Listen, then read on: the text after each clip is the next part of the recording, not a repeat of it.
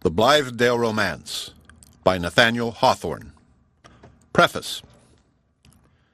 In the Blithedale of this volume, many readers will probably suspect a faint and not very faithful shadowing of Brook Farm in Roxbury, which, now, a little more than 10 years ago, was occupied and cultivated by a company of socialists. The author does not wish to deny that he had this community in his mind, and that, having had the good fortune for a time to be personally connected with it, he has occasionally availed himself of his actual reminiscences in the hope of giving a more lifelike tint to the fancy sketch in the following pages. He begs it to be understood, however, that he has considered the institution itself as not less fairly the subject of fictitious handling than the imaginary personages whom he has introduced there. His whole treatment of the affair is altogether incidental to the main purpose of the romance, nor does he put forward the slightest pretensions to illustrate a theory or elicit a conclusion favorable or otherwise in respect to socialism. In short, his present concern with the socialist community is merely to establish a theatre, a little removed from the highway of ordinary travel, where the creatures of his brain may play their phantasmagorical antics without exposing them to too close a comparison with the actual events of real lives. In the old countries, with which fiction has long been conversant, a certain conventional privilege seems to be awarded to the romancer. His work is not put exactly side by side with nature, and he is allowed a license with regard to everyday probability in view of the improved effects which he is bound to produce thereby. Among ourselves, on the contrary, there is as yet no such fairyland so like the real world that, in a suitable remoteness, one cannot well tell the difference, but, with an atmosphere of strange enchantment, beheld through which the inhabitants have a propriety of their own. This atmosphere is what the American romancer needs. In its absence, the beings of imagination are compelled to show themselves in the same category as actually living mortals, a necessity that generally renders the paint and pasteboard of their composition but too painfully discernible. With the idea of partially obviating this difficulty, the sense of which has always pressed very heavily upon him, the author has ventured to make free with his old and affectionately remembered home at Brook Farm as being certainly the most romantic episode of his own life, essentially a daydream, and yet a fact, and thus offering an available foothold between fiction and reality. Furthermore, the scene was in good keeping with the personages whom he desired to introduce. These characters, he feels it right to say, are entirely fictitious. It would indeed, considering how few amiable qualities he distributes among his imaginary progeny, be a most grieving wrong to his former excellent associates were the author to allow it to be supposed that he has been sketching any of their likenesses. Had he attempted it, they would at least have recognized the touches of a friendly pencil. But he has done nothing of the kind. The self-concentrated philanthropist, the high-spirited woman, bruising herself against the narrow limitations of her sex, the weakly maiden, whose tremulous nerves endow her with sibylline attributes, the minor poet, beginning life with strenuous aspirations which die out with his youthful fervor, all these might have been looked for at Brook Farm, but, by some accident, never made their appearance there. The author cannot close his reference to this subject without expressing a most earnest wish that some one of the many cultivated and philosophic minds which took an interest in that enterprise might now give the world its history. Ripley, with whom rests the honorable paternity of the institution, Dana, Dwight, Channing, Burton, Parker, for instance, with others whom he dares not name because they veil themselves from the public eye. Among these is the ability to convey both the outward narrative and the inner truth and spirit of the whole affair, together with the lessons which those years of thought and toil must have elaborated for the behoof of future experimentalists. Even the brilliant Hawaji might find as rich a theme in his youthful reminiscences of Brook Farm, and a more novel one, close at hand as it lies, than those which he has since made so distant a pilgrimage to seek in Syria and along the current of the Nile. Made at Concord, Massachusetts, May 1852. The end of Preface. Chapter 1. Old Moody. The evening before my departure for Blithedale, I was returning to my bachelor apartments after attending the wonderful exhibition of the Veiled Lady, when an elderly man of rather shabby appearance met me in an obscure part of the street. "Mr. Coverdale," said he softly, "can I speak with you a moment?" As I have casually alluded to the Veiled Lady, it may not be amiss to mention, for the benefit of such of my readers as are unacquainted with her now-forgotten celebrity, that she was a phenomenon in the mesmeric line, one of the earliest that had indicated the birth of a new science, or the revival of an old humbug. Since those times her sisterhood have grown too numerous to attract much individual notice, nor, in fact, has any one of them ever come before the public under such skilfully contrived circumstances of stage effect as those which at once mystified and illuminated the remarkable performances of the lady in question. Nowadays, in the management of his subject, clairvoyant or medium, the exhibitor affects the simplicity and openness of scientific experiment, and even if he professed to tread a step or two across the boundaries of the spiritual world, yet carries with him the laws of our actual life and extends them over his preternatural conquests. 12 or 15 years ago, on the contrary, all the arts of mysterious arrangement, of picturesque disposition, and artistically contrasted light and shade were made available in order to set the apparent miracle in the strongest attitude of opposition to ordinary facts. In the case of the Veiled Lady, moreover, the interest of the spectator was further wrought up by the enigma of her identity, and an absurd rumor, probably set afloat by the exhibitor, and at one time very prevalent, that a beautiful young lady of family and fortune was enshrouded within the misty drapery of the veil. It was white, with somewhat of a subdued silver sheen, like the sunny side of a cloud, and falling over the wearer from head to foot was supposed to insulate her from the material world, from time and space, and to endow her with many of the privileges of a disembodied spirit. Her pretensions, however, whether miraculous or otherwise, have little to do with the present narrative, except indeed that I had propounded for the Veiled Lady's prophetic solution a query as to the success of our Blithedale enterprise. The response, by the by, was of the true Sibylline stamp, nonsensical in its first aspect, yet on closer study unfolding a variety of interpretations, one of which has certainly accorded with the event. I was turning over this riddle in my mind, and trying to catch its slippery purport by the tail, when the old man, above mentioned, interrupted me. "Mr. Coverdale! Mr. Coverdale!" said he, repeating my name twice in order to make up for the hesitating and ineffectual way in which he uttered it. "I ask your pardon, sir, but I hear you are going to Blithedale tomorrow."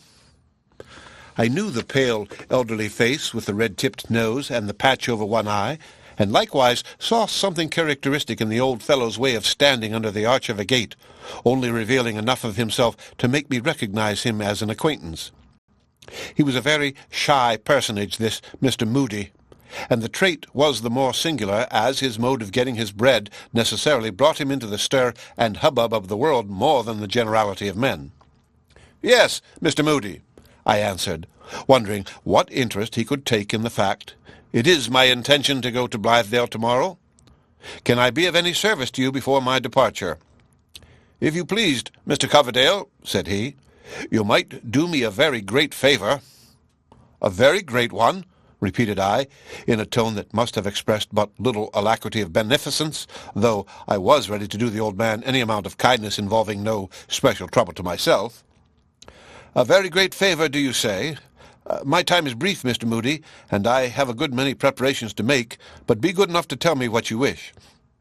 "Ah, sir," replied old Moody, "I don't quite like to do that, and on further thoughts, Mr. Coverdale, perhaps I had better apply to some older gentleman or to some lady, if you would have the kindness to make me known to one who may happen to be going to Blithedale. You are a young man, sir." "Does that fact lessen my availability for your purpose?" asked I. "However, if an older man will suit you better, there is Mr. Hollingsworth, who has 3 or 4 years the advantage of me in age, and is a much more solid character, and a philanthropist to boot. I am only a poet, and so the critics tell me no great affair at that. But what can this business be, Mr. Moody? It begins to interest me, especially since your hint that a lady's influence might be found desirable. Come. I am really anxious to be of service to you." But the old fellow, in his civil and demure manner, was both freakish and obstinate, and he had now taken some notion or other into his head that made him hesitate in his former design. "I wonder, sir," said he, "whether you know a lady whom they call Zenobia?" "Not personally," I answered, "although I expect that pleasure tomorrow, as she has got the start of the rest of us, and is already a resident at Blithedale. But have you a literary turn, Mr. Moody, or have you taken up the advocacy of women's rights? Or what else can have interested you in this lady? Zenobia, by the by, as I suppose you knew, is merely her public name, a sort of mask in which she comes before the world, retaining all the privileges of privacy, a contrivance, in short, like the white drapery of the veiled lady, only a little more transparent. But it is late. Will you tell me what I can do for you?" "Please to excuse me tonight, Mr. Coverdale," said Moody. "You are very kind, but I am afraid I have troubled you when, after all, there may be no need. Perhaps with your good leave I will come to your lodgings tomorrow morning before you set out for Blithedale. I wish you good night, sir, and beg pardon for stopping you." And so he slips away, and as he did not show himself the next morning, it was only through subsequent events that I ever arrived at a plausible conjecture as to what his business could have been. Arriving at my room, I threw a lump of cannel coal upon the grate, lighted a cigar, and spent an hour in musings of every hue from the brightest to the most sombre, being in truth not so very confident as at some former periods that this final step, which would mix me up irrevocably with the Blithedale affair, was the wisest that could possibly be taken. It was nothing short of midnight when I went to bed after drinking a glass of particularly fine sherry on which I used to pride myself in those days. It was the very last bottle, and I finished it with a friend the next forenoon before setting out for Blithedale. The end of Chapter 1. Chapter 2. Blithedale. There can hardly remain for me, who am really getting to be a frosty bachelor with another white hair every week or so in my mustache, there can hardly flicker up again so cheery a blaze upon the hearth as that which I remember the next day at Blithedale. It was a wood fire in the parlour of an old farmhouse on an April afternoon, but with the fitful gusts of a wintry snowstorm roaring in the chimney. Vividly does that fireside recreate itself as I rake away the ashes from the embers in my memory and blow them up with a sigh for lack of a more inspiring breath. Vividly, for an instant, but anon, with the dimmest gleam and with just as little fervency for my heart as for my finger ends. The staunch oaken logs were long ago burnt out. Their genial glow must be represented, if at all, by the merest phosphoric glimmer, like that which exudes rather than shines from damp fragments of decayed trees, deluding the benighted wanderer through a forest. Around such chill mockery of a fire, some few of us might sit on the withered leaves, spreading out each a palm towards the imaginary warmth, and talk over our exploded scheme for beginning the life of paradise anew. Paradise indeed! Nobody else in the world, I am bold to affirm, nobody at least in our bleak little world of New England, had dreamed of paradise that day, except as the pole suggests the tropic, nor, with such materials as were at hand, could the most skilful architect have constructed any better imitation of Eve's bower than might be seen in the snow hut of an Eskimo. But we made a summer of it, in spite of the wild drifts. It was an April day, as already hinted, and well towards the middle of the month. When morning dawned upon me in town, its temperature was mild enough to be pronounced even balmy by a lodger like myself in one of the midmost houses of a brick block, each house partaking of the warmth of all the rest, besides the sultriness of its individual furnace heat. But towards noon there had come snow, driven along the street by a northeasterly blast, and whitening the roofs and sidewalks with a businesslike perseverance that would have done credit to our severest January tempest. It set about its task apparently as much in earnest as if it had guaranteed from a thaw for months to come. The greater, surely, was my heroism when, puffing out a final whiff of cigar smoke, I quitted my cozy pair of bachelor rooms with a good fire burning in the grate and a closet right at hand, where there was still a bottle or two in the champagne basket, and a residuum of claret in a box, and somewhat of proof in the concavity of a big demijohn, quitted, I say, these comfortable quarters and plunged into the heart of the pitiless snowstorm in quest of a better life. The better life! Possibly it would hardly look so now. It is enough if it looked so then. The greatest obstacle to being heroic is the doubt whether one may not be going to prove oneself a fool. The truest heroism is to resist the doubt, and the profoundest wisdom to know when it ought to be resisted and when to be obeyed. Yet, after all, let us acknowledge it wiser, if not more sagacious, to follow out one's daydream to its natural consummation, although, if the vision have been worth the having, it is certainly never to be consummated otherwise than by a failure. And what of that? Its airiest fragments, impalpable as they may be, will possess a value that lurks not in the most ponderous realities of any practicable scheme. They are not the rubbish of the mind. Whatever else I may repent of, therefore let it be reckoned neither among my sins or follies that I once had faith and force enough to form generous hopes of the world's destiny, yes, and to do what in me lay for their accomplishment, even to the extent of quitting a warm fireside, flinging away a freshly lighted cigar, and traveling far beyond the strike of city blocks through a drifting snowstorm. There were 4 of us who rode together through the storm, and Hollingsworth, who had agreed to be of the number, was accidentally delayed and set forth at a later hour alone. As we threaded the streets, I remember how the buildings on either side seemed to press too closely upon us, insomuch that our mighty hearts found barely room enough to throb between them. The snowfall, too, looked inexpressibly dreary. I had almost called it dingy, coming down through an atmosphere of city smoke and alighting on the sidewalk only to be molded into the impress of somebody's patched boot or overshoe. Thus, the track of an old conventionalism was visible on what was freshest from the sky. But when we left the pavements, and our muffled hoof-tramps beat upon a desolate extent of country road, and were effaced by the unfettered blast as soon as stamped, then there was better air to breathe. Air that had not been breathed once and again, air that had not been spoken into words of falsehood, formality, and error like all the air of the dusky city. "How pleasant it is," remarked I, while the snowflakes flew into Raymouth the moment it was opened.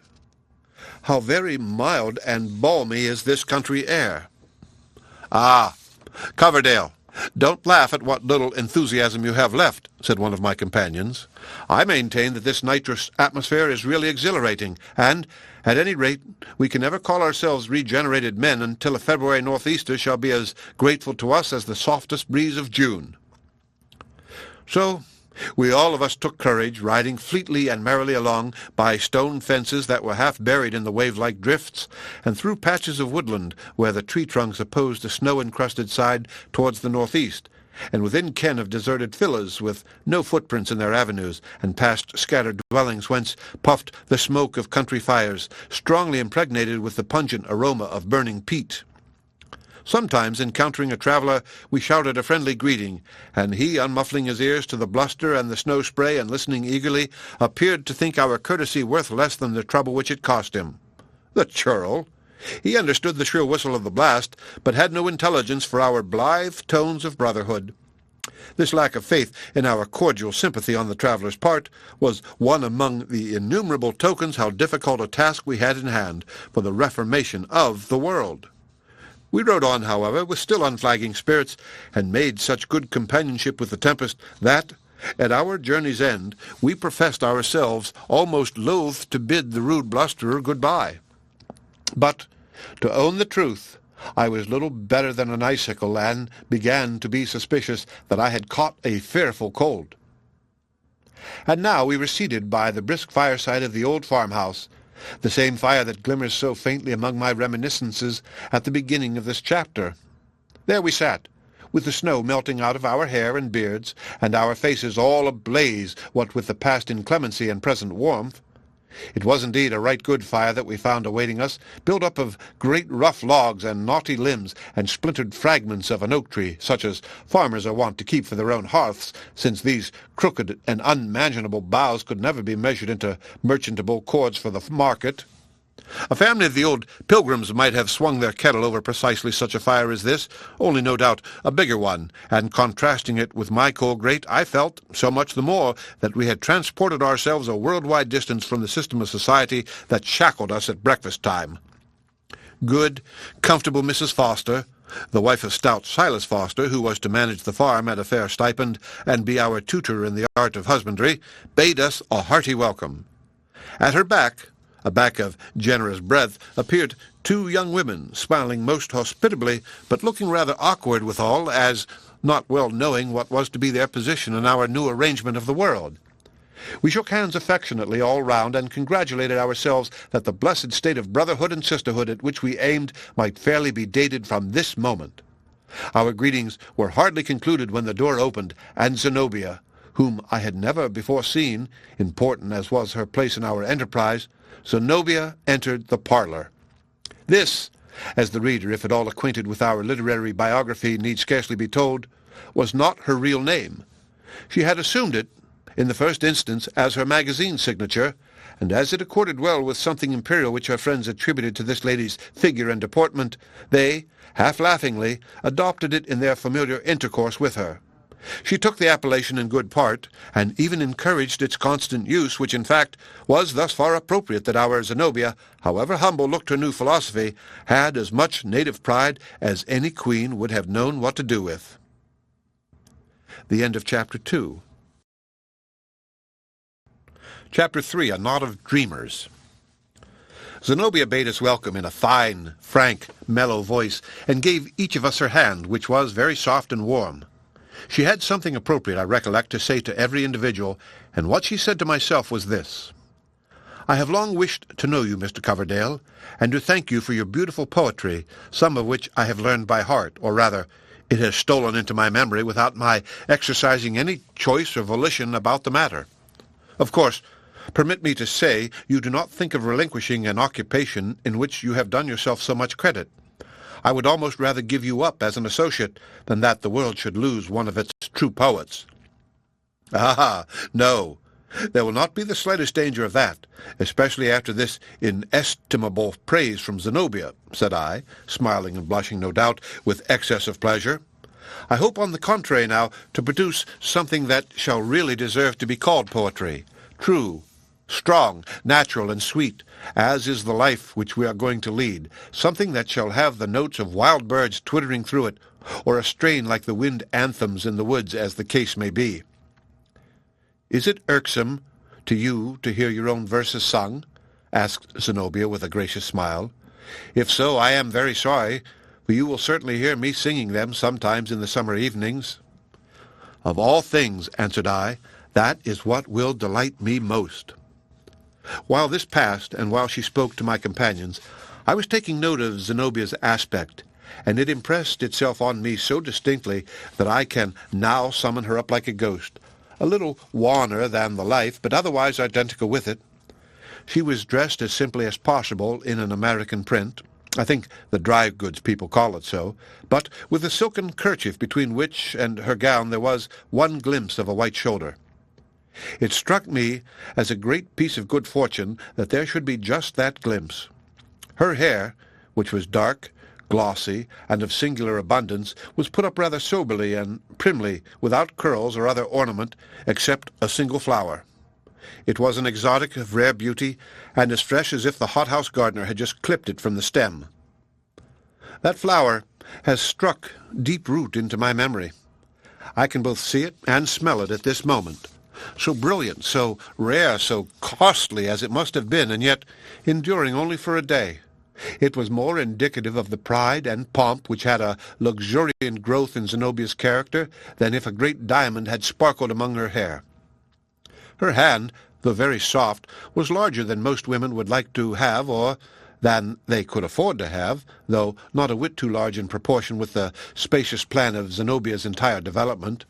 It did one good to see a fine intellect, as hers really was, although its natural tendency lay in another direction than towards literature, so fitly cased. She was indeed an admirable figure of a woman, just on the hither verge of her richest maturity, with a combination of features which it is safe to call remarkably beautiful, even if some fastidious persons might pronounce them a little deficient in softness and delicacy. But we find enough of those attributes everywhere. Preferably, by way of variety at least, was Zenobia's bloom, health, and vigor, which she possessed in such overflow that a man might well have fallen in love with her for their sake only. In her quiet moods she seemed rather indolent, but when really in earnest, particularly if there were a spice of bitter feeling, she grew all alive to her fingertips. "I am the first comer," Zenobia went on to say, while her smile beamed warmth upon us all, "so I take the part of hostess for today, and welcome you as if to my own fireside.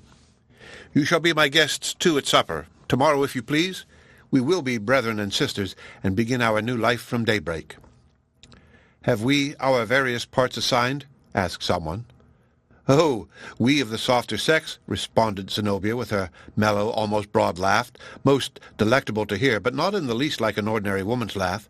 "We women, there are 4 of us here already, will take the domestic and indoor part of the business as a matter of course, to bake, to boil, to roast, to fry, to stew, to wash and iron and scrub and sweep, and at our idler intervals to repose ourselves on knitting and sewing. These, I suppose, must be feminine occupations for the present. By and by, perhaps, when our individual adaptations begin to develop themselves, it may be that some of us who wear the petticoat will go afield and leave the weaker brethren to take our places in the kitchen." "What a pity," I remarked, "that the kitchen and the housework generally cannot be left out of our system altogether. It is odd enough that the kind of labor which falls to the lot of women is just that which chiefly distinguishes artificial life, the life of degenerated mortals from the life of paradise. Eve had no dinner-pot, and no clothes to mend, and no washing-day." "I am afraid," said Zenobia with mirth gleaming out of her eyes, "we shall find some difficulty in adopting the paradisical system for at least a month to come. Look at that snowdrift sweeping past the window. Are there any figs ripe, do you think? Have the pineapples been gathered today? Would you like a breadfruit or a coconut? Shall I run out and pluck you some roses? No, Mr. Coverdale. The only flower hereabouts is the one in my hair, which I got out of a greenhouse this morning. As for the garb of Eden," added she, shivering playfully, "I shall not assume it till after Mayday." Assuredly, Zenobia could not have intended it. The fault must have been entirely in my imagination, but these last words, together with something in her manner, irresistibly brought up a picture of that fine, perfectly developed figure in Eve's earliest garment. I almost fancied myself actually beholding it.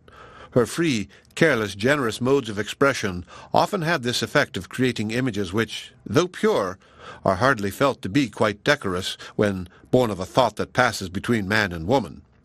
I imputed it at that time to Zenobia's noble courage, conscious of no harm and scorning the petty restraints which take the life and colour out of other women's conversation.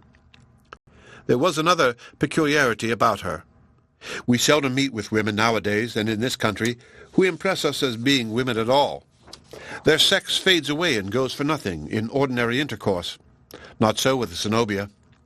One felt an influence breathing out of her, such as we might suppose to come from Eve when she was just made, and her Creator brought her to Adam, saying, "Behold, here is a woman."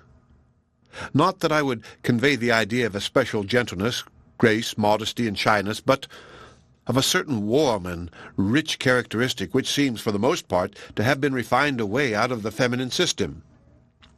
"And now," continued Zenobia, "I must go and help get supper. Do you think you can be content, instead of figs, pineapples, and all the other delicacies of Adam's supper table, with tea and toast and a certain modest supply of ham and tongue, which, with the instinct of a housewife, I brought hither in a basket? And there shall be bread and milk, too, if the innocence of your taste demands it." The whole sisterhood now went about their domestic avocations, utterly declining our offers to assist, farther than by bringing wood for the kitchen fire from a huge pile in the backyard. After heaping up more than a sufficient quantity, we returned to the sitting-room, drew our chairs close to the hearth, and began to talk over our prospects. Soon, with a tremendous stamping in the entry, appeared Silas Foster, lank, stalwart, uncouth, and grizzly-bearded. He came from foddering the cattle in the barn, and from the field where he had been ploughing until the depth of the snow rendered it impossible to draw a furrow. He greeted us in pretty much the same tone as if he were speaking to his oxen, took a quid from his iron tobacco-box, pulled off his wet cowhide boots, and sat down before the fire in his stocking feet. The steam arose from his soaked garments so that the stout yeoman looked vaporous and spectral-like. "Well, folks," remarked Silas, "you'll be wishing yourselves back to town again, if this weather holds." And true enough, there was a look of gloom as the twilight fell silently and sadly out of the sky, its grey or sable flakes intermingling themselves with the fast descending snow. The storm in its evening aspect was decidedly dreary. It seemed to have arisen for our special behoof. a symbol of the cold, desolate, distrustful phantoms that invariably haunt the mind on the eve of adventurous enterprises to warn us back within the boundaries of ordinary life. But our courage did not quail. We would not allow ourselves to be depressed by the snowdrift trailing past the window any more than if it had been the sigh of a summer wind among rustling boughs. There have been few brighter seasons for us than that. If ever men might lawfully dream awake and give utterance to their wildest visions without dread of laughter or scorn on the part of the audience, yes, and speak of earthly happiness for themselves and mankind as an object to be hopefully striven for and probably attained, we, who made that little semicircle around the blazing fire, were those very men. We had left the rusty iron framework of society behind us. We had broken through many hindrances that are powerful enough to keep most people on the weary treadmill of the established system, even while they feel its irksomeness almost as intolerable as we did. We had stepped down from the pulpit. We had flung aside the pen. We had shut up the ledger. We had thrown off that sweet, bewitching, enervating indolence which is better, after all, than most of the enjoyments within mortal grasp. It was our purpose, a generous one certainly, and absurd no doubt, in full proportion with its generosity, to give up whatever we had heretofore attained for the sake of showing mankind the example of a life governed by other than the false and cruel principles on which society of man has all along been based. And first of all, we had divorced ourselves from pride, and were striving to supply its place with familiar love. We meant to lessen the laboring man's great burthen of toil by performing our due share of it at the cost of our own thews and sinews. We sought our profit by mutual aid instead of wresting it by the strong hand from an enemy, or filching it craftily from those less shrewd than ourselves, if indeed there were any such in New England, or winning it by selfish competition with a neighbor, in one or another of which fashions every son of woman both perpetrates and suffers his share of the common evil, whether he chooses it or no. And, as the basis of our institution, we proposed to offer up the earnest toil of our bodies as a prayer, no less than an effort for the advancement of our race. Therefore, if we built splendid castles, phalansteries perhaps they might be more fitly called, and pictured beautiful scenes among the fervid coals of the hearth around which we were clustering, and if all went to rack with the crumbling embers, and have never since arisen out of the ashes, let us take to ourselves no shame. In my own behalf, I rejoice that I could once think better of the world's improvability than it deserved. It is a mistake into which men seldom fall twice in a lifetime, or, if so, the rarer and higher is the nature that can thus magnanimously persist in error. Stout Silas Foster mingled little in our conversation, but when he did speak, it was very much to some practical purpose. For instance, "Which man among you," quoth he, "is the best judge of swine? Some of us must go to the next Brighton fair and buy 6 pigs. Pigs! Good heavens! Had we come out from among the swinish multitude for this? And again, in reference to some discussion about raising early vegetables for the market, "We shall never make any hand at market gardening," said Silas Foster, "unless the women folks will undertake to do all the weeding. We haven't team enough for that, and the regular farm work as well, reckoning 3 of you city folks as worth 1 common field hand. No, I tell you, we should have to get up a little too early in the morning to compete with the market gardeners round Boston." It struck me as rather odd that one of the first questions raised after our separation from the greedy, struggling, self-seeking world should relate to the possibility of getting the advantage over the outside barbarians in their own field of labor. But, to own the truth, I very soon became sensible that, as regarded society at large, we stood in a position of new hostility rather than new brotherhood. Nor could this fail to be the case in some degree until the bigger and better half of society should range itself on our side. Constituting so pitiful a minority as now, we were inevitably estranged from the rest of mankind in pretty fair proportion with the strictness of our mutual bond among ourselves.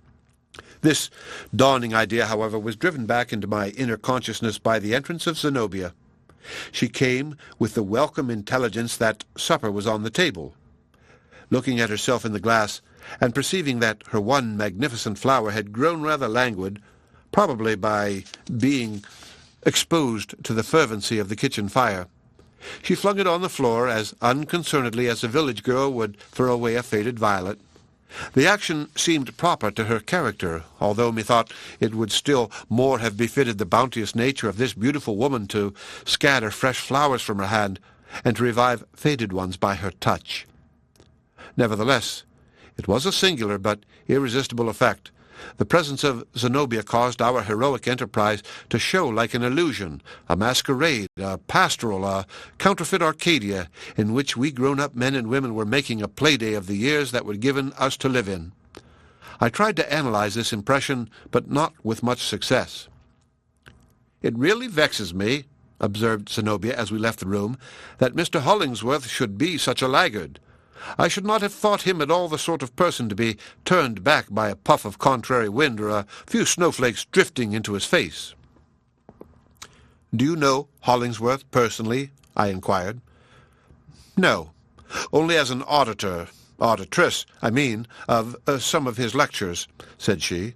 "What a voice he has, and what a man he is! Yet not so much an intellectual man, I should say, as a great heart. At least, he moved me more deeply than I think myself capable of being moved, except by the stroke of a true, strong heart against my own. It is a sad pity that he should have devoted his glorious powers to such a grimy, unbeautiful, and positively hopeless object as this reformation of criminals, about which he makes himself and his wretchedly small audiences so very miserable. To tell you a secret, I never could tolerate a philanthropist before. Could you?" "By no means," I answered. "Neither can I now." "They are indeed an odiously disagreeable set of mortals," continued Zenobia. "I should like Mr. Hollingsworth a great deal better if the philanthropy had been left out. At all events, as a mere matter of taste, I wish he would let the bad people alone and try to benefit those who are not already past his help. Do you suppose he will be content to spend his life, or even a few months of it, among tolerably virtuous and comfortable individuals like ourselves?" "Upon my word, I doubt it," said I. "If we wish to keep him with us, we must systematically commit at least one crime apiece. Mere peccadillos will not satisfy him." Zenobia turned, sidelong, a strange kind of glance upon me, but before I could make out what it meant, we had entered the kitchen, where, in accordance with the rustic simplicity of our new life, the supper table was spread. The end of Chapter 3. Chapter 4. The Supper Table. The pleasant firelight. I must still keep harping on it. The kitchen hearth had an old-fashioned breadth, depth, and spaciousness, far within which lay what seemed the bud of a good-sized oak tree, with the moisture bubbling merrily out of both ends. It was now half an hour beyond dusk. The blaze from an armful of substantial sticks, rendered more combustible by brushwood and pine, flickered powerfully on the smoke-blackened walls, and so cheered our spirits that we cared not what inclemency might rage and roar on the other side of our illuminated windows. A yet sultrier warmth was bestowed by a goodly quantity of peat, which was crumbling to white ashes among the burning brands, and incensed the kitchen with its not ungrateful fragrance. The exuberance of this household fire would alone have sufficed to bespeak us no true farmers, for the New England yeoman, if he have the misfortune to dwell within practicable distance of a wood market, is as niggardly of each stick as if it were a bar of California gold. But it was fortunate for us, on that wintry eve of our untried life, to enjoy the warm and radiant luxury of a somewhat too abundant fire. If it served no other purpose, it made the men look so full of youth, warm blood, and hope, and the women, such of them at least as were anywise convertible by its magic, so very beautiful, that I would cheerfully have spent my last dollar to prolong the blaze. As for Zenobia, there was a glow in her cheeks that made me think of Pandora, fresh from Vulcan's workshop and full of the celestial warmth by dint of which he had tempered and moulded her. "Take your places, my dear friends all," cried she. "Seat yourselves without ceremony, and you shall be made happy with such tea as not many of the world's working people, except yourselves, will find in their cups tonight. After this one supper, you may drink buttermilk if you please. Tonight we will quaff this nectar, which I assure you could not be bought with gold." We all sat down, Grizzly Silas Foster, his rotund helpmate, and the two bouncing handmaidens included, and looked at one another in a friendly but rather awkward way. It was the first practical trial of our theories of equal brotherhood and sisterhood, and we people of superior cultivation and refinement, for as such I presume we unhesitatingly reckoned ourselves, felt as if something were already accomplished toward the millennium of love. The truth is, however, that the laboring oar was with our unpolished companions, it being far easier to condescend than to accept of condescension. Neither did I refrain from questioning in secret whether some of us, and Zenobia among the rest, would so quietly have taken our places among these good people, save for the cherished consciousness that it was not by necessity, but choice. Though we saw fit to drink our tea out of earthen cups tonight, and in earthen company, it was at our own option to use pictured porcelain and handle silver forks again tomorrow. This same salvo, as to the power of regaining our former position, contributed much, I fear, to the equanimity with which we subsequently bore many of the hardships and humiliations of a life of toil. If ever I have deserved, which has not often been the case, and I think never, but if ever I did deserve to be soundly cuffed by a fellow mortal for secretly putting weight upon some imaginary social advantage, it must have been while I was striving to prove myself ostentatiously his equal and no more. It was while I sat beside him on his cobbler's bench, or clinked my hoe against his own in the cornfield, or broke the same crust of bread, my earth-grimed hand to his, at our noontide lunch. The poor, proud man should look at both sides of sympathy like this. The silence which followed upon our sitting down to table grew rather oppressive. Indeed, it was hardly broken by a word during the first round of Zenobia's fragrant tea. "I hope," said I at last, "that our blazing windows will be visible a great way off. There is nothing so pleasant and encouraging to a solitary traveller on a stormy night as a flood of firelight seen amid the gloom. These ruddy window-panes cannot fail to cheer the hearts of all that look at them. Are they not warm and bright with the beacon fire which we have kindled for humanity?" "The blaze of that brushwood will only last a minute or two longer," observed Silas Foster, but whether he meant to insinuate that our moral illumination would have as brief a term, I cannot say. "Meantime," said Zenobia, "it may serve to guide some wayfarer to a shelter." And just as she said this, there came a knock at the house door. "There is one of the world's wayfarers," said I. Aye, just so," quoth Silas Foster.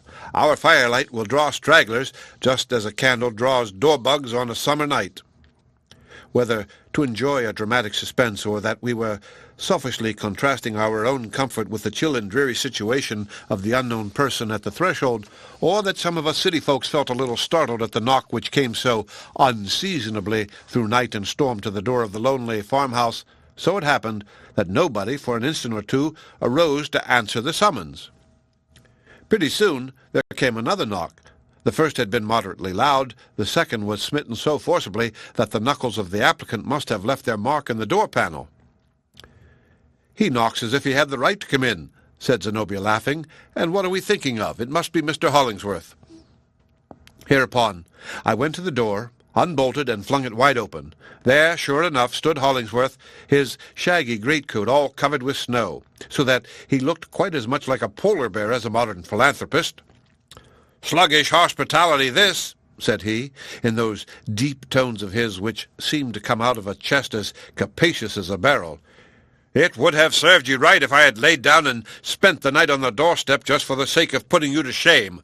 But here is a guest who will need a warmer and softer bed." And stepping back to the wagon in which he had journeyed hither, Hollingsworth received into his arms and deposited on the doorstep a figure enveloped in a cloak. It was evidently a woman, or rather, judging from the ease with which he lifted her and the little space which she seemed to fill in his arms, a slim and unsubstantial girl. As she showed some hesitation about entering the door, Hollingsworth, with his usual directness and lack of ceremony, urged her forward, not merely within the entry, but into the warm and strongly lighted kitchen. "Who is this?" whispered I, remaining behind with him while he was taking off his greatcoat. "Who? Really, I don't know," answered Hollingworth, looking at me with some surprise. "It is a young person who belongs here, however, and no doubt she has been expected. Zenobia or some of the women folks can tell you all about it." "I think not," said I, glancing towards the newcomer and the other occupants of the kitchen. "Nobody seems to welcome her. I should hardly judge that she was an expected guest." "Well, well," said Hollingsworth quietly, "we'll make it right." The stranger, or whatever she were, remained standing precisely on that spot of the kitchen floor to which Hollingsworth's kindly hand had impelled her. The cloak partly falling off, she was seen to be a very young woman, dressed in a poor but decent gown, made high in the neck, and without any regard to fashion or smartness. Her brown hair fell down from beneath a hood not in curls, but with only a slight wave. Her face was of a wan, almost sickly hue, betokening habitual seclusion from the sun and free atmosphere, like a flower shrub that had done its best to blossom in too scanty light. To complete the pitiableness of her aspect, she shivered either with cold or fear or nervous excitement, so that you might have beheld her shadow vibrating on the fire-lighted wall. In short, there has seldom been seen so depressed and sad a figure as this young girl's, and it was hardly possible to help being angry with her from mere despair of doing anything for her comfort. The fantasy occurred to me that she was some desolate kind of a creature doomed to wander about in snowstorms, and that, though the ruddiness of our window-panes had tempted her into a human dwelling, she would not remain long enough to melt the icicles out of her hair. Another conjecture likewise came into my mind. Recollecting Hollingsworth's sphere of philanthropic action, I deemed it possible that he might have brought one of his guilty patients to be wrought upon and restored to spiritual health by the pure influences which our mode of life would create. As yet, the girl had not stirred. She stood near the door, fixing a pair of large, brown, melancholy eyes upon Zenobia. Only upon Zenobia. She evidently saw nothing else in the room save that bright, fair, rosy, beautiful woman. It was the strangest look I ever witnessed, long a mystery to me, and forever a memory. Once she seemed about to move forward and greet her, I know not with what warmth or with what words, but finally, instead of doing so, she drooped down upon her knees, clasped her hands, and gazed piteously into Zenobia's face. Meeting no kindly reception, her head fell on her bosom. I never thoroughly forgave Zenobia for her conduct on this occasion, but women are always more cautious in their casual hospitalities than men. "What does the girl mean?" cried she in rather a sharp tone. "Is she crazy? Has she no tongue?" And here Hollingsworth stepped forward. "No wonder if the poor child's tongue is frozen in her mouth," said he, and I think he positively frowned at Zenobia. "The very heart will be frozen in her bosom unless you women can warm it among you with the warmth that ought to be in your own." Hollingsworth's appearance was very striking at this moment. He was then about 30 years old, but looked several years older, with his great shaggy head, his heavy brow, his dark complexion, his abundant beard, and the rude strength with which his features seemed to have been hammered out of iron, rather than chiseled or molded from any finer or softer material. His figure was not tall, but massive and brawny, and well befitting his original occupation, which, as the reader probably knows, was that of a blacksmith. As for external polish, or mere courtesy of manner, he never possessed more than a tolerably educated bear, although, in his gentler moods, there was a tenderness in his voice, eyes, mouth, in his gesture, and in every indescribable manifestation which few men could resist, and no woman.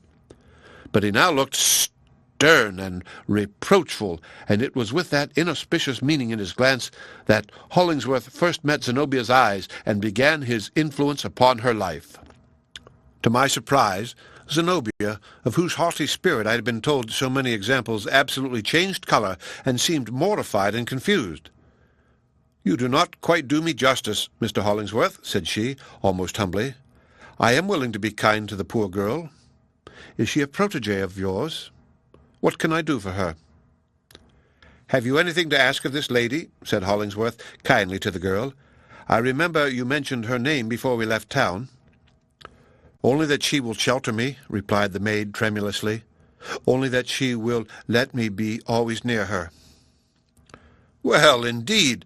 exclaimed Zenobia, recovering herself and laughing. "This is an adventure, and well worthy to be the first incident in our life of love and free-heartedness. But I accept it for the present without further question. Only," added she, "it would be a convenience if we knew your name." "Priscilla," said the girl, and it appeared to me that she hesitated whether to add anything more, and decided in the negative. "Pray do not ask me my other name, at least not yet, if you will be so kind to a forlorn creature." "Priscilla. Priscilla." I repeated the name to myself 3 or 4 times, and in that little space this quaint and prim cognomen had so amalgamated itself with my idea of the girl that it seemed as if no other name could have adhered to her for a moment. Heretofore the poor thing had not shed any tears, but now that she found herself received and at least temporarily established, the big drops began to ooze out from beneath her eyelids as if she were full of them. Perhaps it showed the iron substance of my heart that I could not help smiling at this odd scene of unknown and unaccountable calamity into which our cheerful party had been entrapped, without the liberty of choosing whether to sympathize or no. Hollingsworth's behavior was certainly a great deal more creditable than mine. "Let us not pry farther into her secrets," he said to Zenobia and the rest of us, apart, and his dark, shaggy face looked really beautiful with its expression of thoughtful benevolence. "Let us conclude that Providence has sent her to us as the first fruits of the world, which we have undertaken to make happier than we find it. Let us warm her poor shivering body with this good fire, and her poor shivering heart with our best kindness. Let us feed her and make her one of us. As we do by this friendless girl, so shall we prosper. And in good time, whatever is desirable for us to know will be melted out of her as inevitably as those tears which we see now." "At least," remarked I, "you may tell us how and where you met with her." "An old man brought her to my lodgings," answered Hollingsworth, "and begged me to convey her to Blithedale, where, so I understand him, she had friends. And this is positively all I know about the matter." Grim Silas Foster, all this while, had been busy at the supper-table, pouring out his own tea and gulping it down with no mere sense of its exquisiteness than if it were a decoction of catnip, helping himself to pieces of dipped toast on the flat of his knife-blade, and dropping half of it on the tablecloth, using the same serviceable implement to cut slice after slice of ham, perpetrating terrible enormities with the butter-plate, and, in all other respects, behaving less like a civilized Christian than the worst kind of an ogre. Being by this time fully gorged, he crowned his amiable exploits with a draught from the water-pitcher, and then favored us with his opinion about the business in hand. And certainly, though they proceeded out of an unwiped mouth, his expressions did him honor. "Give the girl a hot cup of tea and a thick slice of this first-rate bacon," said Silas, like a sensible man as he was. "That's what she wants. Let her stay with us as long as she likes, and help in the kitchen, and take the cow breath at milking time, and in a week or 2 she'll begin to look like a creature of this world." So we sat down again to supper, and Priscilla along with us. The end of Chapter 4. Chapter 5. Until Bedtime. Silas Foster, by the time we concluded our meal, had stripped off his coat and planted himself on a low chair by the kitchen fire with a lapstone, a hammer, a piece of sole leather, and some waxed ends in order to cobble an old pair of cowhide boots, he being, in his own phrase, something of a dab, whatever degree of skill that may imply, at the shoemaking business. We heard the tap of his hammer at intervals for the rest of the evening. The remainder of the party adjourned to the sitting-room. Good Mrs. Foster took her knitting work and soon fell fast asleep, still keeping her needles in brisk movement, and, to the best of my observation, absolutely footing a stocking out of the texture of a dream. And a very substantial stocking it seemed to be. One of the 2 handmaidens hemmed a towel, and the other appeared to be making a ruffle for her Sunday's wear out of a little bit of embroidered muslin which Zenobia had probably given her. It was curious to observe how trustingly and yet how timidly our poor Priscilla betook herself into the shadow of Zenobia's protection. She sat beside her on a stool, looking up every now and then with an expression of humble delight at her new friend's beauty. A brilliant woman is often an object of the devoted admiration, It might almost be termed worship or idolatry of some young girl who perhaps beholds the cynosure only at an awful distance and has as little hope of personal intercourse as of climbing among the stars of heaven. We men are too gross to comprehend it. Even a woman of mature age despises or laughs at such a passion. There occurred to me no mode of accounting for Priscilla's behavior except by supposing that she had read some of Zenobia's stories, as such literature goes everywhere, or her tracts in defense of the sex, and had come hither with the one purpose of being her slave. There is nothing parallel to this, I believe, nothing so foolishly disinterested, and hardly anything so beautiful in the masculine nature at whatever epoch of life, or, if there be, a fine and rare development of character might reasonably be looked for from the youth who should prove himself capable of such self-forgetful affection. Zenobia, happening to change her seat, I took the opportunity, in an undertone, to suggest some such notion as the above. "Since you see the young woman in so poetical a light," replied she, in the same tone, "you had better turn the affair into a ballad. It is a grand subject, and worthy of supernatural machinery. The storm, the startling knock at the door, the entrance of the sable knight Hollingsworth, and this shadowy snow-maiden who, precisely at the stroke of midnight, shall melt away at my feet in a pool of ice-cold water and give me my death with a pair of wet slippers. And when the verses are written and polished quite to your mind, I will favor you with my idea as to what the girl really is." "Pray, let me have it now," said I. "It shall be woven into the ballad." "She is neither more nor less," answered Zenobia, "than a seamstress from the city, and she has probably no more transcendental purpose than do my miscellaneous sewing, for I suppose she will hardly expect to make my dresses." "How can you decide upon her so easily?" I inquired.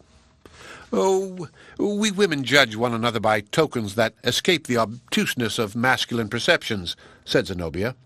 "There is no proof which you would be likely to appreciate except the needle marks on the tip of her forefinger. Then my supposition perfectly accounts for her paleness, her nervousness, and her wretched fragility. Poor thing!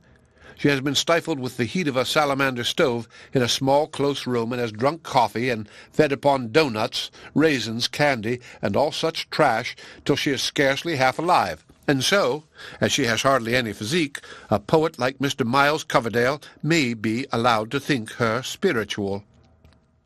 "Look at her now," whispered I. Priscilla was gazing toward us with an inexpressible sorrow in her wan face and great tears running down her cheeks. It was difficult to resist the impression that, cautiously as we had lowered our voices, she must have overheard and been wounded by Zenobia's scornful estimate of her character and purposes. "What ears the girl must have," whispered Zenobia with a look of vexation, partly comic and partly real. "I will confess to you that I cannot quite make her out. However, I am positively not an ill-natured person unless when very grievously provoked. And as you, and especially Mr. Hollingsworth, take so much interest in this odd creature, and as she knocks with a very slight tap against my own heart likewise, why, I mean to let her in. From this moment I will be reasonably kind to her. There is no pleasure in tormenting a person of one's own sex, even if she do favor one with a little more love than one can conveniently dispose of, and that, let me say, Mr. Coverdale, is the most troublesome offense you can offer to a woman." "Thank you," said I, smiling. "I don't mean to be guilty of it." She went towards Priscilla, took her hand, and passed her own rosy fingertips with a pretty caressing movement over the girl's hair. The touch had a magical effect. So vivid a look of joy flushed up beneath those fingers that it seemed as if the sad and wan Priscilla had been snatched away and another kind of creature substituted in her place. This one caress, bestowed voluntarily by Zenobia, was evidently received as a pledge of all that the stranger sought from her, whatever the unuttered boon might be. From that instant, too, she melted in quietly amongst us, and was no longer a foreign element. Though always an object of peculiar interest, a riddle, and a theme of frequent discussion, her tenure at Blithedale was thenceforth fixed. We no more thought of questioning it than if Priscilla had been recognized as a domestic sprite who had haunted the rustic fireside of old before we had ever been warmed by its blaze. She now produced, out of a work-bag that she had with her, some little wooden instruments, what they are called I never knew, and proceeded to knit, or net, an article which ultimately took the shape of a silk purse. As the work went on, I remembered to have seen just such purses before. Indeed, I was the possessor of one. Their peculiar excellence, besides the great delicacy and beauty of the manufacture, lay in the almost impossibility that any uninitiated person should discover the aperture, although, to a practised touch, they would open as wide as charity or prodigality might wish. I wondered if it were not a symbol of Priscilla's own mystery. Notwithstanding the new confidence with which Zenobia had inspired her, our guest showed herself disquieted by the storm. When the strong puffs of wind spattered the snow against the windows and made the oaken frame of the farmhouse creak, she looked at us apprehensively, as if to inquire whether these tempestuous outbreaks did not betoken some unusual mischief in the shrieking blast. She had been bred up, no doubt, in some close nook, some inauspiciously sheltered court of the city, where the uttermost rage of a tempest, though it might scatter down the slates of the roof into the bricked area, could not shake the casement of her little room. The sense of vast, undefined space pressing from the outside against the black panes of our uncurtained windows was fearful to the poor girl, heretofore unaccustomed to the narrowness of human limits, with the lamps of neighboring tenements glittering across the streets. The house probably seemed to her adrift on the great ocean of the night. A little parallelogram of sky was all that she had hitherto known of nature, so that she felt the awfulness that really exists in its limitless extent. Once, while the blast was bellowing, she caught hold of Zenobia's robe with precisely the air of one who hears her own name spoken at a distance, but is unutterably reluctant to obey the call. We spent rather an incommunicative evening. Hollingsworth hardly said a word, unless when repeatedly and pertinaciously addressed. Then, indeed, he would glare upon us from the thick shrubbery of his meditations, like a tiger out of a jungle, make the briefest reply possible, and betake himself back into the solitude of his heart and mind. The poor fellow had contracted this ungracious habit from the intensity with which he contemplated his own ideas, and the infrequent sympathy which they met with from his auditors, a circumstance that seemed only to strengthen the implicit confidence that he awarded to them. His heart, I imagine, was never really interested in our socialist scheme, but was forever busy with his strange and, as most people thought it, impracticable plan for the reformation of criminals, through an appeal to their higher instincts. Much as I liked Hollingsworth, it cost me many a groan to tolerate him on this point. He ought to have commenced his investigation of the subject by perpetrating some huge sin in his proper person, and examining the condition of his higher instincts afterwards. The rest of us formed ourselves into a committee for providing our infant community with an appropriate name, a matter of greatly more difficulty than the uninitiated reader would suppose. Blithedale was neither good nor bad.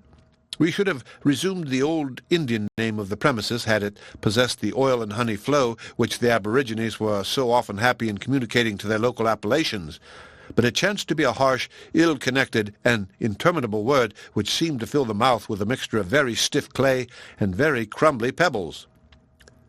Zenobia suggested Sunny Glimpse as expressive of a vista into a better system of society. This we turned over and over for a while, acknowledging its prettiness, but concluded it to be rather too fine and sentimental a name, a fault inevitable by literary ladies in such attempts, for sunburnt men to work under. I ventured to whisper Utopia, which, however, was unanimously scouted down, and the proposer very harshly maltreated, as if he had intended a latent satire. Some were for calling our institution the Oasis, in view of its being the one green spot in the moral sand-waste of the world, but others insisted on a proviso for reconsidering the matter at a 12-month's end, when a final decision might be had whether to name it the Oasis or Sahara. So, at last, finding it impracticable to hammer out anything better, we resolved that the spot should still be Blithedale as being of a good augury enough.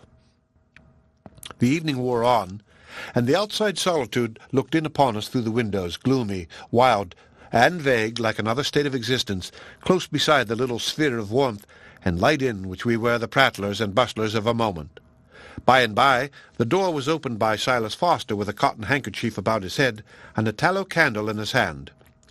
"Take my advice, brother farmers," said he, with a great, broad, bottomless yawn, "and get to bed as soon as you can.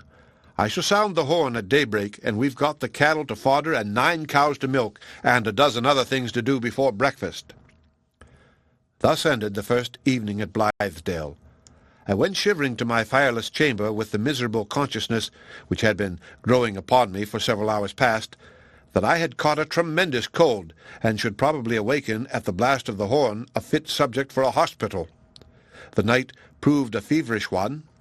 During the greater part of it I was in that vilest of states when a fixed idea remains in the mind, like the nail in Sisera's brain, while innumerable other ideas go and come and flutter to and fro, combining constant transition with intolerable sameness. Had I made a record of that night's half-waking dreams, it is my belief that it would have anticipated several of the chief incidents of this narrative, including a dim shadow of its catastrophe. Starting up in bed at length, I saw that the storm was past, and the moon was shining on the snowy landscape, which looked like a lifeless copy of the world in marble. From the bank of the distant river, which was shimmering in the moonlight, came the black shadow of the only cloud in heaven, driven swiftly by the wind, and passing over meadow and hillock, vanishing amid tufts of leafless trees, but reappearing on the hither side until it swept across our doorstep. How cold in Arcadia was this! The end of Chapter 5. Chapter 6. Coverdale's Sick Chamber. The horn sounded at daybreak, as Silas Foster had forewarned us, harsh, uproarious, inexorably drawn out, and his sleep dispelling, as if this hard-hearted old yeoman had got hold of the trump of doom. On all sides I could hear the creaking of the bedsteads, as the brethren of Blithedale started from slumber, and thrust themselves into their habiliments, all awry, no doubt, in their haste to begin the reformation of the world. Zenobia put her head into the entry, and besought Silas Foster to cease his clamour, and to be kind enough to leave an armful of firewood and a pail of water at her chamber door. Of the whole household, unless indeed it were Priscilla, for whose habits in this particular I cannot vouch, of all our apostolic society whose mission was to bless mankind, Hollingsworth, I apprehend, was the only one who began the enterprise with prayer. My sleeping-room being but thinly partitioned from his, the solemn murmur of his voice made its way to my ears, compelling me to be an auditor of his awful privacy with the Creator. It affected me with a deep reverence for Hollingsworth, which no familiarity then existing, or that afterwards grew more intimate between us, no, nor my subsequent perception of his own great errors ever quite effaced. It is so rare in these times to meet with a man of prayerful habits, except, of course, in the pulpit, that such an one is decidedly marked out by a light of transfiguration, shed upon him in the divine interview from which he passes into his daily life. As for me, I lay abed, and, if I said my prayers, it was backwards, cursing my day as bitterly as patient Job himself. The truth was, the hothouse warmth of a town residence and the luxurious life in which I indulged myself had taken much of the pith out of my physical system, and the wintry blast of the preceding day, together with the general chill of our airy old farmhouse, had got fairly into my heart and the marrow of my bones. In this predicament I seriously wished, selfish as it may appear, that the reformation of society had been postponed about half a century, or at all events to such a date as would have put my intermeddling with it entirely out of the question. What, in the name of common sense, had I to do with any better society than I had always lived in? It had satisfied me well enough. My pleasant bachelor parlour, sunny and shadowy, curtained and carpeted, with the bedchamber adjoining, my centre table strewn with books and periodicals, my writing desk with a half-finished poem in a stanza of my own contrivance, my morning lounge at the reading-room or picture gallery, my noontide walk along the cheery pavement with the suggestive succession of human faces and the brisk throb of human life in which I shared, my dinner at the Albion, where I had 100 dishes at command and could banquet as delicately as the wizard Michael Scott when the devil fed him from the King of France's kitchen, my evening at the billiard club, the concert, the theatre, or at somebody's party, if I pleased. What could be better than all this? Was it better to hoe, to mow, to toil and mail amidst the accumulations of a barnyard, to be the chambermaid of 2 yoke of oxen and a dozen cows, to eat salt beef and earn it with the sweat of my brow, and thereby take the tough morsel out of some wretch's mouth into whose vocation I had thrust myself? Above all, was it better to have a fever and die blaspheming, as I was like to do? In this wretched plight, with a furnace in my heart and another in my head, by the heat of which I was kept constantly at the boiling point, yet shivering at the bare idea of extruding so much as a finger into the icy atmosphere of the room, I kept my bed until breakfast time, when Hollingsworth knocked at the door and entered. "Well, Coverdale," cried he, "you bid fair to make an admirable farmer. Don't you mean to get up today?" "Neither today nor tomorrow," said I hopelessly. "I doubt if I ever rise again." "What is the matter now?" he asked. I told him my piteous case, and besought him to send me back to town in a closed carriage. "No, no," said Hollingsworth with kindly seriousness. "If you are really sick, we must take care of you." Accordingly, he built a fire in my chamber, and having little else to do while the snow lay on the ground, established himself as my nurse.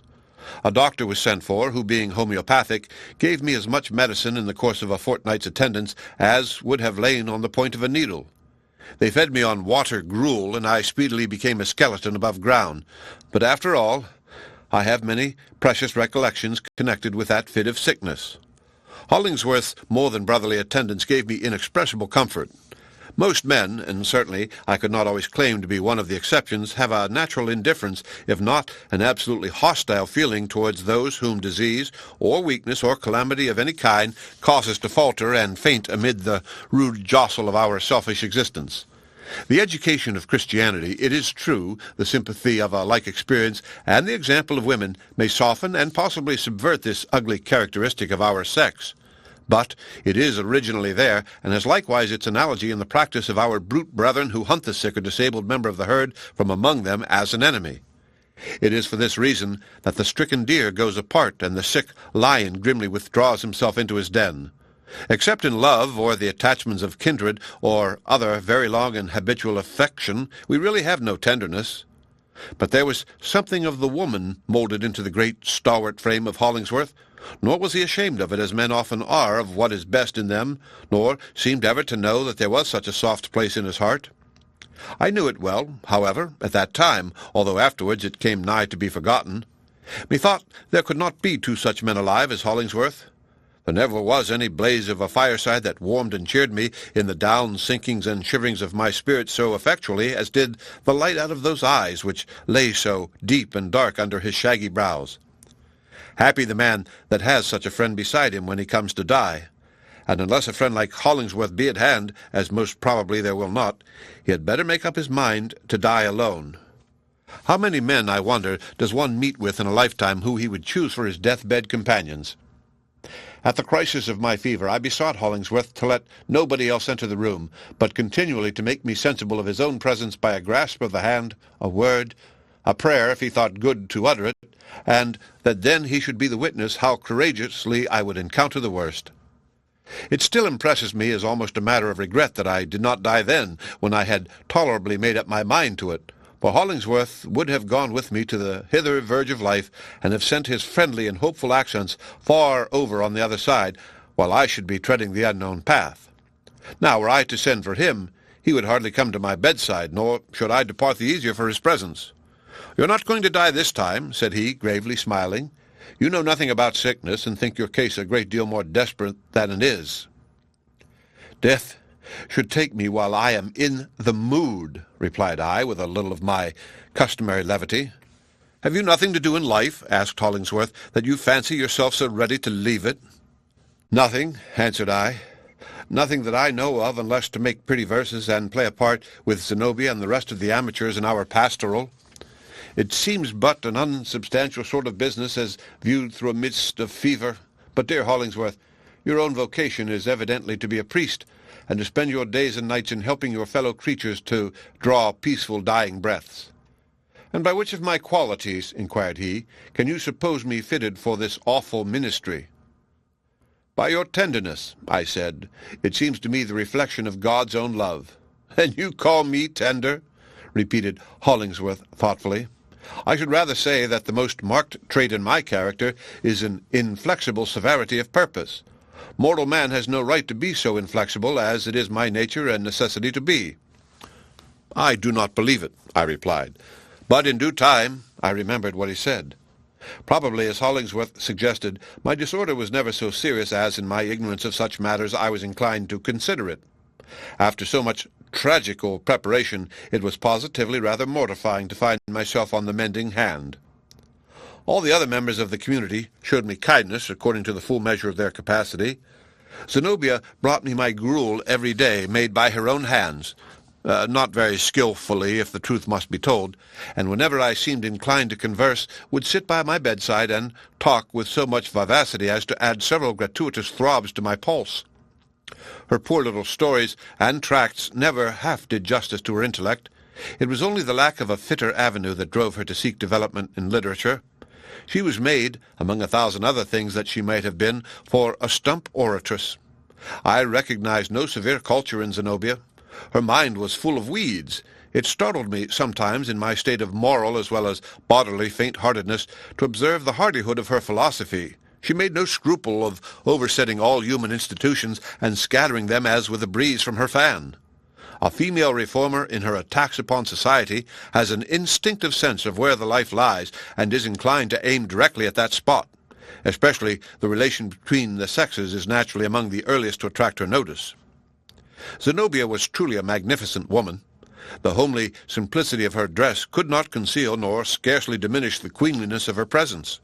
The image of her form and face should have been multiplied all over the earth.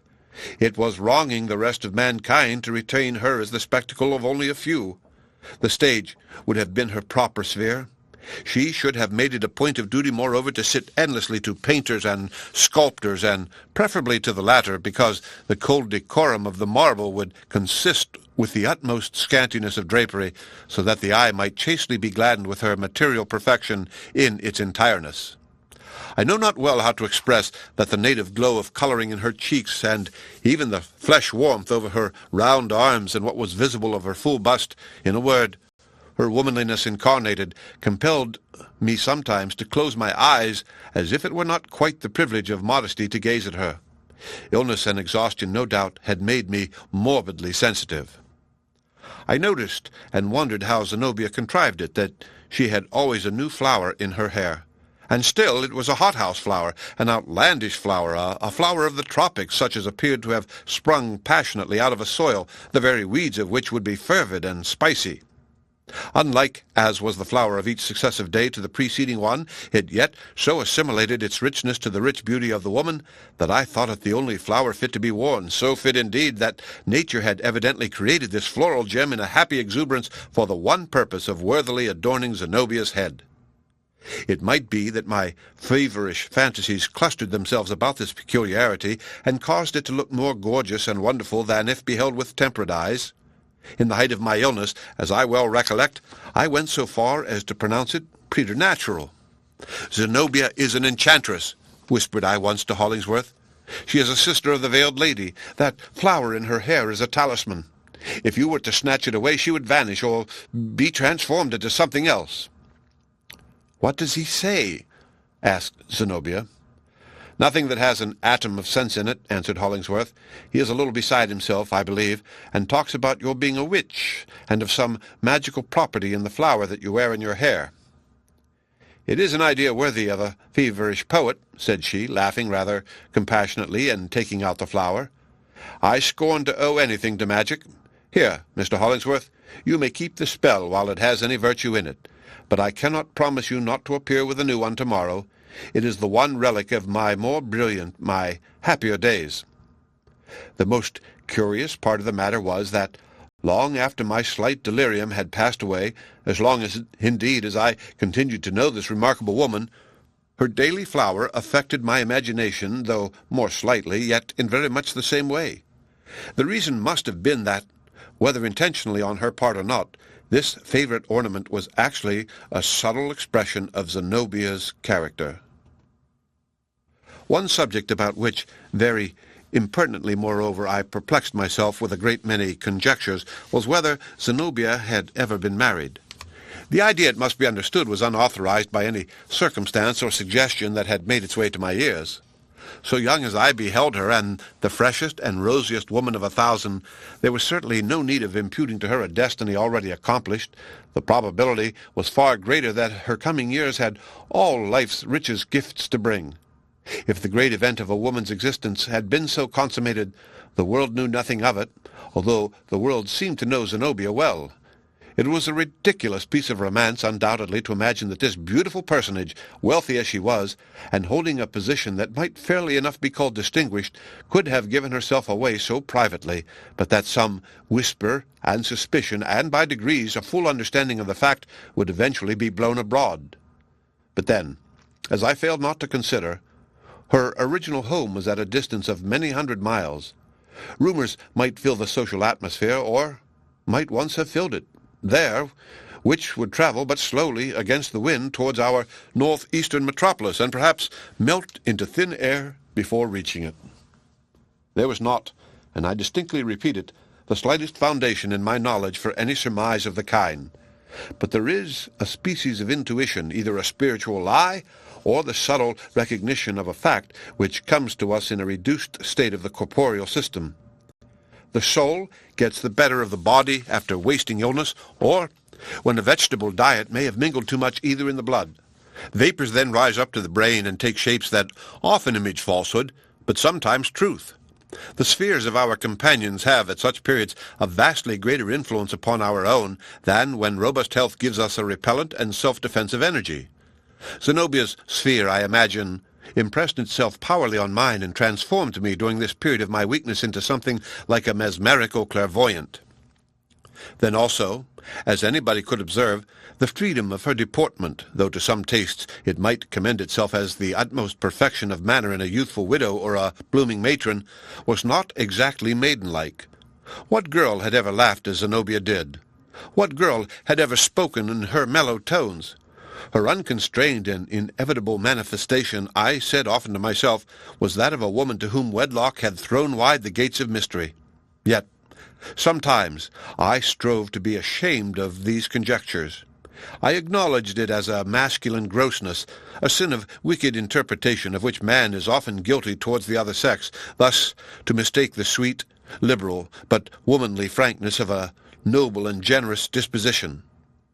Still, it was of no avail to reason with myself, nor to upbraid myself. Pertinaciously the thought, Zenobia is a wife. Zenobia has lived and loved. There is no folded petal, no latent dewdrop in this perfectly developed rose. Irresistibly, that thought drove out all other conclusions as often as my mind reverted to the subject. Zenobia was conscious of my observation, though not, I presume, of the point to which it led me. "Mr. Coverdale," said she one day, as she saw me watching her while she arranged my gruel on the table, "I have been exposed to a great deal of eye-shot in the few years of my mixing in the world, but never, I think, to precisely such glances as you are in the habit of favoring me with. I seem to interest you very much, and yet, or else a woman's instinct is for once deceived, I cannot reckon you as an admirer. What are you seeking to discover in me?" "The mystery of your life," answered I, surprised into the truth by the unexpectedness of her attack. "And you will never tell me." She bent her head towards me, and let me look into her eyes, as if challenging me to drop a plummet line down into the depths of her consciousness. "I see nothing now," said I, closing my own eyes, "unless it be the face of a sprite, laughing at me from the bottom of a deep well." A bachelor always feels himself defrauded when he knows, or suspects, that any woman of his acquaintance has given herself away. Otherwise the matter could have been no concern of mine. It was purely speculative, for I should not, under any circumstances, have fallen in love with Zenobia. The riddle made me so nervous, however, in my sensitive condition of mind and body, that I most ungratefully began to wish that she would let me alone. Then, too, her gruel was very wretched stuff, with almost invariably the smell of pine smoke upon it, like the evil taste that is said to mix itself up with a witch's best concocted dainties. Why could not she have allowed one of the other women to take the gruel in charge? Whatever else might be her gifts, nature certainly never intended Zenobia for a cook, or if so, she should have meddled only with the richest and spiciest dishes, and such as are to be tasted at banquets between draughts of intoxicating wine. The end of Chapter 6. Chapter 7. The Convalescent. As soon as my incommodities allowed me to think of past occurrences, I failed not to inquire what had become of the odd little guest whom Hollingsworth had been the medium of introducing among us. It now appeared that poor Priscilla had not so literally fallen out of the clouds as we were at first inclined to suppose. A letter, which should have introduced her, had since been received from one of the city missionaries, containing a certificate of character and an allusion to circumstances which, in the writer's judgment, made it especially desirable that she should find shelter in our community. There was a hint, not very intelligible, implying either that Priscilla had recently escaped from some particular peril or irksomeness of position, or else that she was still liable to this danger or difficulty, whatever it might be. We should ill have deserved the reputation of a benevolent fraternity had we hesitated to entertain a petitioner in such need, and so strongly recommended to our kindness, not to mention, moreover, that the strange maiden had set herself diligently to work, and was doing good service with her needle. But a slight mist of uncertainty still floated about Priscilla, and kept her as yet from taking a very dedicated place among creatures of flesh and blood. The mysterious attraction which from her first appearance on our scene she evinced for Zenobia had lost nothing of its force. I often heard her footsteps, soft and low, accompanying the light but decided tread of the ladder up the staircase, stealing along the passageway by her new friend's side, and pausing while Zenobia entered my chamber. Occasionally, Zenobia would be a little annoyed by Priscilla's too close attendance. In an authoritative and not very kindly tone, she would advise her to breathe the pleasant air in a walk, or to go with her work into the barn, holding out half a promise to come and sit on the hay with her when at leisure. Evidently, Priscilla found but scanty requital for her love. Hollingsworth was likewise a great favourite with her. For several minutes together, sometimes while my auditory nerves retained the susceptibility of delicate health, I used to hear a low, pleasant murmur ascending from the room below, and at last ascertained it to be Priscilla's voice, babbling like a little brook to Hollingsworth. She talked more large and freely with him than with Zenobia, towards whom, indeed, her feelings seemed not so much to be confidence as involuntary affection. I should have thought all the better of my own qualities had Priscilla marked me out for the third place in her regards. But though she appeared to like me tolerably well, I could never flatter myself with being distinguished by her as Hollingsworth and Zenobia were. One forenoon, during my convalescence, there came a gentle tap at my chamber door. I immediately said, "Come in, Priscilla," with an acute sense of the applicant's identity.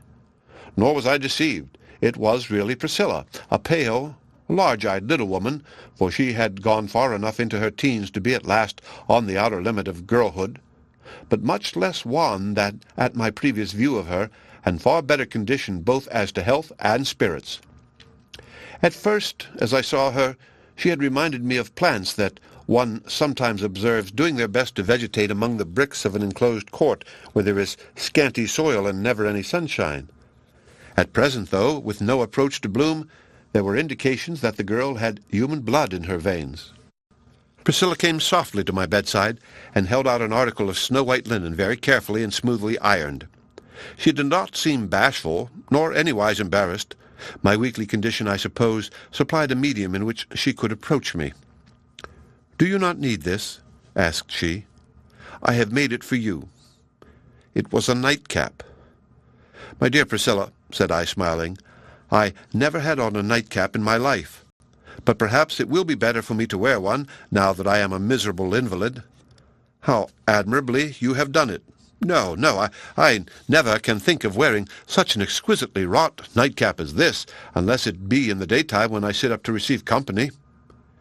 "It is for use, not beauty," answered Priscilla. "I could have embroidered it and made it much prettier if I pleased." While holding up the nightcap and admiring the fine needlework, I perceived that Priscilla had a sealed letter which she was waiting for me to take. It had arrived from the village post-office that morning. As I did not immediately offer to receive the letter, she drew it back and held it against her bosom, with both hands clasped over it, in a way that had probably grown habitual to her.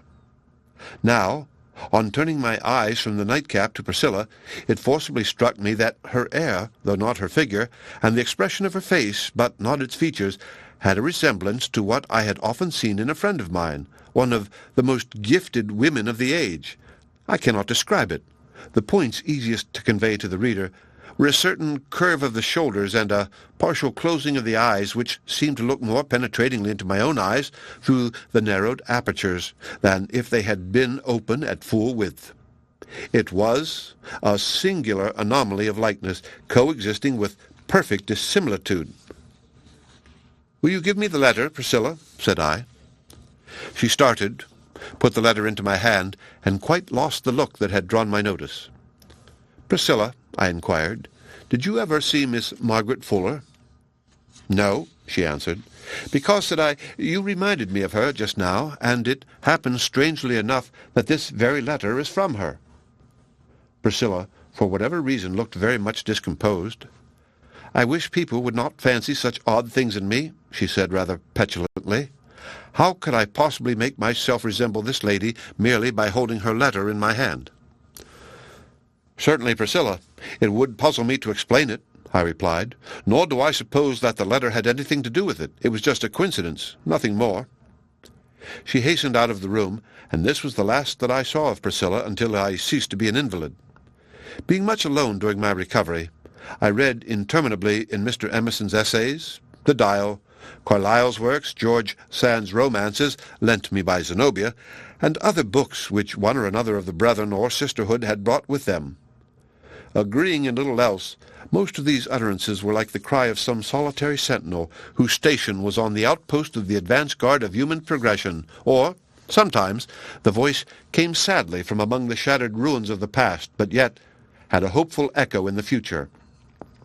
They were well adapted, better at least than any other intellectual products, the volatile essence of which had heretofore tinctured a printed page, to pilgrim like ourselves, whose present bivouac was considerably farther into the waste of chaos than any mortal army of crusaders had ever marched before. Fourier's works, also, in a series of horribly tedious volumes, attracted a good deal of my attention from the analogy which I could not but recognize between his system and our own. There was far less resemblance, it is true, than the world chose to imagine, inasmuch as the two theories differed, as widely as the zenith from the nadir in their main principles.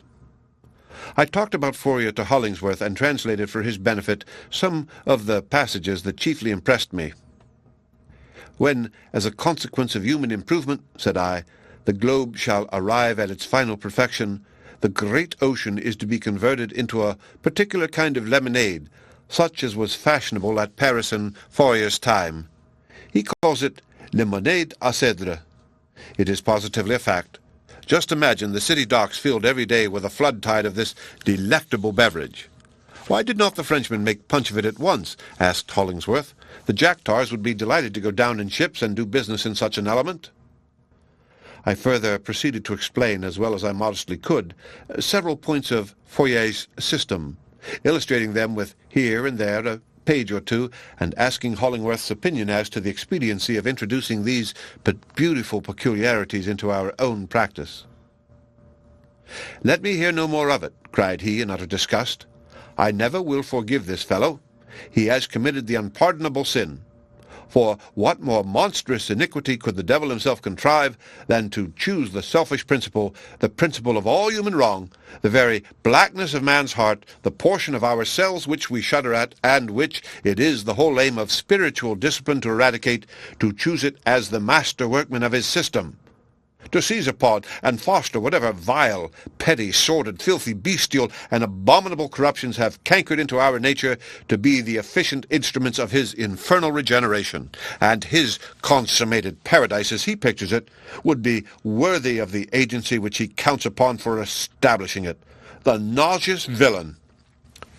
"Nevertheless," remarked I, in consideration of the promised delights of his system, so very proper as they certainly are to be appreciated by Fourier's countrymen, I cannot but wonder that universal France did not adopt his theory at a moment's warning.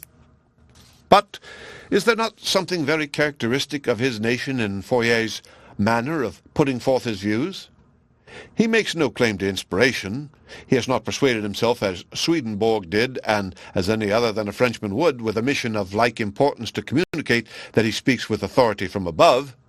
He promulgates his system, so far as I can perceive, entirely on his own responsibility. He has searched out and discovered the whole counsel of the Almighty in respect to mankind, past, present, and for exactly 70,000 years to come, by the mere force and cunning of his individual intellect. "Take the book out of my sight," said Hollingsworth, with great virulence of expression, "or I tell you fairly I shall fling it in the fire.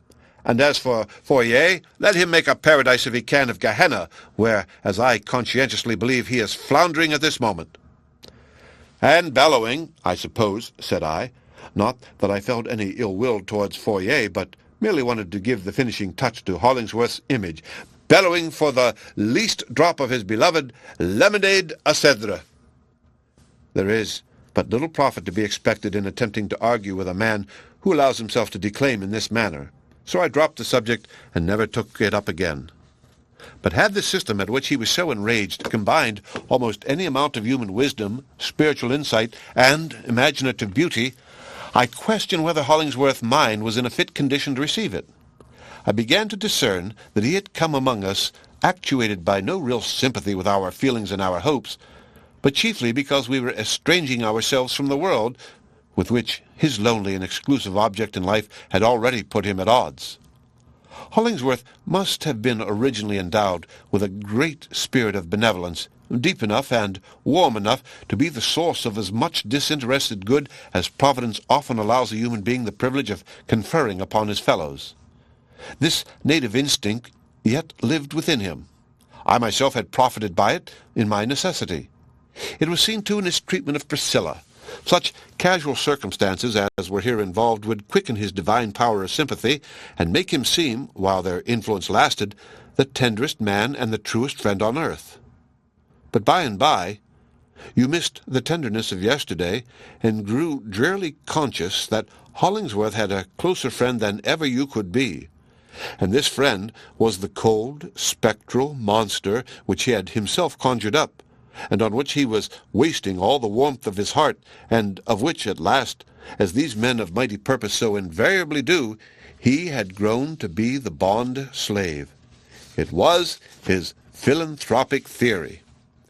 This was a result exceedingly sad to contemplate, considering that it had been mainly brought about by the very ardor and exuberance of his philanthropy.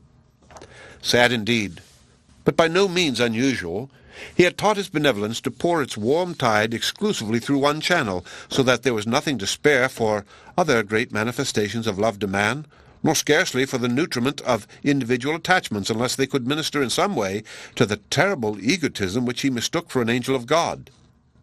Had Hollingsworth's education been more enlarged, he might not so inevitably have stumbled into this pitfall. But this identical pursuit had educated him. He knew absolutely nothing except in a single direction, where he had thought so energetically and felt to such a depth that, no doubt, the entire reason and justice of the universe appeared to be concentrated thitherward.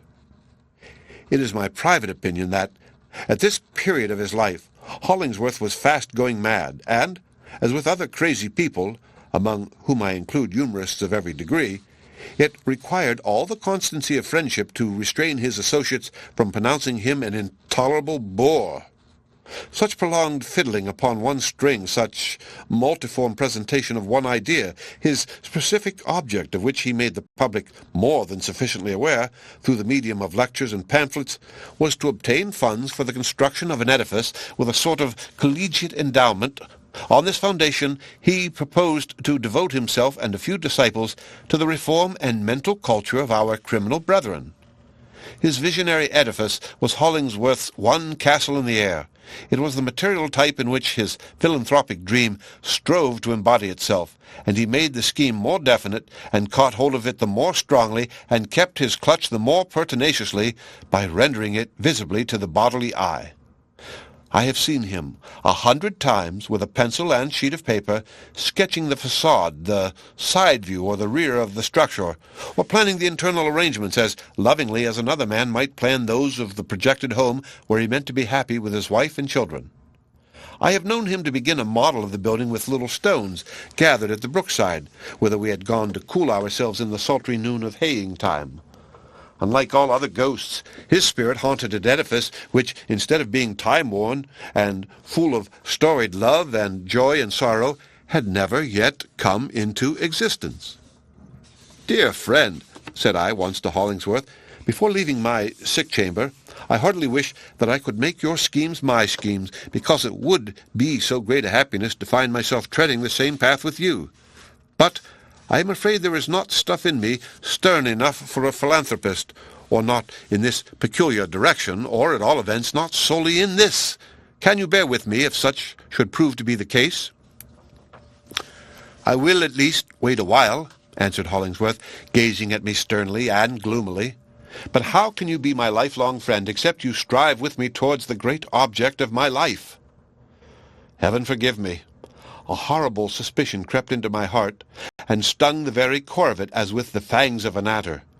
I wondered whether it were possible that Hollingsworth could have watched by my bedside with all that devoted care only for the ulterior purpose of making me a proselyte to his views. The end of Chapter 7. Chapter 8. A Modern Arcadia. Mayday.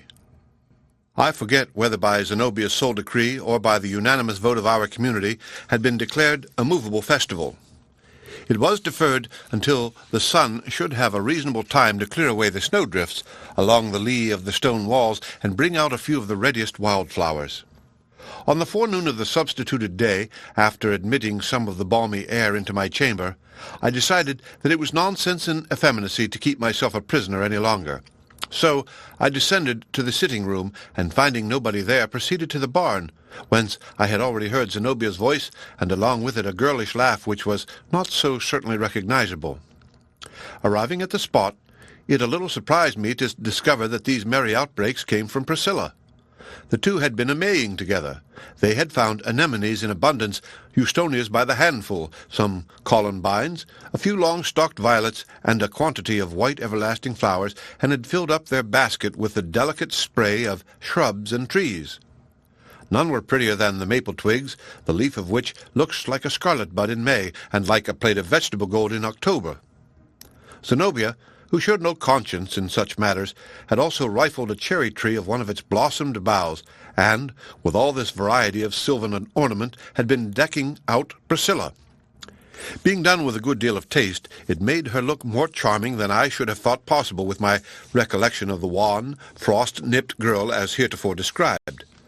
Nevertheless, among those fragrant blossoms, and conspicuously too, had been stuck a weed of evil odor and ugly aspect, which, as soon as I detected it, destroyed the effect of all the rest. There was a gleam of latent mischief, not to call it deviltry, in Zenobia's eye, which seemed to indicate a slightly malicious purpose in the arrangement. As for herself, she scorned the rural buds and leaflets, and wore nothing but her invariable flower of the tropics.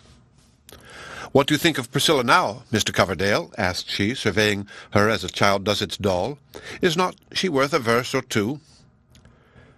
"There is only one thing amiss," answered I. Zenobia laughed and flung the malignant weed away. "Yes, she deserves some verses now," said I, "and from a better poet than myself. She is the yew, picture of the New England spring, subdued in tint and rather cool, but with a capacity of sunshine, and bringing us a few alpine blossoms as earnest of something richer, though hardly more beautiful, hereafter. The best type of her is one of those anemones. What I find most singular in Priscilla as her health improves," observed Zenobia, "is her wildness. Such a quiet little body as she seemed, one would not have expected that. Why, as we strolled the woods together, I could hardly keep her from scrambling up the trees like a squirrel. She has never before known what it is to live in the free air, and so it intoxicates her as if she were sipping wine. And she thinks it such a paradise here, and all of us, particularly Mr. Hollingsworth and myself, such angels. It is quite ridiculous, and provokes one malice almost, to see a creature so happy, especially a feminine creature." "They are always happier than male creatures," said I. "You must correct that opinion, Mr. Coverdale," replied Zenobia contemptuously, "or I shall think you lack the poetic insight. Did you ever see a happy woman in your life? Of course, I do not mean a girl like Priscilla and 1,000 others, for they are all alike while on the sunny side of experience, but a grown woman. How can she be happy after discovering that fate has assigned her but one single event which she must contrive to make the substance of her whole life? A man has his choice of innumerable events. A woman, I suppose, answered I, by constant repetition of her one event, may compensate for the lack of variety. Indeed, said Zenobia. While we were talking, Priscilla caught sight of Hollingsworth at a distance in a blue frock and with a hoe over his shoulder returning from the field. She immediately set out to meet him, running and skipping with spirits as light as the breeze of the May morning, but with limbs too little exercised to be quite responsive. She claps her hands, too, with great exuberance of gesture, as is the custom of young girls when their electricity overcharges them. But all at once, midway to Hollingsworth, she paused, looked round about her, towards the river, the road, the woods, and back towards us, appearing to listen, as if she heard someone calling her name, and knew not precisely in what direction. "Have you bewitched her?" I exclaimed. "It is no sorcery of mine," said Zenobia, "but I have seen the girl do that identical thing once or twice before. Can you imagine what is the matter with her?" "No. Unless," said I, "she has the gift of hearing those airy tongues that syllable men's names which Milton tells about." From whatever cause, Priscilla's animation seemed entirely to have deserted her. She seated herself on a rock, and remained there until Hollingsworth came up, and when he took her hand and led her back to us, she rather resembled my original image of the wan and spiritless Priscilla than the flowery May Queen of a few moments ago. These sudden transformations, only to be accounted for by an extreme nervous susceptibility, always continued to characterize the girl, though with diminished frequency, as her health progressively grew more robust. I was now on my legs again. My fit of illness had been an avenue between two existences, the low, arched, and darksome doorway through which I crept out of a life of old conventionalisms, on my hands and knees, as it were, and gained admittance into the freer region that lay beyond. In this respect it was like death, and, as with death, too, it was good to have gone through it. No otherwise could I have rid myself of 1,000 follies, fripperies, prejudices, habits, and other such worldly dust as inevitably settles upon the crowd along the broad highway, giving them all one sordid aspect before noontime, however freshly they may have begun their pilgrimage in the dewy morning. The very substance upon my bones had not been fit to live with in any better, truer, or more energetic mode than that to which I was accustomed. So it was taken off me and flung aside like any other worn-out or unseasonable garment, and, after shivering a little while in my skeleton, I began to be clothed anew, and much more satisfactorily than in my previous suit. In literal and physical truth, I was quite another man. I had a lively sense of the exaltation with which the spirit will enter on the next stage of its eternal progress, after leaving the heavy burthen of its mortality in an earthly grave, with as little concern for what may become of it as now affected me for the flesh which I had lost. Emerging into the genial sunshine, I half fancied that the labors of the Brotherhood had already realized some of Foyer's predictions. Their enlightened culture of the soil and the virtues with which they sanctified their life had begun to produce an effect upon the material world and its climate. In my new enthusiasm, man looked strong and stately, and woman, oh, how beautiful, and the earth a green garden blossoming with many-colored delights. Thus, nature, whose laws I had broken in various artificial ways, comported herself towards me as a strict but loving mother, who used the rod upon her little boy for his naughtiness, and then gives him a smile, a kiss, and some pretty playthings to console the urchin for her severity. In the interval of my seclusion, there had been a number of recruits to our little army of saints and martyrs. They were mostly individuals who had gone through such an experience as to disgust them with ordinary pursuits, but who were not yet so old, nor had suffered so deeply as to lose their faith in the better time to come. On comparing their minds one with another, they often discovered that this idea of a community had been growing up in silent and unknown sympathy for years. Thoughtful, strongly lined faces were among them, somber brows, but eyes that did not require spectacles unless prematurely dimmed by the student's lamplight, and hair that seldom showed a thread of silver. Age, wedded to the past, encrusted over with a stony layer of habits, and retaining nothing fluid in its possibilities, would have been absurdly out of place in an enterprise like this. Youth, too, in its early dawn, was hardly more adapted to our purpose, for it would behold the morning radiance of its own spirit beaming over the very same spots of withered grass and barren sand whence most of us had seen it vanish. We had very young people with us, it is true, downy lads, rosy girls in their first teens, and children of all heights above one's knee. But these had chiefly been sent hither for education, which it was one of the subjects and methods of our institution to supply. Then we had boarders, from town and elsewhere, who lived with us in a familiar way, sympathized more or less in our theories, and sometimes shared in our labors. On the whole, it was a society such as has seldom met together, nor perhaps could it reasonably be expected to hold together long. Persons of marked individuality, crooked sticks, as some of us might be called, are not exactly the easiest to bind up into a faggot. But so long as our union should subsist, a man of intellect and feeling with a free nature in him might have sought far and near without finding so many points of attraction as would allure him hitherward.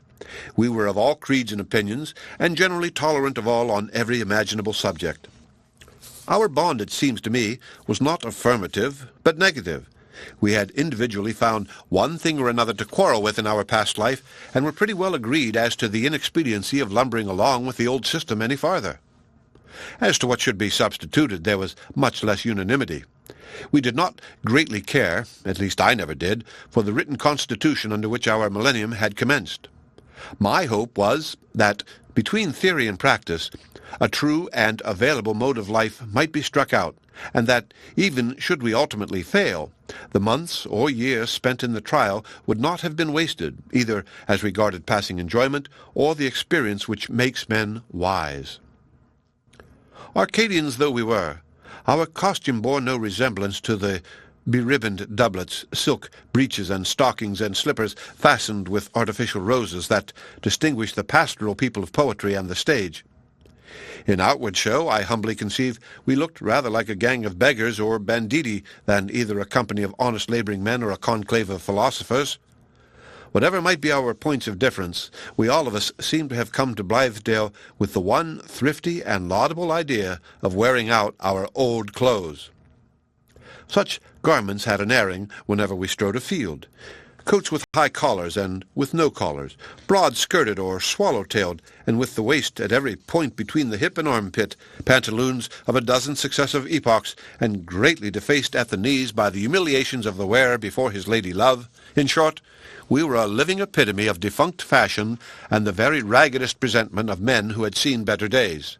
It was gentility in tatters. Often, retaining a scholar-like or clerical air, you might have taken us for the denizens of Grub Street, intent on getting a comfortable livelihood by agricultural labour, or Coleridge's projected pantisocracy in full experiment, or Candide and his motley associates at work in their cabbage garden, or anything else that was miserably out at elbows and most clumsily patched in the rear. We might have been sworn comrades to Falstaff's ragged regiment. Little skill as we boasted in other points of husbandry, every mother's son of us would have served admirably to stick up for a scarecrow, and the worst of the matter was that the first energetic movement essential to one downright stroke of real labour was sure to put a finish to these poor habiliments. So we gradually flung them all aside, and took to honest homespun and linsey-woolsey as preferable on the whole to the plan recommended, I think, by Virgil, ara nudes, sera nudes, which, as Silas Foster remarked when I translated the maxim, would be apt to astonish the women folks. After reasonable training, the yeoman life throve well with us. Our faces took the sunburn kindly, our chest gained in compass, and our shoulders in breadth and squareness. Our great brown fists looked as if they had never been capable of kid gloves. The plough, the hoe, the scythe, and the hay-fork grew familiar to our group. The oxen responded to our voices. We could do almost as fair a day's work as Silas Foster himself, sleep dreamlessly after it, and awake at daybreak with only a little stiffness of the joints, which was usually quite gone by breakfast time. To be sure, our next neighbours pretended to be incredulous as to our real proficiency in the business which we had taken in hand. They told slanderous fables about our inability to yoke our own oxen, or to drive them afield when yoked, or to release the poor brutes from their conjugal bond at nightfall. They had the face to say, too, that the cows laughed at our awkwardness at milking time, and invariably kicked over the pails, partly in consequence of our putting the stool on the wrong side, and partly because, taking offence at the whisking of their tails, we were in the habit of holding these natural fly-flappers with one hand and milking with the other. They further averred that we hoed up whole acres of Indian corn and other crops, and drew the earth carefully about the weeds, and that we raised 500 tufts of burdock, mistaking them for cabbages, and that, by dint of unskilful planting, few of our seeds ever came up at all, or if they did come up, it was stern foremost, and that we spent the better part of the month of June in reversing a field of beans which had thrust themselves out of the ground in this unseemly way. They quoted it as nothing more than an ordinary occurrence for one or the other of us to crop off 2 or 3 fingers of a morning by our clumsy use of the hay-cutter. Finally, and as an ultimate catastrophe, these mendacious rogues circulated a report that we communitarians were exterminated to the last man by severing ourselves asunder with the sweep of our own scythes, and that the world had lost nothing by this little accident. But this was pure envy and malice on the part of the neighboring farmers. The peril of our new way of life was not lest we should fail in becoming practical agriculturalists, but that we should probably cease to be anything else. While our enterprise lay all in theory, we had pleased ourselves with delectable visions of the spiritualization of labor. It was to be our form of prayer and ceremonial of worship. Each stroke of the hoe was to uncover some aromatic root of wisdom heretofore hidden from the sun. Pausing in the field to let the wind exhale the moisture from our foreheads, we were to look upward and catch glimpses into the far-off soul of truth. In this point of view, matters did not turn out quite so well as we anticipated. It is very true that, sometimes, gazing casually around me out of the midst of my toil, I used to discern a richer picturesqueness in the visible scene of earth and sky. There was at such moments a novelty, an unwonted aspect on the face of nature, as if she had been taken by surprise and seen it unawares, with no opportunity to put off her real look, and assume the mask with which she mysteriously hides herself from mortals. But this was all. The clods of earth, which we so constantly belaboured and turned over and over, were never etherealized into thought. Our thoughts, on the contrary, were fast becoming cloddish. Our labor symbolized nothing, and left us mentally sluggish in the dusk of the evening. Intellectual activity is incompatible with any large amount of bodily exercise. The yeoman and the scholar, the yeoman and the man of finest moral culture, though not the man of sturdiest sense and integrity, are 2 distinct individuals, and can never be melted or welded into one substance. Zenobia soon saw this truth, and jibed me about it one evening as Hollingsworth and I lay on the grass after a hard day's work.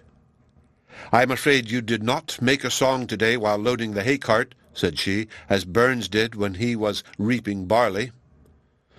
"Burns never made a song in haying time," I answered very positively. "He was no poet while a farmer, and no farmer while a poet."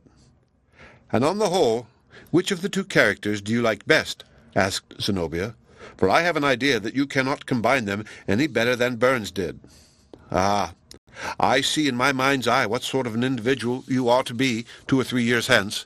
Grim Silas Foster is your prototype, with his palm of sole leather and his joints of rusty iron, which, all through summer, keep the stiffness of what he calls his winter rheumatiz, and his brain of— I don't know what his brain is made of, unless it be a Savoy cabbage, but yours may be a cauliflower as a rather more delicate variety. Your physical man will be transmuted into salt beef and fried pork at the rate, I should imagine, of £1.50 a day, that being about the average which we find necessary in the kitchen. You will make your toilet for the day, still like this delightful Silas Foster, by rinsing your fingers and the front part of your face in a little tin pan of water at the doorstep, and teasing your hair with a wooden pocket-comb before a 7-by-9-inch looking-glass. Your only pastime will be to smoke some very vile tobacco in the black stump of a pipe." "Pray, spare me," cried I. "But the pipe is not Silas's only mode of solacing himself with the weed." "Your literature," continued Zenobia, apparently delighted with her description, "will be the Farmer's Almanac, for I observe our friend Foster never gets so far as the newspaper. When you happen to sit down at odd moments, you will fall asleep and make nasal proclamation of the fact as he does, and invariably you must be jogged out of a nap after supper by the future Mrs. Coverdale and persuaded to go regularly to bed. And on Sundays, when you put on a blue coat with brass buttons, you will think of nothing else to do but to go and lounge over the stone walls and rail fences and stare at the corn growing. And you will look with a knowing eye at oxen, and will have a tendency to clamber over into pigsties and feel of the hogs, and give a guess how much they will weigh, after you shall have stuck and dressed them. Already I have noticed you begin to speak through your nose and with a drawl. Pray, if you really did make any poetry today, let us hear it in that kind of utterance." "Coverdale has given up making verses now," said Hollingsworth, who never had the slightest appreciation of my poetry. "Just think of him penning a sonnet with a fist like that. There is at least this good in a life of toil, that it takes the nonsense and fancy work out of a man, and leaves nothing but what truly belongs to him. If a farmer can make poetry at the plough-tail, it must be because his nature insists on it, and if that be the case, let him make it, in heaven's name." "And how is it with you?" asked Zenobia in a different voice, for she never laughed at Hollingsworth as she often did at me. "You, I think, cannot have ceased to live a life of thought and feeling." "I have always been in earnest," answered Hollingsworth. "I have hammered thought out of iron after heating the iron in my heart. It matters little what my outward toil may be. Were I a slave at the bottom of a mine, I should keep the same purpose, the same faith in its ultimate accomplishment, that I do now. Miles Coverdale is not in earnest, either as a poet or a laborer." "You give me hard measure, Hollingsworth," said I, a little hurt. "I have kept pace with you in the field, and my bones feel as if I had been in earnest, whatever may be the case with my brain." "I cannot conceive," observed Zenobia, with great emphasis, and no doubt she spoke fairly the feeling of the moment, "I cannot conceive of being so continually as Mr. Coverdale is, within the sphere of a strong and noble nature, without being strengthened and ennobled by its influence." This amiable remark of the fair Zenobia confirmed me in what I had already begun to suspect, that Hollingsworth, like many other illustrious prophets, reformers, and philanthropists, was likely to make at least 2 proselytes among the women, to 1 among the men. Zenobia and Priscilla. These, I believe, unless my unworthy self might be reckoned for a third, were the only disciples of his mission, and I spent a great deal of time, uselessly, in trying to conjecture what Hollingsworth meant to do with them, and they with him. The end of Chapter 8. Chapter 9. Hollingsworth, Zenobia, Priscilla. It is not, I apprehend, a healthy kind of mental occupation to devote ourselves too exclusively to the study of individual men and women. If the person under examination be one's self, the result is pretty certain to be diseased action of the heart almost before we can snatch a second glance. Or if we take the freedom to put a friend under our microscope, we thereby insulate him from many of his true relations, magnify his peculiarities, inevitably tear him into parts, and, of course, patch him very clumsily together again. What wonder, then, should we be frightened by the aspect of a monster which, after all, though we can point to every feature of his deformity in the real personage, may be said to have been created mainly by ourselves? Thus, as my conscience has often whispered me, I did Hollingsworth a great wrong by prying into his character, and am perhaps doing him as great a one at this moment by putting faith in the discoveries which I seem to make. But I could not help it. Had I loved him less, I might have used him better. He and Zenobia and Priscilla, both for their own sakes, and as connected with him, were separated from the rest of the community to my imagination, and stood forth as the indices of a problem which it was my business to solve. Other associates had a portion of my time. Other matters amused me. Passing occurrences carried me along with them while they lasted. But here was the vortex of my meditations around which they resolved, and, with a word, they too continually tended. In the midst of cheerful society, I had often a feeling of loneliness, for it was impossible not to be sensible that, while these 3 characters figured so largely on my private theatre, I, though probably reckoned as a friend by all, was at best but a secondary or tertiary personage with either of them. I loved Hollingsworth, as has already been enough expressed, but it impressed me more and more that there was a stern and dreadful peculiarity in this man, such as could not prove otherwise than pernicious to the happiness of those who should be drawn into too intimate a connection with him. He was not altogether human. There was something else in Hollingsworth besides flesh and blood, and sympathies, and affections, and celestial spirit. This is always true of those men who have surrendered themselves to an overruling purpose. It does not so much impel them from without, nor even operate as a motive power within, but grows incorporate with all that they think and feel, and finally converts them into little else save that one principle. When such begins to be the predicament, it is not cowardice, but wisdom to avoid these victims. They have no heart, no sympathy, no reason, no conscience. They will keep no friend unless he makes himself the mirror of their purpose. They will smite and slay you, and trample your dead corpse underfoot, all the more readily if you take the first step with them, and cannot take the second, and the third, and every other step of their terribly straight path. They have an idol to which they consecrate themselves high priest, and deem it holy work to offer sacrifices of whatever is most precious, and never once seem to suspect, so cunning has the devil been with them, that this false deity, in whose iron features, immitigable to all the rest of mankind, they see only benignity and love, is but a spectrum of the very priest himself, projected upon the surrounding darkness. And the higher and purer the original object, and the more unselfishly it may have been taken up, the slighter is the probability that they can be led to recognize the process by which godlike benevolence has been debased into all-devouring egotism. Of course, I am perfectly aware that the above statement is exaggerated in the attempt to make it adequate. Professed philanthropists have gone far, but no originally good man, I presume, ever went quite so far as this. Let the reader abate whatever he deems fit.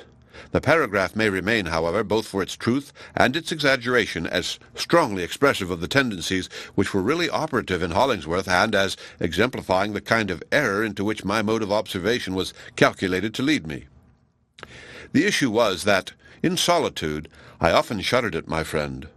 In my recollection of his dark and impressive countenance, the features grew more sternly prominent than the reality, duskier in their depth and shadow, and more lurid in their light. The frown that had merely flitted across his brow seemed to have contorted it with an adamantine wrinkle.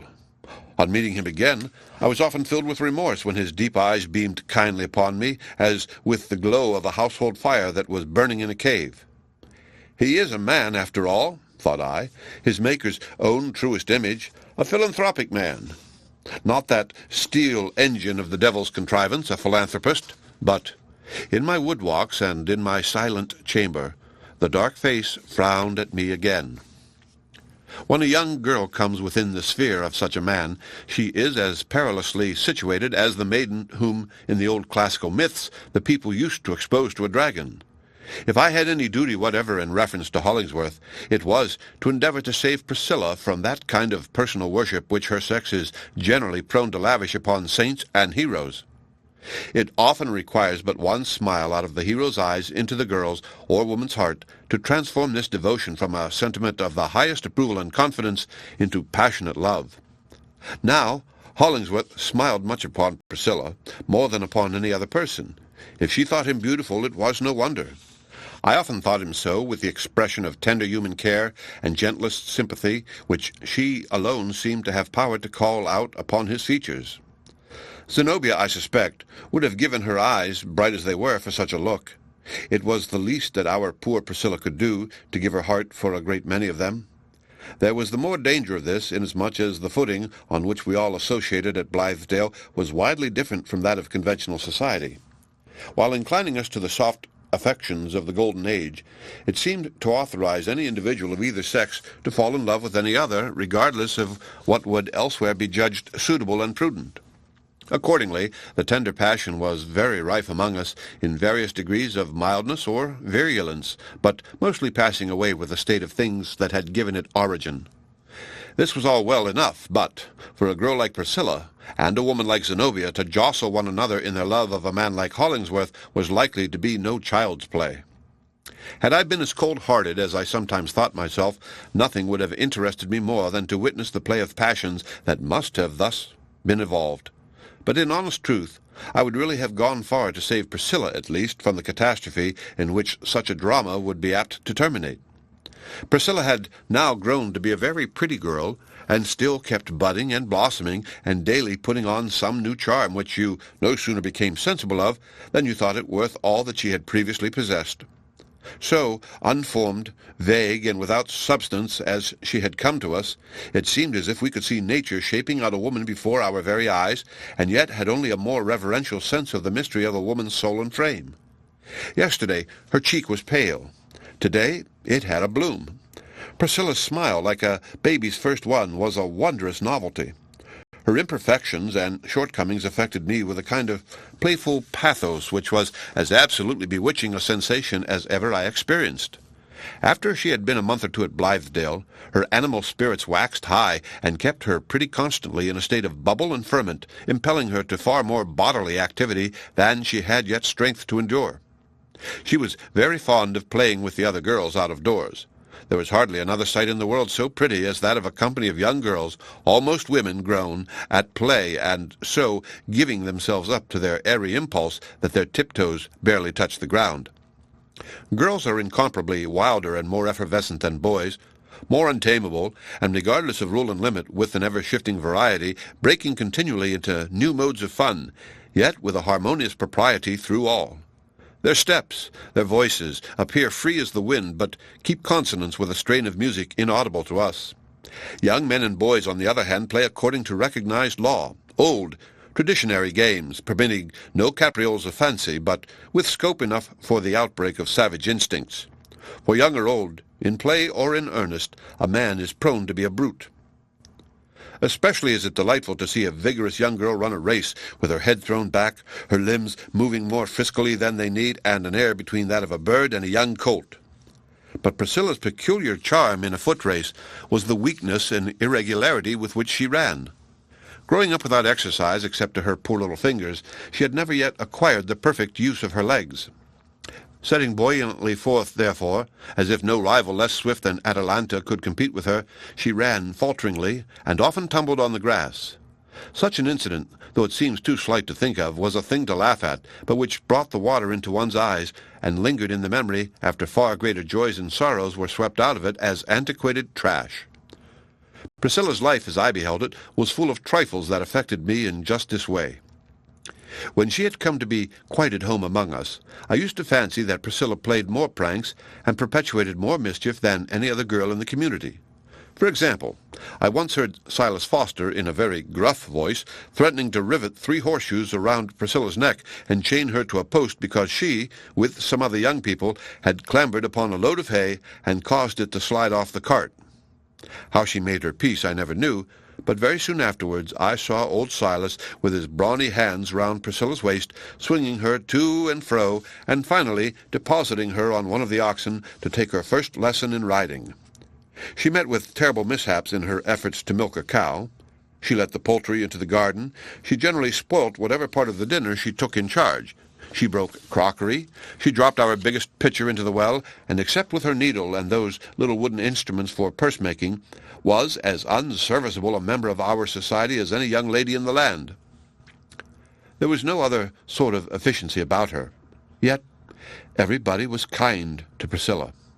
Everybody loved her, and laughed at her, to her face, and did not laugh behind her back. Everybody would have given her half of his last crust, or the bigger share of his plum cake. These were pretty certain indications that we were all conscious of a pleasant weakness in the girl, and considered her not quite able to look after her own interests, or fight her battle with the world. And Hollingsworth, perhaps because he had been the means of introducing Priscilla to her new abode, appeared to recognize her as his own especial charge. Her simple, careless, childish flow of spirits often made me mad. She seemed to me like a butterfly at play in a flickering bit of sunshine, and mistaking it for a broad and eternal summer. We sometimes hold mirth to a stricter accountability than sorrow. It must show good cause, or the echo of its laughter comes back drearily. Priscilla's gaiety, moreover, was of a nature that showed me how delicate an instrument she was, and what fragile harp-strings were her nerves. As they made sweet music at the airiest touch, it would require but a stronger one to burst them all asunder. Absurd as it might be, I tried to reason with her and persuade her not to be so joyous, thinking that, if she would draw less lavishly upon her fund of happiness, it would last the longer. I remember doing so one summer evening when we tired laborers sat looking on, like goldsmiths' old folks under the village thorn-tree, while the young people were at their sports. "What is the use or sense of being so very gay?" I said to Priscilla, while she was taking breath after a great frolic. "I love to see a sufficient cause for everything, and I can see none for this. Pray tell me, now, what kind of a world you imagine this to be, which you are so merry in?" "I never think about it at all," answered Priscilla, laughing. "But this I am sure of, that it is a world where everybody is kind to me and where I love everybody. My heart keeps dancing within me, and all the foolish things which you see me do are only the motions of my heart. How can I be dismal if my heart will not let me?" "Have you nothing dismal to remember?" I suggested. "If not, then indeed you are very fortunate." "Ah," said Priscilla slowly, and then came that unintelligible gesture when she seemed to be listening to a distant voice.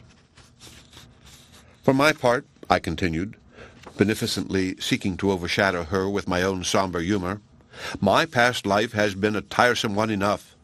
Yet I would rather look backward 10 times than forward once. For little as we know of our life to come, we may be very sure for one thing, that the good we aim at will not be attained. People never do get just the good they seek. If it come at all, it is something else which they never dreamed of and did not particularly want. Then again, we may rest certain that our friends of today will not be our friends of a few years hence, but if we keep one of them, it will be at the expense of the others, and most probably we shall keep none. To be sure, there are more to be had, but who cares about making a new set of friends, even should they be better than those around us?" "Not I," said Priscilla. "I will live and die with these." "Well, but let the future go," resumed I. "As for the present moment, if we could look into the hearts where we wish to be most valued, what should you expect to see? One's own likeness in the innermost holiest niche? Aha! I don't know. It may not be there at all.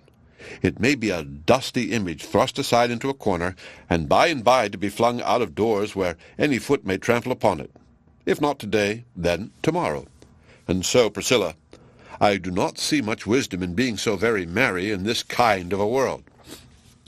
It had taken me nearly 7 years of worldly life to hive up the bitter honey which I here offered to Priscilla, and she rejected it. "I don't believe one word of what you say," she replied, laughing anew. "You made me sad for a minute by talking about the past, but the past never comes back again. Do we dream the same dream twice? There's nothing else that I am afraid of." So away she ran, and fell down on the green grass, as it was often her luck to do, but she got up again without any harm. "Priscilla! Priscilla!" cried Hollingsworth, who was sitting on the doorstep. "You had better not run any more tonight. You will weary yourself too much, and do not sit down out of doors, for there is a heavy dew beginning to fall." At his first word, she went and sat down under the porch at Hollingsworth's feet, entirely contented and happy. What charm was there in his rude massiveness that so attracted and soothed this shadow-like girl? It appeared to me, who have always been curious in such matters, that Priscilla's vague and seemingly causeless flow of felicitous feeling was that with which love blesses inexperienced hearts before they begin to suspect what is going on within them. It transports them to the 7th heaven, and if you ask what brought them thither, they neither can tell nor care to learn, but cherish an ecstatic faith that there they shall abide forever. Zenobia was in the doorway not far from Hollingsworth. She gazed at Priscilla in a very singular way. Indeed, it was a sight worth gazing at, and a beautiful sight, too, as the fair girl sat at the feet of that dark, powerful figure. Her air, while perfectly modest, delicate, and virgin-like, denoted her as swayed by Hollingsworth, attracted to him, and unconsciously seeking to rest upon his strength. I could not turn away my own eyes, but hoped that nobody save Zenobia and myself were witnessing this picture. It is before me now, with the evening twilight a little deepened by the dusk of memory. "Come hither, Priscilla," said Zenobia. "I have something to say to you." She spoke in a little more than a whisper, but it is strange how expressive of moods a whisper may often be.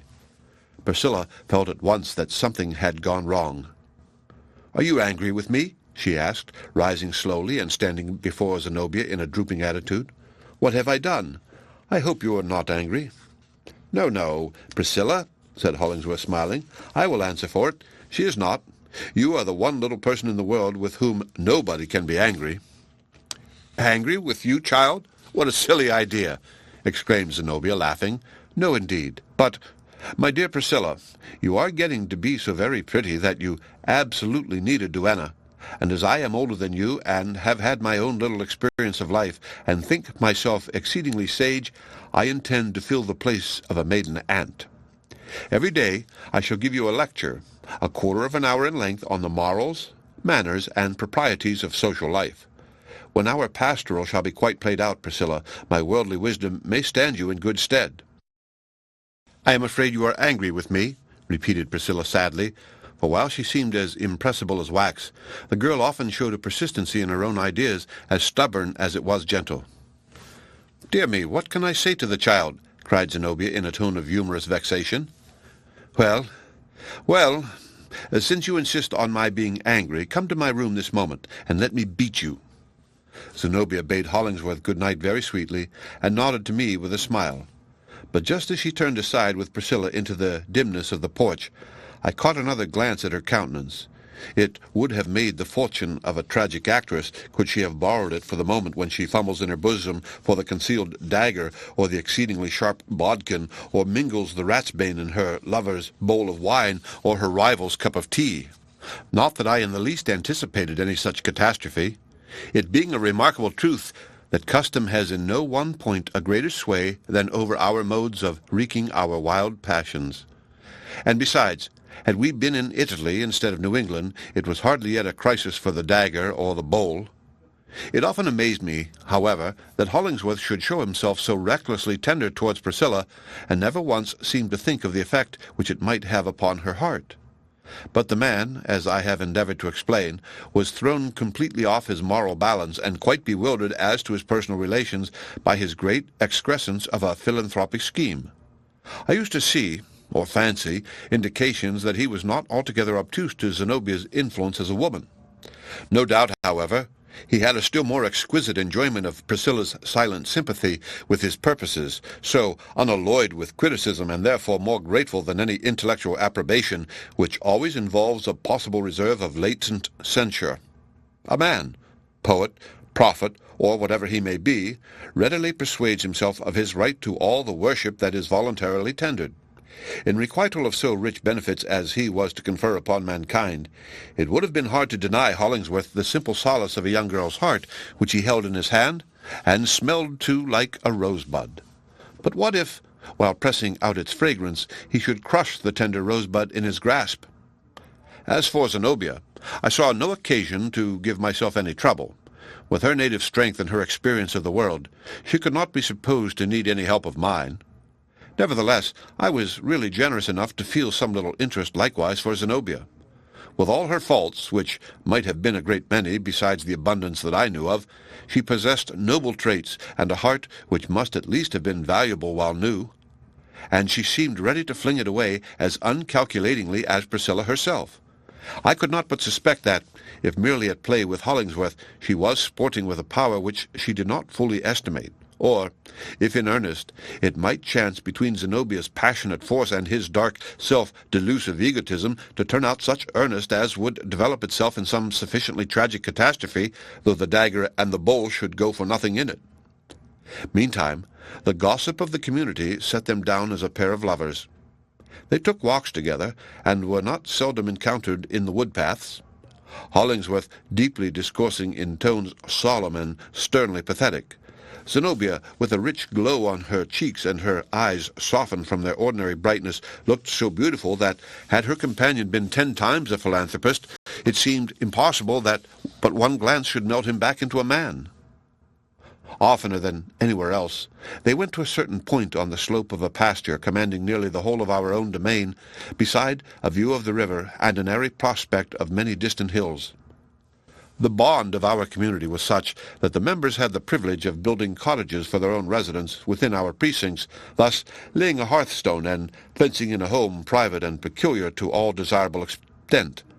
while yet the inhabitants should continue to share the advantages of an associated life. It was inferred that Hollingsworth and Zenobia intended to rear their dwelling on this favourite spot. I mentioned these rumours to Hollingsworth in a playful way. "Had you consulted me," I went on to observe, "I should have recommended a site further to the left, just a little withdrawn into the wood, with 2 or 3 peeps at the prospect among the trees. You will be in the shady vale of years long before you can raise any better kind of shade around your cottage if you build it on this bare slope." "But I offer my edifice as spectacle to the world," said Hollingsworth, "that it may take example and build many another like it. Therefore I mean to set it on the open hillside." Twist these words how I might, they offered no very satisfactory import. It seemed hardly probable that Hollingsworth should care about educating the public taste in the department of cottage architecture, desirable as such improvement certainly was. The end of Chapter 9. Chapter 10. A Visitor from Town. Hollingsworth and we had been hoeing potatoes that forenoon, while the rest of the fraternity were engaged in a distant quarter of the farm, sat under a clump of maples eating our 11 o'clock lunch, when we saw a stranger approaching along the edge of the field. He had admitted himself from the roadside through a turnstile, and seemed to have a purpose of speaking with us. And by the by, we were favoured with many visits at Blithedale, especially from people who sympathized with our theories and perhaps held themselves ready to unite in our actual experiment as soon as there should appear a reliable promise of its success. It was rather ludicrous indeed, to me at least, whose enthusiasm had insensibly been exhaled together with the perspiration of many a hard day's toil. It was absolutely funny, therefore, to observe what a glory was shed about our life and labours in the imagination of these longing proselytes. In their view, we were as poetical as Arcadians, besides being as practical as the hardest-fisted husbandmen in Massachusetts. We did not, it is true, spend much time in piping to our sheep, or warbling our innocent loves to the sisterhood, but they gave us credit for imbuing the ordinary rustic occupations with a kind of religious poetry, insomuch that our very cow-yards and pigsties were as delightfully fragrant as a flower garden. Nothing used to please me more than to see one of these lay enthusiasts snatch up a hoe, as they were very prone to do, and set to work with a vigour that perhaps carried him through about a dozen ill-directed strokes.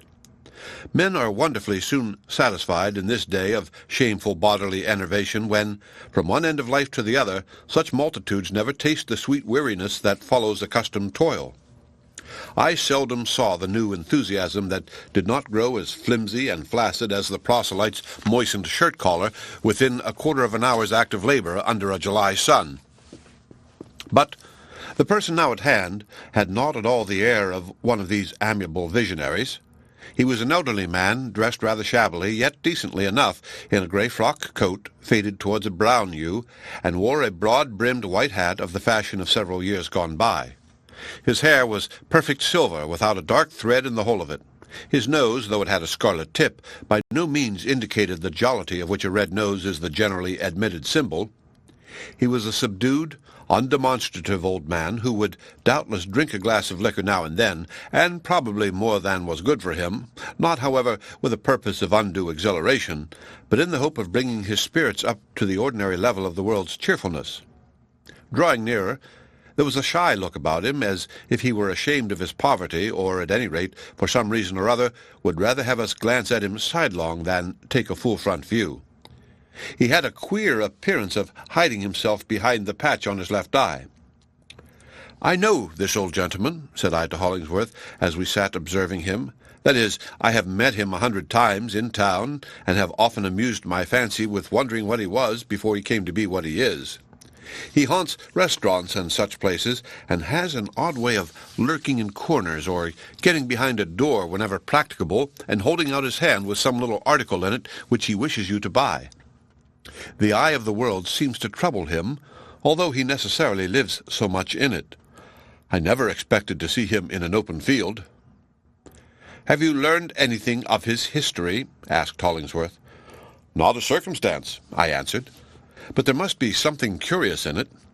I take him to be a harmless sort of person, and a tolerably honest one, but his manners, being so furtive, remind me of those of a rat without the mischief, the fierce eye, the teeth to bite with, or the desire to bite. See, now, he means to skulk along that fringe of bushes and approach us on the other side of our clump of maples." We soon heard the old man's velvet tread on the grass, indicating that he had arrived within a few feet of where we sat. "Good morning, Mr. Moody," said Hollingsworth, addressing the stranger as an acquaintance. "You must have had a hot and tiresome walk from the city. Sit down and take a morsel of our bread and cheese." The visitor made a grateful little murmur of acquiescence and sat down in a spot somewhat removed, so that, glancing round, I could see his grey pantaloons and dusty shoes, while his upper part was mostly hidden behind the shrubbery. Nor did he come forth from this retirement during the whole of the interview that followed. We handed him such food as we had, together with a brown jug of molasses and water. Would that it had been brandy or something better for the sake of his chill old heart. Like priests offering dainty sacrifice to an enshrined and invisible idol. I have no idea that he really lacked sustenance, but it was quite touching, nevertheless, to hear him nibbling away at our crusts. "Mr. Moody," said I, "do you remember selling me one of those very pretty little silk purses of which you seem to have a monopoly in the market? I keep it to this day, I can assure you." "Ah, thank you," said our guest. "Yes, Mr. Coverdale, I used to sell a good many of those little purses."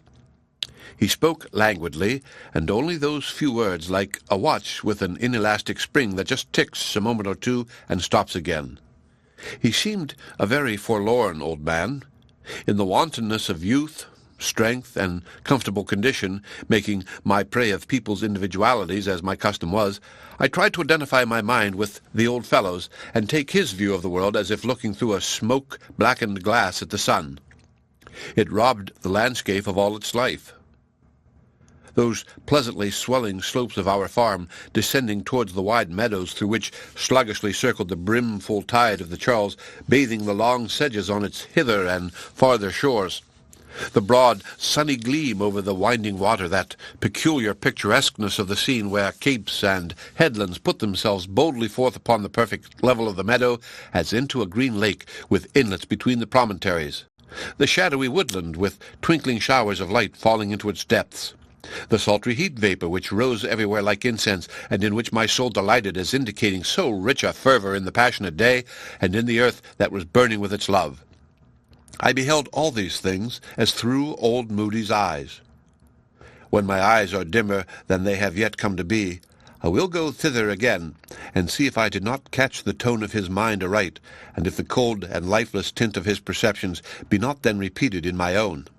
Yet it was unaccountable to myself the interest that I felt in him.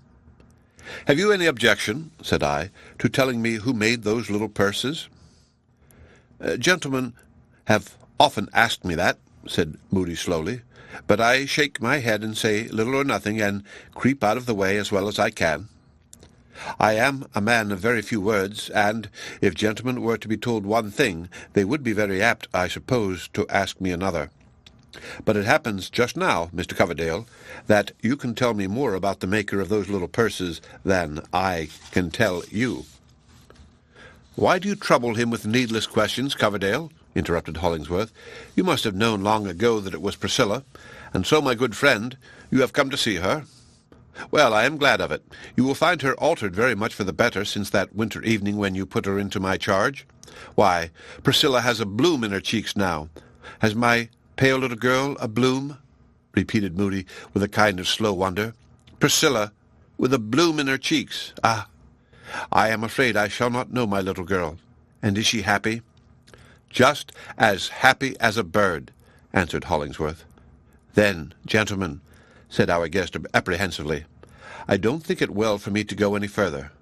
I crept hitherward only to ask about Priscilla, and now that you have told me such good news, perhaps I can do no better than to creep back again. If she were to see this old face of mine, the child would remember some very sad times which we have spent together, some very sad times indeed. She has forgotten them, I know, them and me, else she could not be so happy, nor have a bloom in her cheeks. Yes, yes, yes, yes, continued he, still with the same torpid utterance. With many thanks to you, Mr. Hollingsworth, I will creep back to town again." "You shall do no such thing, Mr. Moody," said Hollingsworth bluffly. "Priscilla often speaks of you, and if there lacks anything to make her cheeks bloom like two damask roses, I'll venture to say it is just the sight of your face. Come, we will go and find her." "Mr. Hollingsworth," said the old man in his hesitating way. "Well," answered Hollingsworth. "Has there been any call for Priscilla?" asked Moody. And though his face was hidden from us, his tone gave a sure indication of the mysterious nod and wink with which he put the question. "You know, I think, sir, what I mean." "I have not the remotest suspicion what you mean, Mr. Moody," replied Hollingsworth. "Nobody, to my knowledge, has called for Priscilla except yourself. But come, we are losing time, and I have several things to say to you by the way." "And Mr. Hollingsworth?" repeated Moody. "Well, again," cried my friend rather impatiently. "What now?" "There is a lady here," said the old man, and his voice lost some of its wearisome hesitation. "You will account it a very strange matter for me to talk about, but I chanced to know this lady when she was but a little child. If I am rightly informed, she has grown to be a very fine woman, and makes a brilliant figure in the world with her beauty, and her talents, and her noble way of spending her riches. I should recognize this lady, so people tell me, by a magnificent flower in her hair." "What a rich tinge it gives to his colourless ideas when he speaks of Zenobia," I whispered to Hollingsworth. "But how can there possibly be any interest or connecting link between him and her?" "The old man for years past," whispered Hollingsworth, "has been a little out of his right mind, as you probably see." "What I would inquire," resumed Moody, "is whether this beautiful lady is kind to my poor Priscilla." "Very kind," said Hollingsworth. "Does she love her?" asked Moody. "It should seem so," answered my friend. "They are always together." "Like a gentlewoman and her maid-servant, I fancy," suggested the old man. There was something so singular in his way of saying this that I could not resist the impulse to turn quite round so as to catch a glimpse of his face, almost imagining that I should see another person than old Moody. But there he sat, with the patched side of his face towards me. "Like an elder and younger sister, rather," replied Hollingsworth. "Ah," said Moody, more complacently, for his latter tones had harshness and acidity in them. "It would gladden my old heart to witness that. If one thing would make me happier than another, Mr. Hollingsworth, it would be to see that beautiful lady holding my little girl by the hand." "Come along," said Hollingsworth, "and perhaps you may." After a little more delay on the part of our freakish visitor, they set forth together, old Moody keeping a step or two behind Hollingsworth, so that the latter could not very conveniently look him in the face. I remained under the tuft of maples, doing my utmost to draw an inference from the scene that had just passed.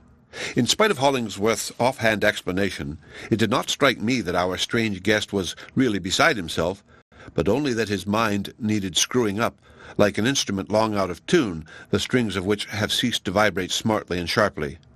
Methought it would be profitable for us, projectors of a happy life, to welcome this old grey shadow, and cherish him as one of us, and let him creep about our domain in order that he might be a little merrier for our sakes, and we sometimes a little sadder for his.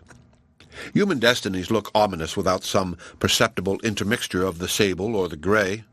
And then, too, should any of our fraternity grow feverish with an over-exalting sense of prosperity, it would be a sort of cooling regimen to slink off into the woods and spend an hour, or a day, or as many days as might be requisite to the cure, in uninterrupted communion with this deplorable old Moody.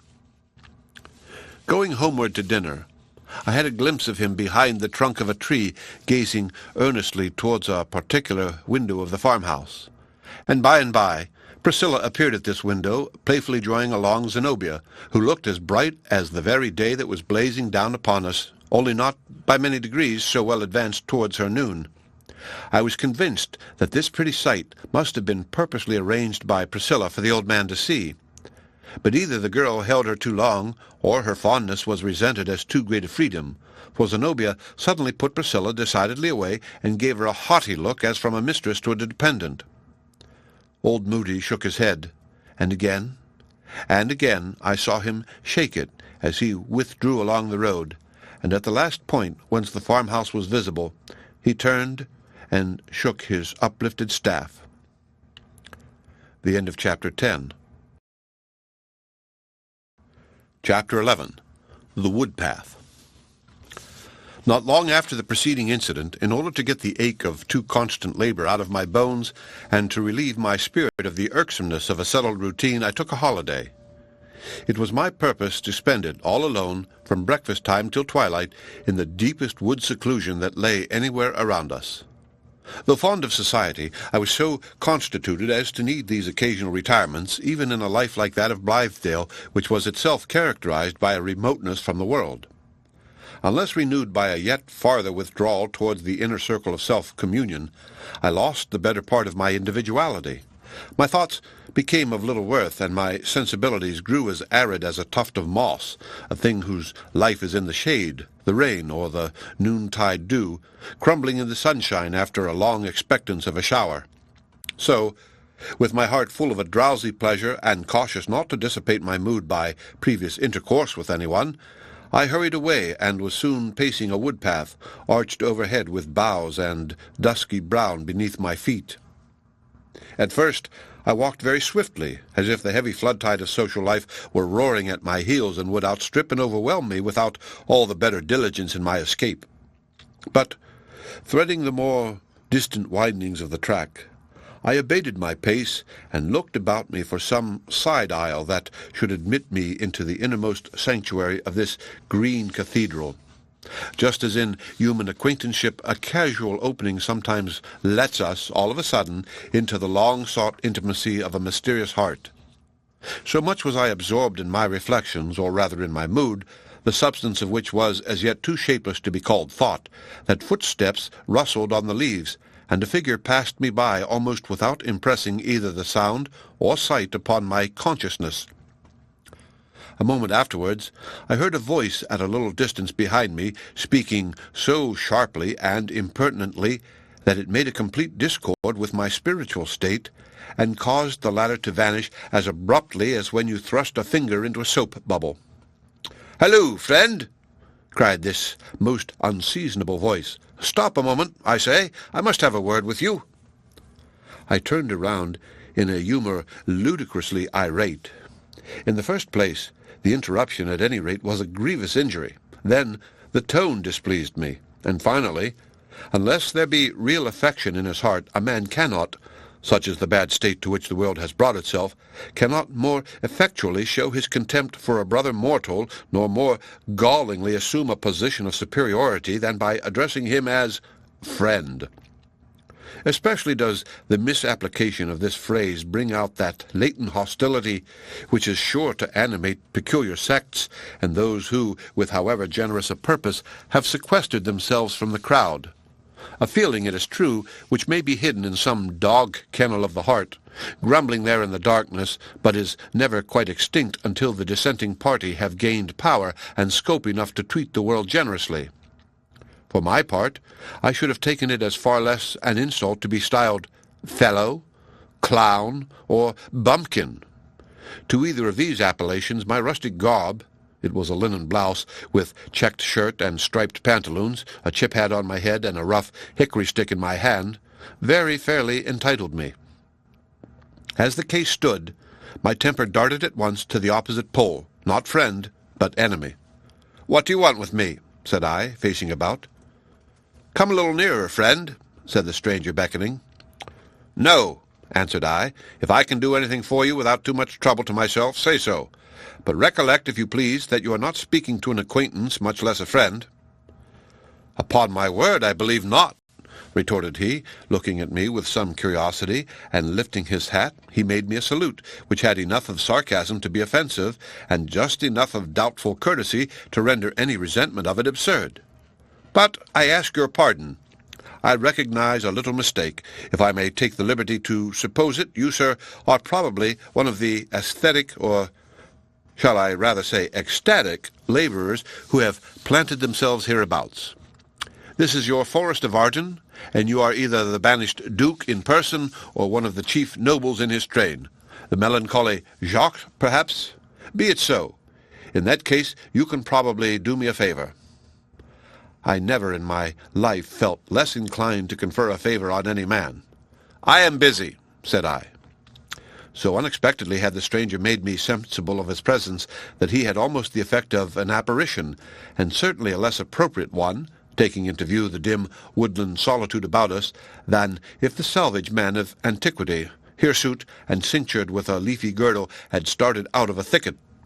He was still young, seemingly a little under 30, of a tall and well-developed figure, and as handsome a man as ever I beheld. The style of his beauty, however, though a masculine style, did not at all commend itself to my taste. His countenance, I hardly know how to describe the peculiarity, had an indecorum in it, a kind of rudeness, a hard, coarse, forth-putting freedom of expression which no degree of external polish could have abated one single jot. Not that it was vulgar, but he had no fineness of nature. There was in his eyes, although they might have artifice enough of another sort, the naked exposure of something that ought not to be left prominent. With these vague allusions to what I have seen in other faces, as well as his, I leave the quality to be comprehended best, because with an intuitive repugnance by those who possess least part of it. His hair as well as his beard and mustache was coal-black. His eyes, too, were black and sparkling, and his teeth remarkably brilliant. He was rather carelessly, but well and fashionably dressed in a summer morning costume. There was a gold chain, exquisitely wrought, across his vest. I never saw a smoother or whiter gloss than that upon his shirt-bosom, which had a pin in it, set with a gem that glimmered in the leafy shadow where he stood, like a living tip of fire. He carried a stick with a wooden head, carved in vivid imitation of that of a serpent. I hated him, partly, I do believe, from a comparison of my own homely garb with his well-ordered foppishness. "Well, sir," said I, a little ashamed of my first irritation, but still with no waste of civility, "be pleased to speak at once, as I have my own business in hand." "I regret that my mode of addressing you was a little unfortunate," said the stranger, smiling, for he seemed a very acute sort of person, and saw in some degree how I stood affected towards him. "I intended no offence, and shall certainly comport myself with due ceremony hereafter. I merely wished to make a few inquiries respecting a lady formerly of my acquaintance who is now resident in your community, and, I believe, largely concerned in your social enterprise. You call her, I think, Zenobia." "That is her name in literature," observed I, "a name, too, which possibly she may permit her private friends to know and address her by, but not one which they feel at liberty to recognize when used of her personally by a stranger or a casual acquaintance." "Indeed," answered this disagreeable person, and he turned aside his face for an instant with a brief laugh which struck me as a noteworthy expression of his character. "Perhaps I might put forward a claim on your own grounds to call the lady by a name so appropriate to her splendid qualities, but I am willing to know her by any cognomen that you may suggest." Heartily wishing that he would be either a little more offensive or a good deal less so, or break off our intercourse altogether, I mentioned Zenobia's real name. "True," said he, "and in general society I have never heard her called otherwise, and after all our discussion of the point has been gratuitous. My object is only to inquire when, where, and how this lady may most conveniently be seen." "At her present residence, of course," I replied. "You have but to go thither and ask for her. This very path will lead you within sight of the house, so I wish you good morning." "One moment, if you please," said the stranger. "The course you indicate would certainly be the proper one in an ordinary morning call, but my business is private, personal, and somewhat peculiar. Now, in a community like this, I should judge that any little occurrence is likely to be discussed rather more minutely than would quite suit my views. I refer solely to myself, you understand, and without intimating that it would be other than a matter of entire indifference to the lady. In short, I especially desire to see her in private. If her habits are such as I have known them, she is probably often to be met with in the woods or by the riverside, and I think you could do me the favor to point out some favorite walk where, about this hour, I might be fortunate enough to gain an interview." I reflected that it would be quite a supererogatory piece of Quixotism in me to undertake the guardianship of Zenobia, who, for my pains, would only make me the butt of endless ridicule should the fact ever come to her knowledge. I therefore described a spot which, as often as any other, was Zenobia's resort at this period of day, nor was it so remote from the farmhouse as to leave her in much peril, whatever might be the stranger's character. "A single word more," said he, and his black eyes sparkled at me, whether with fun or malice I knew not, but certainly as if the devil were peeping out of them. "Among your fraternity, I understand there is a certain holy and benevolent blacksmith, a man of iron in more senses than one, a rough, cross-grained, well-meaning individual, rather boorish in his manners, as might be expected, and by no means of the highest intellectual cultivation. He is a philanthropical lecturer with 2 or 3 disciples, and a scheme of his own, the preliminary step in which involves a large purchase of land and the erection of a spacious edifice at an expense considerably beyond his means, inasmuch as these are to be reckoned in copper or old iron much more conveniently than in gold or silver. He hammers away upon his one topic as lustily as ever he did upon a horseshoe. Do you know such a person?" I shook my head and was turning away. "Our friend," he continued, "is described to me as brawny, shaggy, grim, and ill-favoured personage, not particularly well calculated, one would say, to insinuate himself with the softer sex. Yet, so far has this honest fellow succeeded with one lady whom we wot of that he anticipates from her abundant resources the necessary funds for realizing his plan in brick and mortar." Here the stranger seemed to be so much amused with his sketch of Hollingsworth's character and purposes that he burst into a fit of merriment of the same nature as the brief metallic laugh already alluded to, but immensely prolonged and enlarged. In the excess of his delight, he opened his mouth wide and disclosed a gold band around the upper part of his teeth, thereby making it apparent that every one of his brilliant grinders and incisors was a sham. This discovery affected me very oddly. I felt as if the whole man were a moral and physical humbug. His wonderful beauty of face, for aught I knew, might be removable like a mask, and, tall and comely as his figure looked, he was perhaps but a wizened little elf, grey and decrepit, with nothing genuine about him save the wicked expression of his grin. The fantasy of his spectral character so wrought upon me, together with the contagion of his strange mirth on my sympathies, that I soon began to laugh as loudly as himself. By and by he paused all at once, so suddenly indeed that my own cachinnation lasted a moment longer. "Ah, excuse me," said he. "Our interview seems to proceed more merrily than it began." "It ends here," answered I, "and I take shame to myself that my folly has lost me the right of resenting your ridicule of a friend." "Pray, allow me," said the stranger, approaching a step nearer and laying his gloved hand on my sleeve. "One other favour I must ask of you. You have a young person here at Blithedale of whom I have heard, whom perhaps I have known, and in whom, at all events, I take a peculiar interest. She is one of those delicate, nervous young creatures not uncommon in New England, and whom I suppose to have become what we find them by the gradual refining away of the physical system among your women. Some philosophers choose to glorify this habit of body by terming it spiritual, but, in my opinion, it is rather the effect of unwholesome food, bad air, lack of outdoor exercise, and neglect of bathing on the part of these damsels and their female progenitors, all resulting in a kind of hereditary dyspepsia. Zenobia, even with her uncomfortable surplus of vitality, is far the better model of womanhood.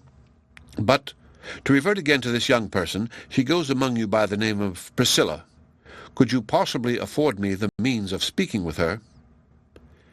"You have made so many inquiries of me," I observed, "that I may at least trouble you with one. What is your name?" He offered me a card with Professor Westervelt engraved on it. At the same time, as if to vindicate his claim to the professorial dignity so often assumed on very questionable grounds, he put on a pair of spectacles which so altered the character of his face that I hardly knew him again. But I liked the present aspect no better than the former one. "I must decline any further connection with your affairs," said I, drawing back. "I have told you where to find Zenobia.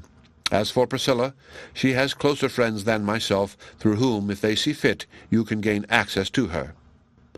"In that case," returned the professor, ceremoniously raising his hat, "good morning to you." He took his departure, and was soon out of sight among the windings of the wood path. But after a little reflection, I could not help regretting that I had so peremptorily broke off the interview while the stranger seemed inclined to continue it. His evident knowledge of matters affecting my three friends might have led to disclosures or inferences that would perhaps have been serviceable. I was particularly struck with the fact that, ever since the appearance of Priscilla, it had been the tendency of events to suggest and establish a connection between Zenobia and her. She had come in the first instance as if with the sole purpose of claiming Zenobia's protection. Old Moody's visit, it appeared, was chiefly to ascertain whether this object had been accomplished, and here today was the questionable professor linking one with the other in his inquiries and seeking communication with both. Meanwhile, my inclination for a ramble having been balked, I lingered in the vicinity of the farm with perhaps a vague idea that some new event would grow out of Westervelt's proposed interview with Zenobia. My own part in these transactions was singularly subordinate. It resembled that of the chorus in a classic play, which seemed to be set aloof from the possibility of personal concernment, and bestows the whole measure of its hope or fear, its exultation or sorrow, on the fortunes of others, between whom and itself this sympathy is the only bond. Destiny, it may be, the most skilful of stage managers, seldom chooses to arrange its scenes and carry forward its drama without securing the presence of at least one calm observer. It is his office to give applause when due, and sometimes an inevitable tear to detect the final fitness of incident to character, and distill in his long-brooding thought the whole morality of the performance. Not to be out of the way, in case there were need of me in my vocation, and at the same time to avoid thrusting myself where neither destiny nor mortals might desire my presence, I remained pretty near the verge of the woodlands. My position was off the track of Zenobia's customary walk, yet not so remote but that a recognized occasion might speedily have brought me thither. The end of Chapter 11. Chapter 12. Coverdale's Hermitage. Long since, in this part of our circumjacent wood, I had found out for myself a little hermitage. It was a kind of leafy cave, high upward into the air, among the midmost branches of a white pine tree. A wild grapevine of unusual size and luxuriance had twined and twisted itself up into the tree, and, after wreathing the entanglement of its tendrils around almost every bough, had caught hold of 3 or 4 neighboring trees and married the whole clump with a perfectly inextricable knot of polygamy. Once, while sheltering myself from a summer shower, the fancy had taken me to clamber up into this seemingly impervious mass of foliage. The branches yielded me a passage and closed again beneath, as if only a squirrel or a bird had passed. Far aloft, around the stem of the central pine, behold a perfect nest for Robinson Crusoe or King Charles. A hollow chamber of rare seclusion had been formed by the decay of some of the pine branches which the vine had lovingly strangled with its embrace, burying them from the light of day in an aerial sepulchre of its own leaves. It cost me but little ingenuity to enlarge the interior and open loopholes through the verdant walls. Had it ever been my fortune to spend a honeymoon, I should have thought seriously of inviting my bride up thither, where our next neighbors would have been 2 orioles in another part of the clump. It was an admirable place to make verses, tuning the rhythm to the breezy symphony that so often stirred among the vine leaves, or to meditate an essay for the dial in which the many tongues of nature whispered mysteries, and seemed to ask only a little stronger puff of wind to speak out the solution of its riddle. Being so pervious to air currents, it was just the nook, too, for the enjoyment of a cigar. This hermitage was my one exclusive possession, while I counted myself a brother of the socialists. It symbolized my individuality and aided me in keeping it inviolate. None ever found me out in it, except once a squirrel. I brought thither no guest, because after Hollingsworth failed me, there was no longer the man alive with whom I could think of sharing all. So there I used to sit, owl-like, yet not without liberal and hospitable thoughts. I counted the innumerable clusters of my vine, and forereckoned the abundance of my vintage. It gladdened me to anticipate the surprise of the community when, Like an allegorical figure of rich October, I should make my appearance with shoulders bent beneath the burthen of ripe grapes, and some of the crushed ones crimsoning my brow as with a blood-stain. Ascending into this natural turret, I peeped in turn out of several of its small windows. The pine tree, being ancient, rose high above the rest of the wood, which was of comparatively recent growth. Even where I sat, about midway between the root and the topmost bough, my position was lofty enough to serve as an observatory, not for starry investigations, but for those sublunary matters in which lay a lore as infinite as that of the planets. Through one loophole I saw the river lapsing calmly onward, while in the meadow near its brink a few of the brethren were digging peat for our winter's fuel. On the interior cart road of our farm I discerned Hollingsworth with a yoke of oxen hitched to a drag of stones that were to be piled into a fence on which we employed ourselves at the odd intervals of other labor. The harsh tones of his voice, shouted to the sluggish steers, made me sensible, even at such a distance, that he was ill at ease, and that the balked philanthropist had the battle spirit in his heart. "Hugh Buck," quoth he, "come along there, ye lazy ones. What are ye about now? Chee!" Mankind, in Hollingsworth's opinion, thought I, is but another yoke of oxen, as stubborn, stupid, and sluggish as our old Brown and Bright. He vituperates us aloud and curses us in his heart, and will begin to prick us with the goad-stick by and by. But are we his oxen?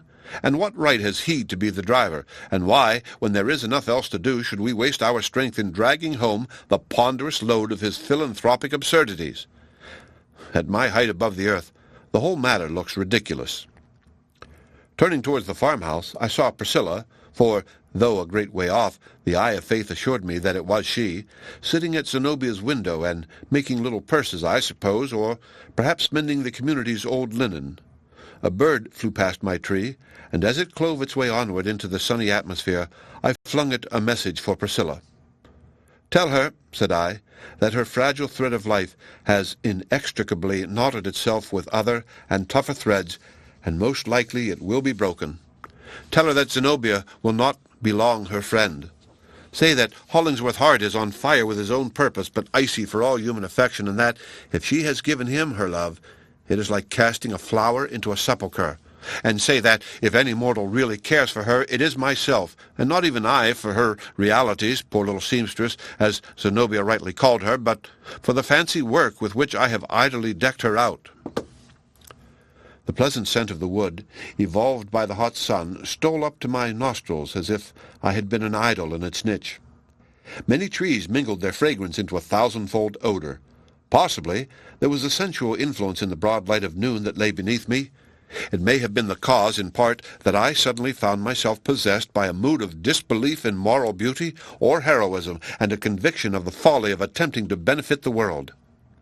Our especial scheme of reform, which from my observatory I could take in with the bodily eye, looked so ridiculous that it was impossible not to laugh aloud. But the joke is a little too heavy, thought I. If I were wise, I should get out of the scrape with all diligence, and then laugh at my companions for remaining in it. While thus musing, I heard, with perfect distinctness, somewhere in the wood beneath, the peculiar laugh which I have described as one of the disagreeable characteristics of Professor Westervelt. It brought my thoughts back to our recent interview. I recognized, as chiefly due to this man's influence, the skeptical and sneering view which just now had filled my mental vision in regard to all life's better purposes. And it was through his eyes, more than my own, that I was looking at Hollingsworth with his glorious, if impracticable, dream, and the noble earthliness of Zenobia's character, and even at Priscilla, whose impalpable grace lay so singularly between disease and beauty. The essential charm of each had vanished. There are some spheres, the contact with which inevitably degrades the high, debases the pure, deforms the beautiful. It must be a mind of uncommon strength and little impressibility that can permit itself the habit of such intercourse and not be permanently deteriorated. And yet the professor's tone represented that of worldly society at large, where a cold skepticism smothers what it can of our spiritual aspirations and makes the rest ridiculous. I detested this kind of man, and all the more because a part of my own nature showed itself responsive to him. Voices were now approaching through the region of the wood which lay in the vicinity of my tree. Soon I caught glimpses of two figures, a woman and a man, Zenobia and the stranger, earnestly talking together as they advanced. Zenobia had a rich, though varying color. It was most of the while a flame, and anon a sudden paleness. Her eyes glowed so that their light sometimes flashed upward to me as when the sun throws a dazzle from some bright object on the ground. Her gestures were free and strikingly impressive. The whole woman was alive with a passionate intensity which I now perceived to be the phase in which her beauty culminated. Any passion would have became her well, and passionate love perhaps the best of all. This was not love, but anger, largely intermixed with scorn. Yet the idea strangely forced itself upon me that there was a sort of familiarity between these two companions, necessarily the result of an intimate love, on Zenobia's part, at least, in days gone by, but which had prolonged itself into as intimate a hatred for all futurity. As they passed among the trees, reckless as her movement was, she took good heed that even the hem of her garment should not brush against the stranger's person. I wondered whether there had always been a chasm guarded so religiously betwixt these two. As for Westervelt, he was not a whit more warmed by Zenobia's passion than a salamander by the heat of its native furnace. He would have been absolutely statuesque, save for a look of slight perplexity tinctured strongly with derision. It was a crisis in which his intellectual perceptions could not altogether help him out. He failed to comprehend, and cared but little for comprehending, why Zenobia should put herself into such a fume, but satisfied his mind that it was all folly, and only another shape of a woman's manifold absurdity which men can never understand. How many a woman's evil fate has yoked her with a man like this? Nature thrust some of us into the world miserably incomplete on the emotional side, with hardly any sensibilities except what pertain to us as animals. No passion, save of the senses, no holy tenderness, nor the delicacy that results from this. Externally they bear a close resemblance to other men, and have perhaps all save the finest grace, but when a woman wrecks herself on such a being, she ultimately finds that the real womanhood within her has no corresponding part in him. Her deepest voice lacks a response. The deeper her cry, the more dead his silence. The fault may be none of his. He cannot give her what never lived within his soul. But the wretchedness on her side, and the moral deterioration attendant on a false and shallow life, without strength enough to keep itself sweet, are among the most pitiable wrongs that mortals suffer. Now, as I looked down from my upper region at this man and woman, outwardly so fair a sight, and wandering like two lovers in the wood, I imagined that Zenobia, at an earlier period of youth, might have fallen into the misfortune above indicated, and when her passionate womanhood, as was inevitable, had discovered its mistake, there had ensued the character of eccentricity and defiance which distinguished the more public portion of her life. Seeing how aptly manners had chanced thus far, I began to think it the design of fate to let me into all Zenobia's secrets, and that therefore the couple would sit down beneath my tree and carry on a conversation which would leave me nothing to inquire. No doubt, however, had it so happened, I should have deemed myself honorably bound to warn them of a listener's presence by flinging down a handful of unripe grapes, or by sending an unearthly groan out of my hiding-place, as if this were one of the trees of Dante's ghostly forest. But real life never arranges itself exactly like a romance. In the first place, they did not sit down at all. Secondly, even while they passed beneath the tree, Zenobia's utterance was so hasty and broken, and Westervelt's so cool and low, that I could hardly make out an intelligible sentence on either side. What I seem to remember, I yet suspect may have been patched together by my fancy in brooding over the matter afterwards. "Why not fling the girl off," said Westervelt, "and let her go?"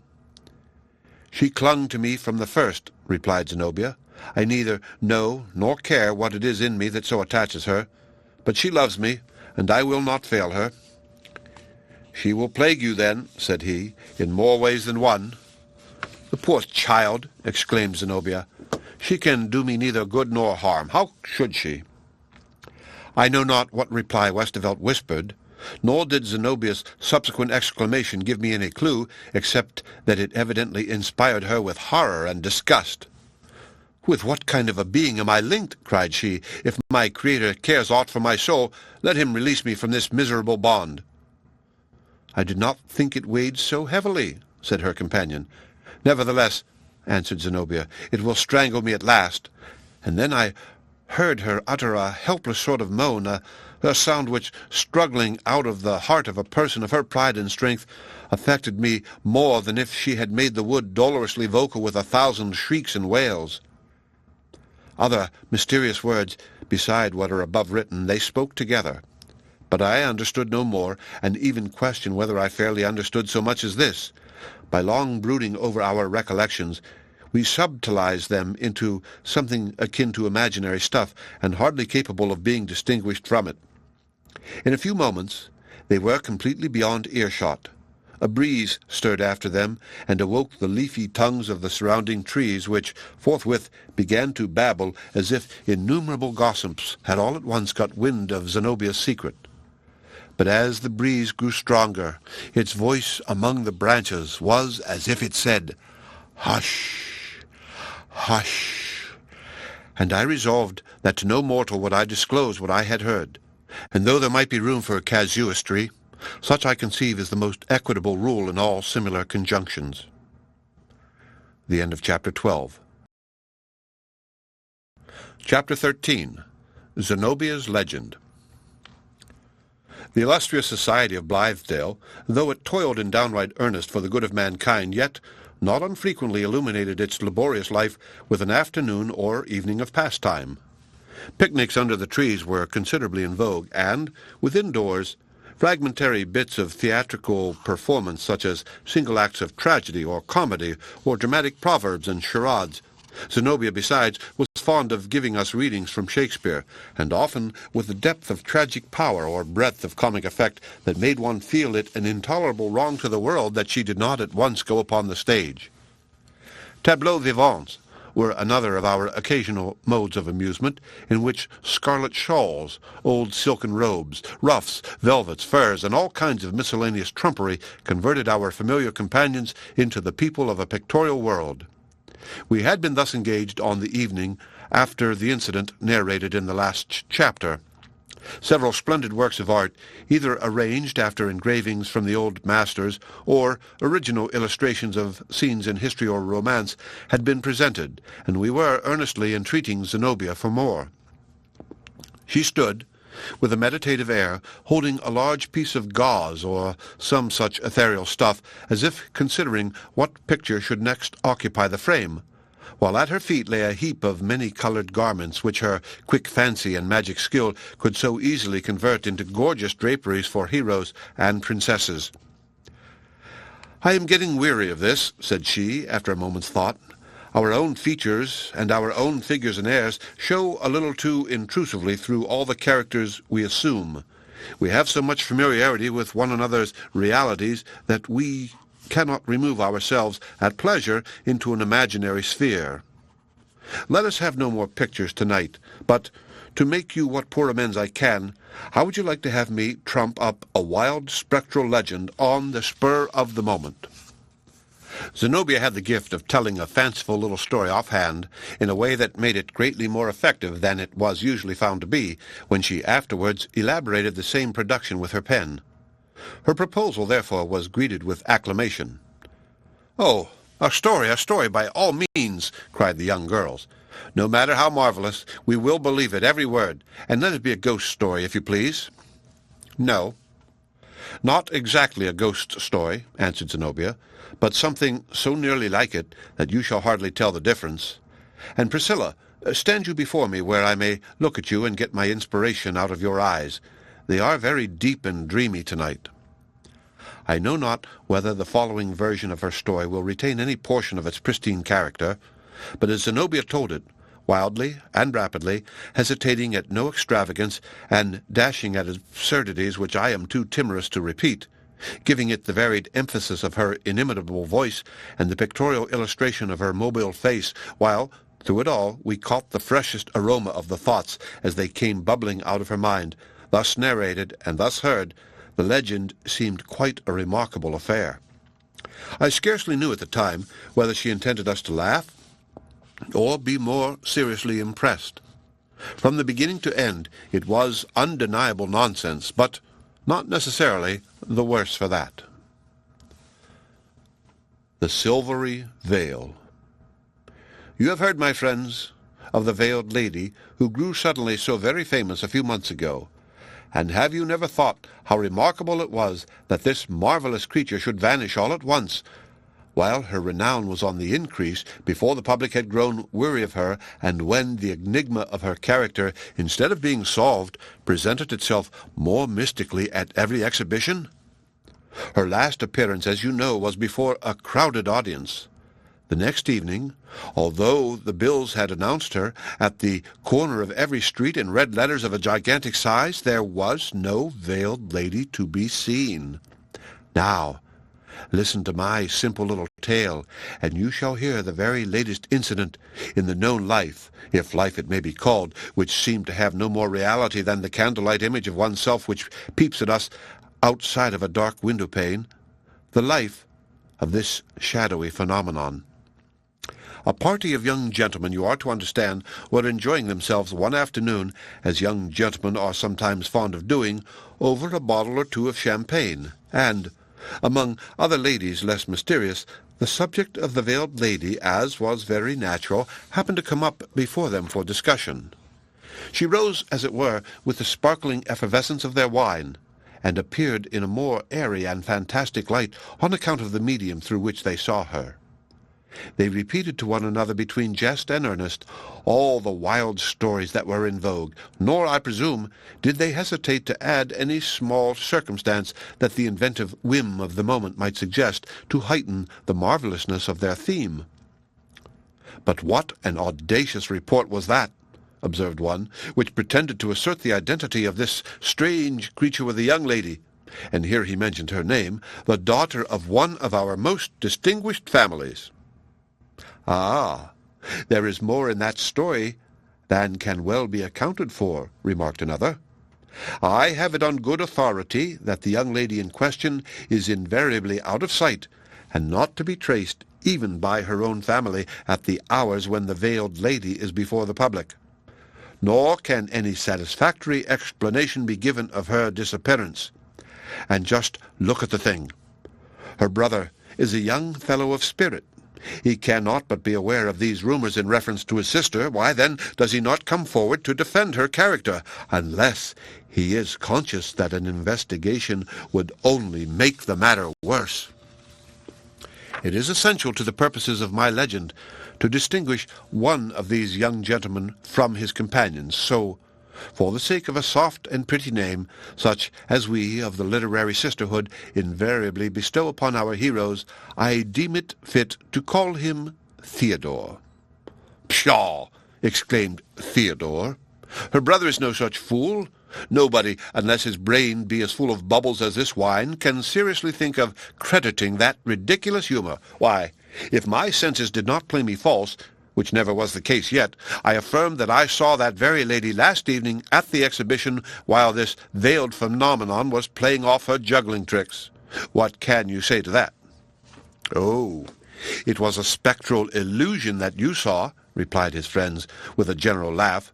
"The veiled lady is quite up to such a thing."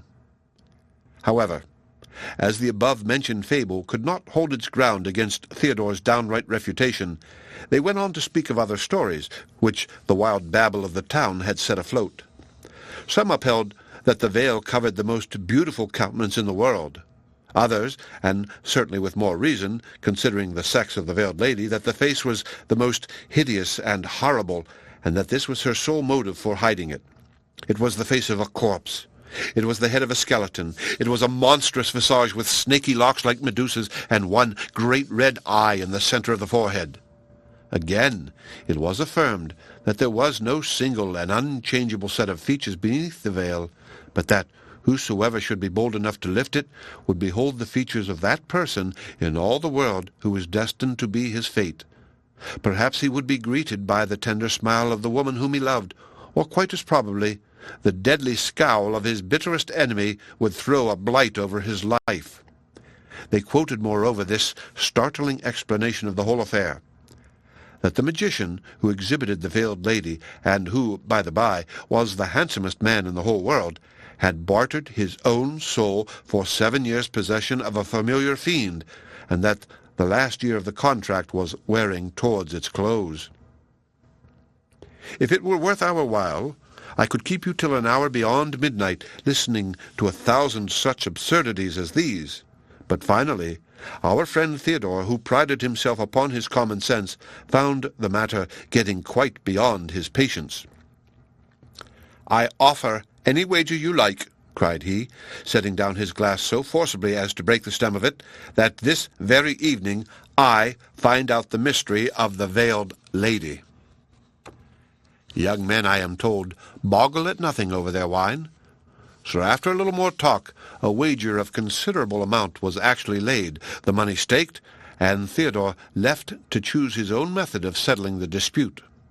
How he managed it I know not, nor is it of any great importance to this veracious legend. The most natural way, to be sure, was by bribing the doorkeeper, or possibly he preferred clambering in at the window.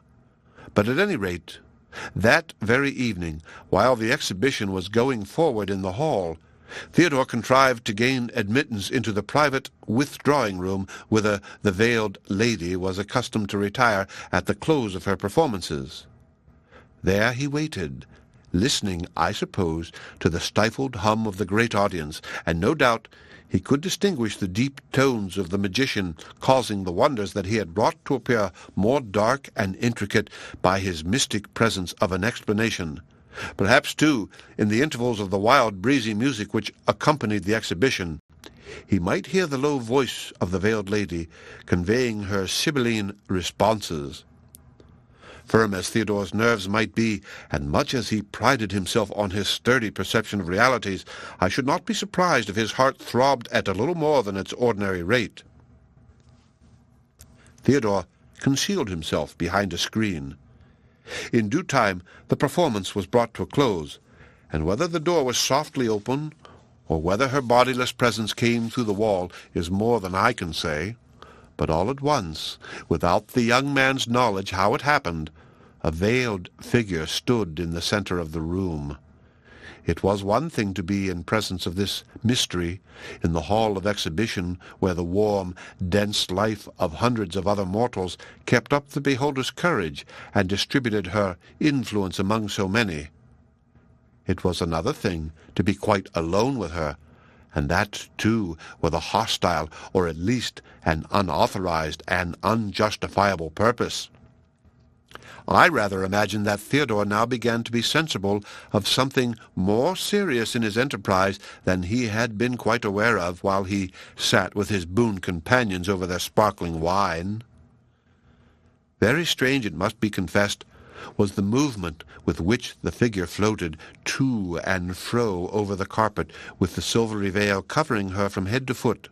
So impalpable, so ethereal, so without substance as the texture seemed, yet hiding her every outline in an impenetrability like that of midnight. Surely she did not walk. She floated, and flitted, and hovered about the room, no sound of a footstep, no perceptible motion of a limb. It was as if a wandering breeze wafted her before it at its own wild and gentle pleasure. But by and by a purpose began to be discernible throughout the seeming vagueness of her unrest. She was in quest of something. Could it be that a subtle presentiment had informed her of the young man's presence? And if so, did the veiled lady seek, or did she shun him? The doubt in Theodore's mind was speedily resolved, for, after a moment or two of these erratic flutterings, she advanced more decidedly and stood motionless before the screen. "Thou art here," said a soft, low voice. "Come forth, Theodore." Thus, summoned by his name, Theodore, as a man of courage, had no choice. He emerged from his concealment and presented himself before the veiled lady with the wine flush, it may be, quite gone out of his cheeks. "What wouldst thou with me?"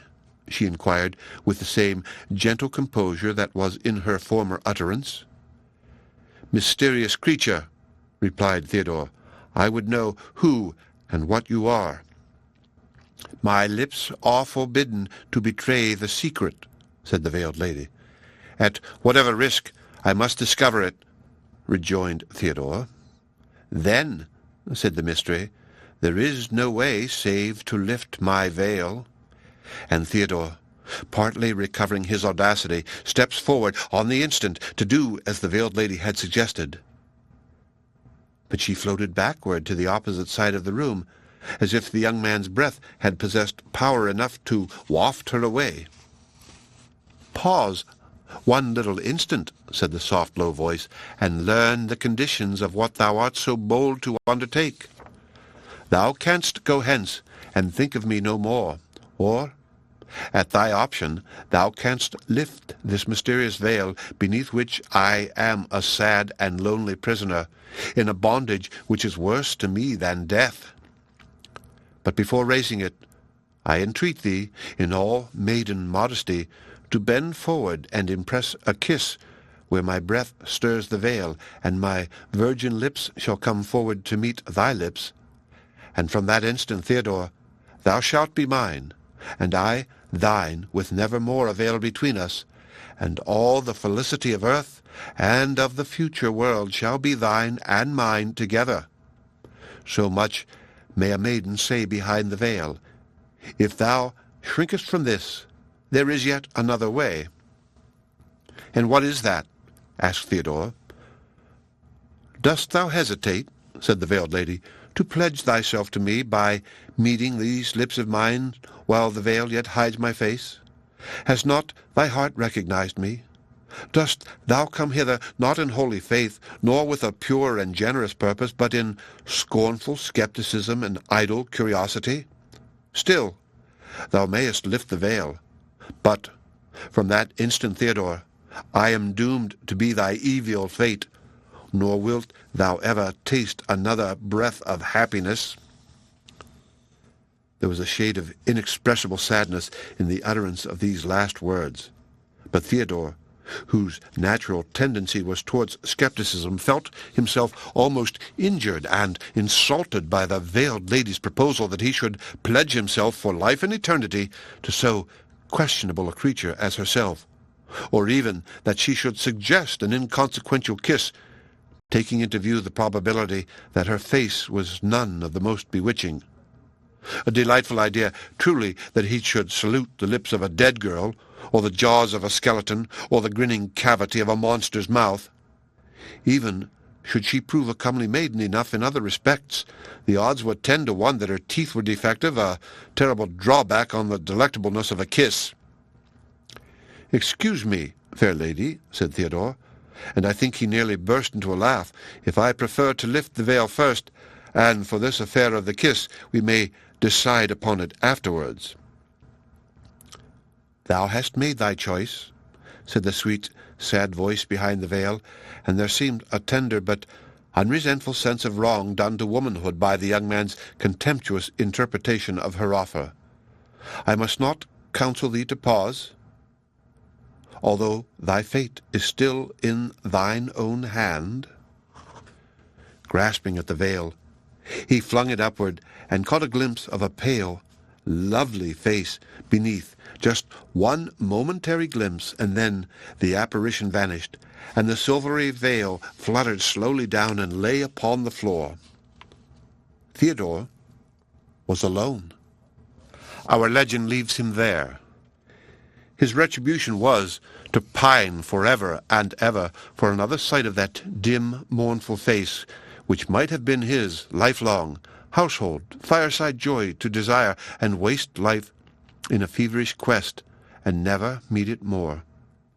But what, in good sooth, had become of the veiled lady? Had all her existence been comprehended within that mysterious veil, and was she now annihilated? Or was she a spirit with a heavenly essence, but which might have been tamed down to human bliss? had Theodore been brave and true enough to claim her. Hearken, my sweet friends, and hearken, dear Priscilla, and you shall learn the little more that Zenobia can tell you. Just at the moment, so far as can be ascertained, when the veiled lady vanished, a maiden, pale and shadowy, rose up amid a knot of visionary people who were seeking for the better life. She was so gentle and so sad, a nameless melancholy gave her such hold upon their sympathies that they never thought of questioning whence she came. She might have heretofore existed, or her thin substance might have been moulded out of air at the very instant when they first beheld her. It was all one to them. They took her to their hearts. Among them was a lady to whom more than to all the rest this pale, mysterious girl attached herself. But one morning the lady was wandering in the woods, and there met her a figure in an oriental robe with a dark beard, and holding in his hand a silvery veil. He motioned her to stay. Being a woman of some nerve, she did not shriek, nor run away, nor faint, as many ladies would have been apt to do, but stood quietly and bade him speak. The truth was, she had seen his face before, but had never feared it, although she knew him to be a terrible magician. "Lady," said he, with a warning gesture, "you are in peril." "Peril?" she exclaimed. "And of what nature?" "There is a certain maiden," replied the magician, "who has come out of the realm of mystery and made herself your most intimate companion. Now the fates have so ordained it that, whether by her own will or no, this stranger is your deadliest enemy. In love, in worldly fortune, in all your pursuit of happiness, she is doomed to fling a blight over your prospects. There is but one possibility of thwarting her disastrous influence." "Then tell me that one method," said the lady. "Take this veil," he answered, holding forth the silvery texture. "It is a spell. It is a powerful enchantment which I wrought for her sake, and beneath which she was once my prisoner. Throw it at unawares over the head of the secret foe, stamp your foot, and cry, 'Arise, magician, here is the veiled lady,' and immediately I will rise up through the earth and seize her, and from that moment you are safe." So the lady took the silvery veil, which was like woven air, or like some substance airier than nothing, and that would float upward and be lost among the clouds were she once to let it go. Returning homeward, she found the shadowy girl amid the knot of visionary transcendentalists who were still seeking for the better life. She was joyous now, and had a rose bloom in her cheeks, and was one of the prettiest creatures, and seemed one of the happiest that the world could show. But the lady stole noiselessly behind her, and threw the veil over her head. As the slight ethereal texture sank inevitably down over her figure, the poor girl strove to raise it, and met her dear friend's eyes with one glance of mortal terror and deep, deep reproach. It could not change her purpose. "Arise, magician!" she exclaimed, stamping her foot upon the earth. "Here is the veiled lady!" At the word, up rose the bearded man in the oriental robes, the beautiful, the dark magician who had bartered away his soul. He threw his arms around the veiled lady, and she was his bond slave for evermore. Zenobia, all this while, had been holding this piece of gauze, and so managed it as greatly to increase the dramatic effect of the legend, at these points where the magic veil was to be described. Arriving at the catastrophe, and uttering the fatal words, she flung the gauze over Priscilla's head, and for an instant her auditors held their breath, half expecting, I verily believe, that the magician would start up through the floor and carry off our poor little friend before our eyes. As for Priscilla, she stood droopingly in the midst of us, making no attempt to remove the veil. "How do you find yourself, my love?" said Zenobia, lifting a corner of the gauze and peeping beneath it with a mischievous smile. "Ah, the dear little soul! Why, she is really going to faint. Mr. Coverdale, pray, bring a glass of water." Her nerves being none of the strongest, Priscilla hardly recovered her equanimity during the rest of the evening. This, to be sure, was a great pity, but nevertheless we thought it a very bright idea of Zenobia's to bring her legend to so effective a conclusion. The end of Chapter 13. Chapter 14. Elliot's Pulpit. Our Sundays at Blithedale were not ordinarily kept with such rigid observance as might have befitted the descendants of the Pilgrims, whose high enterprise, as we sometimes flattered ourselves, we had taken up, and were carrying it onward and aloft to a point which they never dreamed of attaining. On that hallowed day, it is true, we rested from our labours. Our oxen, relieved from their weekday yoke, roamed at large through the pasture, each yoke-fellow, however, keeping close behind his mate, and continuing to acknowledge, from the force of habit and sluggish sympathy, the union which the taskmaster had imposed for his own hard ends. As for us, human yoke-fellows, chosen companions of toil, whose hose had clinked together throughout the week, we wandered off in various directions to enjoy our interval of repose. Some, I believe, went devoutly to the village church. Others, it may be, ascended a city or a country pulpit, wearing the clerical robe with so much dignity that you would scarcely have suspected the yeoman's frock to have been flung off only since milking time. Others took long rambles among the rustic lanes and bypaths, pausing to look at black old farmhouses with their sloping roofs, and at the modern cottage, so like a plaything that it seemed as if real joy or sorrow could have no scope within, and at the more pretending villa with its range of wooden columns supporting the needless insolence of a great portico. Some betook themselves into the wide dusky barn and lay there for hours together on the odorous hay, while the sun-streaks and the shadows strove together, these to make the barn solemn, those to make it cheerful, and both were conquerors, and the swallows twittered a cheery anthem, flashing into sight or vanishing as they darted to and fro among the golden rules of sunshine. And others went a little way into the woods, and threw themselves on Mother Earth, pillowing their heads on a heap of moss, the green decay of an old log, and dropping asleep. The humble bees and mosquitoes sung and buzzed about their ears, causing the slumberers to twitch and start without awakening. With Hollingsworth, Zenobia, Priscilla, and myself, it grew to be a custom to spend the Sabbath afternoon at a certain rock. It was known to us under the name of Elliot's Pulpit, from a tradition that the venerable apostle Elliot had preached there 2 centuries gone by to an Indian auditory. The old pine forest, through which the apostle's voice was wont to sound, had fallen an immemorial time ago, but the soil, being of the rudest and most broken surface, had apparently never been brought under tillage. Other growths, maple and beech and birch, had succeeded to the primeval trees, so that it was still as wild a tract of woodland as the great-great-great-great-grandson of one of Elliot's Indians, had any such posterity been in existence, could have desired for the site and shelter of his wigwam. These aftergrowths, indeed, lose the stately solemnity of the original forest.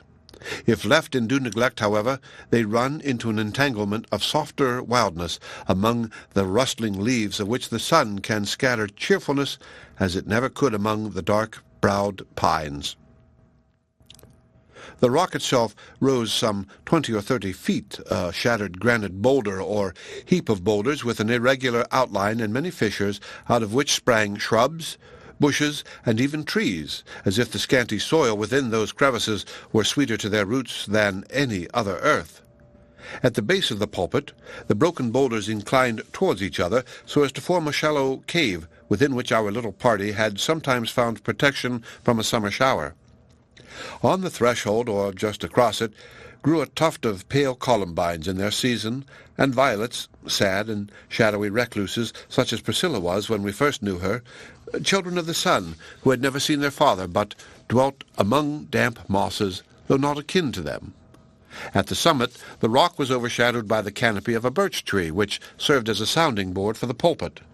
Beneath this shade, with my eyes of sense half shut, and those of the imagination widely opened, I used to see the holy apostle of the Indians, with the sunlight flickering down upon him through the leaves, and glorifying his figure as with the half-perceptible glow of a transfiguration.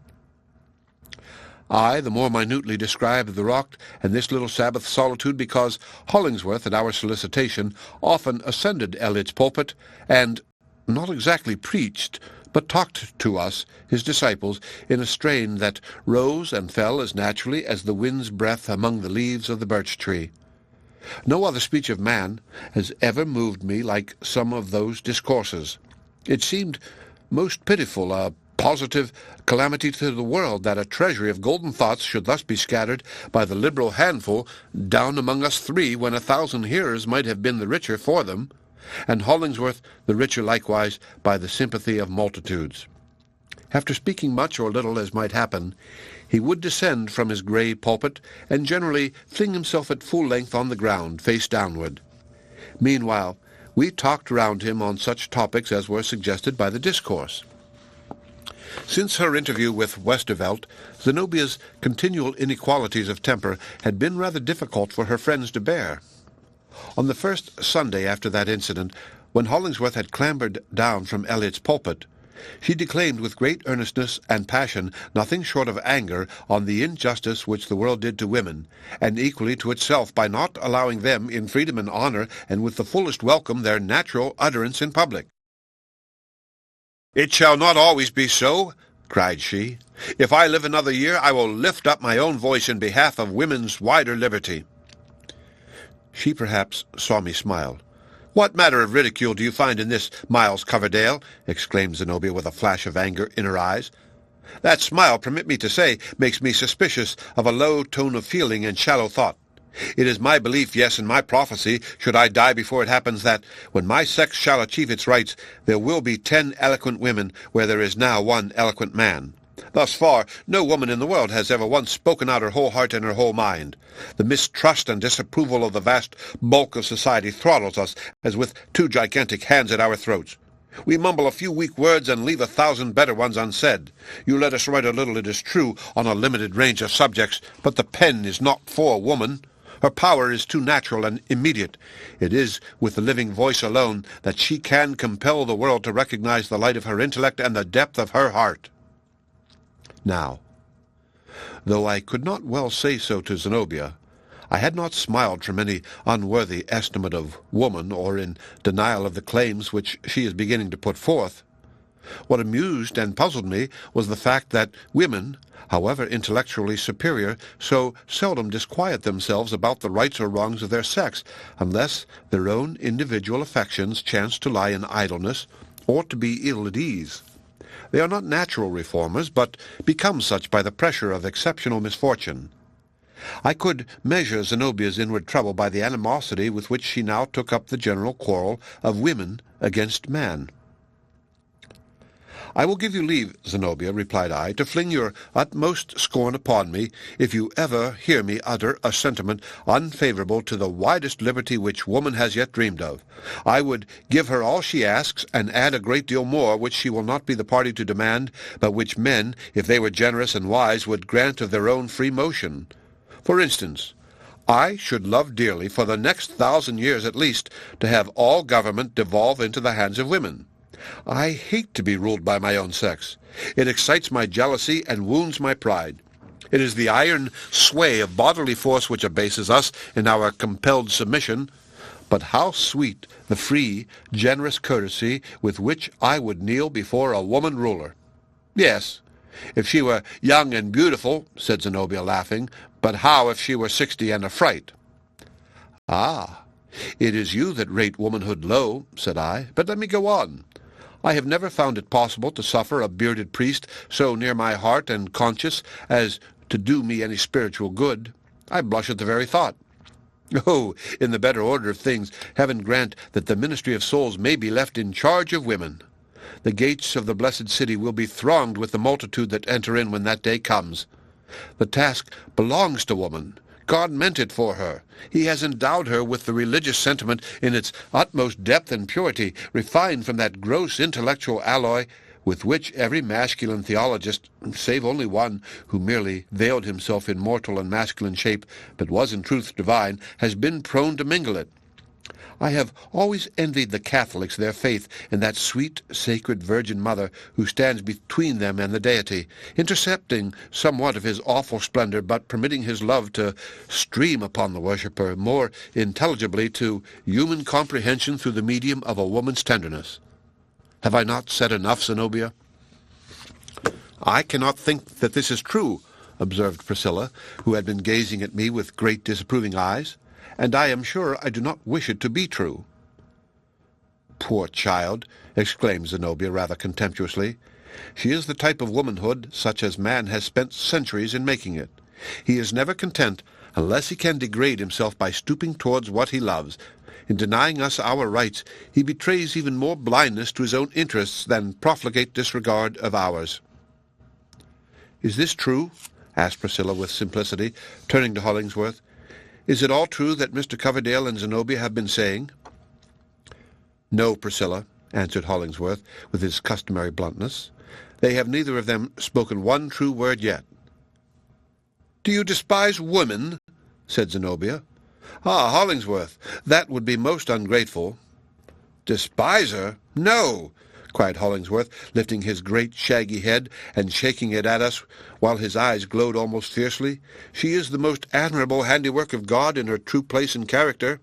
Her place is at man's side, her office that of the sympathizer, the unreserved, unquestioning believer, the recognition withheld in every other manner but given in pity through woman's heart, lest man should utterly lose faith in himself. The echo of God's own voice pronouncing, 'It is well done.' All the separate action of woman is, and ever has been, and always shall be, false, foolish, vain, destructive of her own best and holiest qualities, void of every good effect, and productive of intolerable mischiefs. Man is a wretch without woman, but woman is a monster, and thank heaven, an almost impossible and hitherto imaginary monster without man as her acknowledged principle. As true as I had once a mother whom I loved, were there any possible prospect of woman's taking the social stand which some of them, poor, miserable, abortive creatures, who only dream of such things because they have missed woman's peculiar happiness, or because nature made them really neither man nor woman, if there were a chance of their attaining the end which these petticoated monstrosities have in view, I would call upon my own sex to use its physical force, that unmistakable evidence of sovereignty, to scourge them back within their proper bounds. But it will not be needful. The heart of true womanhood knows where its own sphere is, and never seeks to stray beyond it." Never was mortal blessed, if blessing it were, with a glance of such entire acquiescence and unquestioning faith, happy in its completeness, as our own little Priscilla unconsciously bestowed on Hollingsworth. She seemed to take the sentiment from his lips into her heart, and brood over it in perfect content. The very woman whom he pictured, the gentle parasite, the soft reflection of a more powerful existence, sat there at his feet. I looked at Zenobia, however, fully expecting her to resent, as I felt, by the indignant ebullition of my own blood, that she thought this outrageous affirmation of what struck me as the intensity of masculine egotism. It centered everything in itself, and deprived woman of her very soul, her inexpressible and unfathomable all, to make it a mere incident in the great sum of man. Hollingsworth had boldly uttered what he, and millions of despots like him, really felt. Without intending it, he had disclosed the wellspring of all these troubled waters. Now, if ever, it surely behoved Zenobia to be the champion of her sex. But, to my surprise and indignation too, she only looked humbled. Some tears sparkled in her eyes, but they were wholly of grief, not anger. "Well, be it so," was all she said. "I at least have deep cause to think you right. Let man be but manly and godlike, and woman is only too ready to become to him what you say." I smiled, somewhat bitterly, it is true, in contemplation of my own ill luck.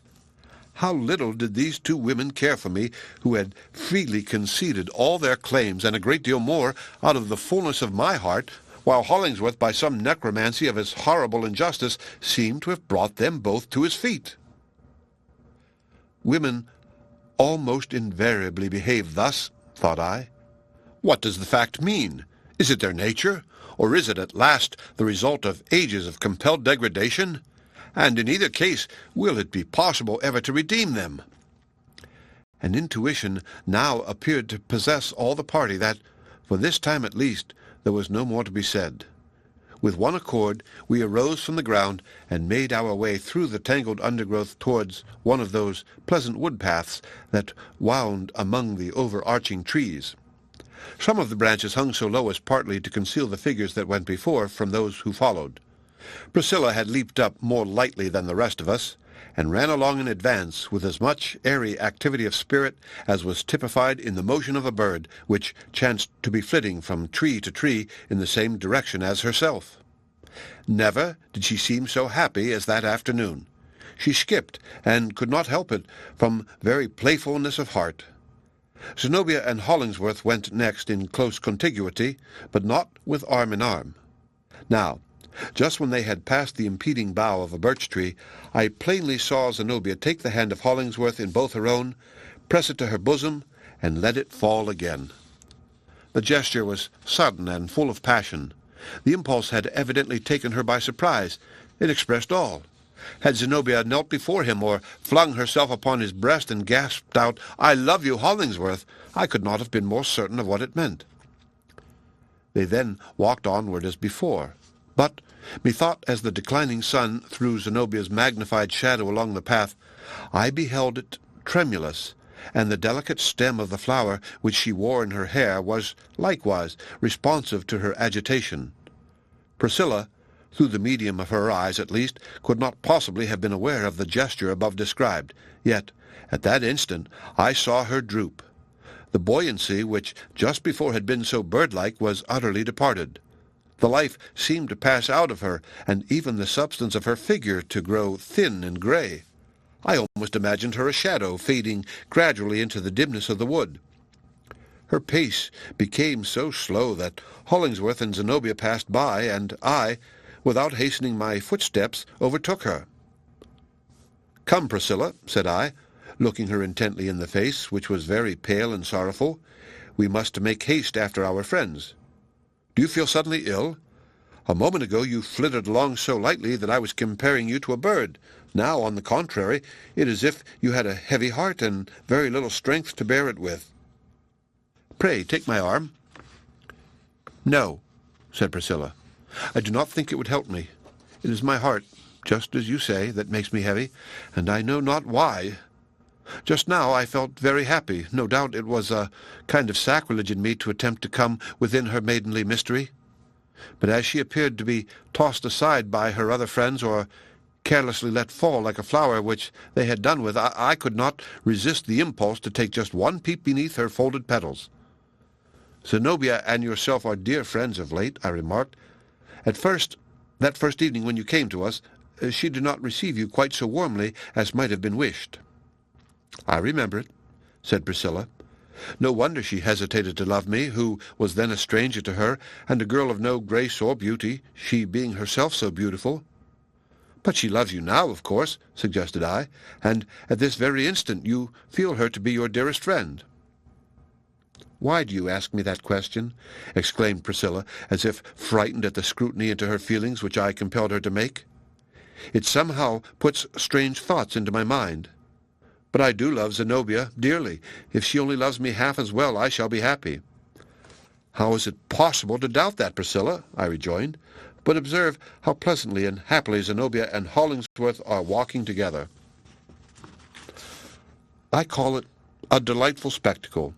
It truly rejoices me that Hollingsworth has found so fit and affectionate a friend.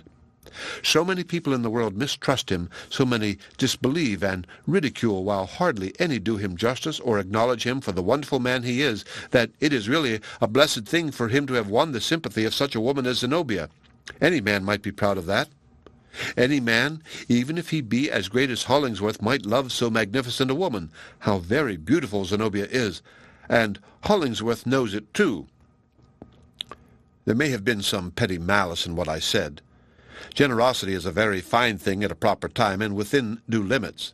But it is an insufferable bore to see one man engrossing every thought of all the women and leaving his friend to shiver in outer seclusion without even the alternative of solacing himself with what the more fortunate individual has rejected.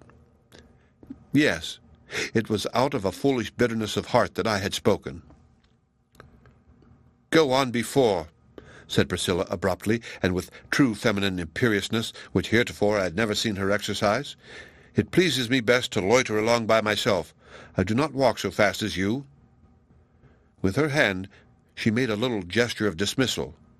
It provoked me, yet on the whole was the most bewitching thing that Priscilla had ever done. I obeyed her and strolled moodily homeward, wondering, as I had wondered 1,000 times already, how Hollingsworth meant to dispose of these two hearts which, plainly to my perception, and as I could not but now suppose to his, he had engrossed into his own huge egotism. There was likewise another subject, hardly less fruitful of speculation. In what attitude did Zenobia present herself to Hollingsworth? Was it in that of a free woman, with no mortgage on her affections, nor claimant to her hand, but fully at liberty to surrender both in exchange for the heart and hand which she apparently expected to receive? But was it a vision that I had witnessed in the wood? Was Westerveld a goblin? Were those words of passion and agony which Zenobia had uttered in my hearing a mere stage declamation? Were they formed of a material lighter than common air? Or, supposing them to bear sterling weight, was it not a perilous and dreadful wrong which she was meditating towards herself and Hollingsworth? Arriving nearly at the farmhouse, I looked back over the long slope of pasture land, and beheld them standing together in the light of sunset, just on the spot where, according to the gossip of the community, they meant to build their cottage. Priscilla, alone and forgotten, was lingering in the shadow of the wood. The end of Chapter 14. Chapter 15. A Crisis. Thus the summer was passing away, a summer of toil, of interest, of something that was not pleasure, but which went deep into my heart, and there became a rich experience. I found myself looking forward to years, if not to a lifetime, to be spent on the same system. The community were now beginning to form their permanent plans. One of our purposes was to erect a phalanstery, as I think we called it, after Fourier, but the phraseology of those days is not very fresh in my remembrance, where the great and general family should have its abiding place. Individual members, too, who made it a point of religion to preserve the sanctity of an exclusive home, were selecting sites for their cottages by the woodside or on the breezy swells or in the sheltered nook of some little valley, according as their taste might lean towards snugness or the picturesque. Altogether, by projecting our minds outward, we had imparted a show of novelty to existence, and contemplated it as hopefully as if the soil beneath our feet had not been fathom deep with the dust of deluded generations, on every one of which, as on ourselves, the world had imposed itself as a hitherto unwedded bride. Hollingsworth and myself had often discussed these prospects. It was easy to perceive, however, that he spoke with little or no fervour, but either as questioning the fulfillment of our anticipations, or, at any rate, with a quiet consciousness that it was no personal concern of his. Shortly after the scene at Elliot's Pulpit, while he and I were repairing an old stone fence, I amused myself with sallying forward into the future time. "When we come to be old men," I said, "they will call us uncles or fathers, Father Hollingsworth and Uncle Coverdale, and we will look back cheerfully to these early days and make a romantic story for the young people, and if a little more romantic than truth may warrant, it will be no harm, out of our severe trials and hardships. In a century or two we shall every one of us be mythical personages, or exceedingly picturesque and poetical ones at all events. They will have a great public hall in which your portrait and mine, and 20 other faces that are living now, shall be hung up. And as for me, I will be painted in my shirt-sleeves, and with the sleeves rolled up to show my muscular development. What stories will be rife among them about our mighty strength," continued I, lifting a big stone and putting it into its place, "though our posterity will really be far stronger than ourselves, after several generations of a simple, natural, and active life. What legends of Zenobia's beauty, and Priscilla's slender and shadowy grace, and those mysterious qualities which make her seem diaphanous with spiritual light. In due course of ages we must all figure heroically in an epic poem, and we will ourselves, at least I will, bend unseen over the future poet, and lend him inspiration while he writes it." "You seem," said Hollingsworth, "to be trying how much nonsense you could pour out in a breath." "I wish you would see fit to comprehend," retorted I, "that the profoundest wisdom must be mingled with 9/10 of nonsense, else it is not worth the breath that utters it. But I do long for the cottages to be built, that the creeping plants may begin to run over them, and the moss to gather on the walls, and the trees, which we will set out, to cover them with a breadth of shadow. This spick-and-span novelty does not quite suit my taste. It is time, too, for children to be born among us. The firstborn child is still to come, and I shall never feel as if this were a real, practical, as well as poetical system of human life until somebody has sanctified it by death. A pretty occasion for martyrdom, truly, said Hollingsworth. As good as any other, I replied. I wonder, Hollingsworth, who of all these strong men and fair women and maidens is doomed the first to die? Would it not be well, even before we have absolute need of it, to fix upon a spot for a cemetery? Let us choose the rudest, roughest, most uncultivable spot for death's garden ground, and death shall teach us to beautify it, grave by grave. By our sweet, calm way of dying, and the airy elegance out of which we will shape our funeral rites, and the cheerful allegories which we will model into tombstones, the final scene shall lose its terrors, so that hereafter it may be happiness to live and bliss to die.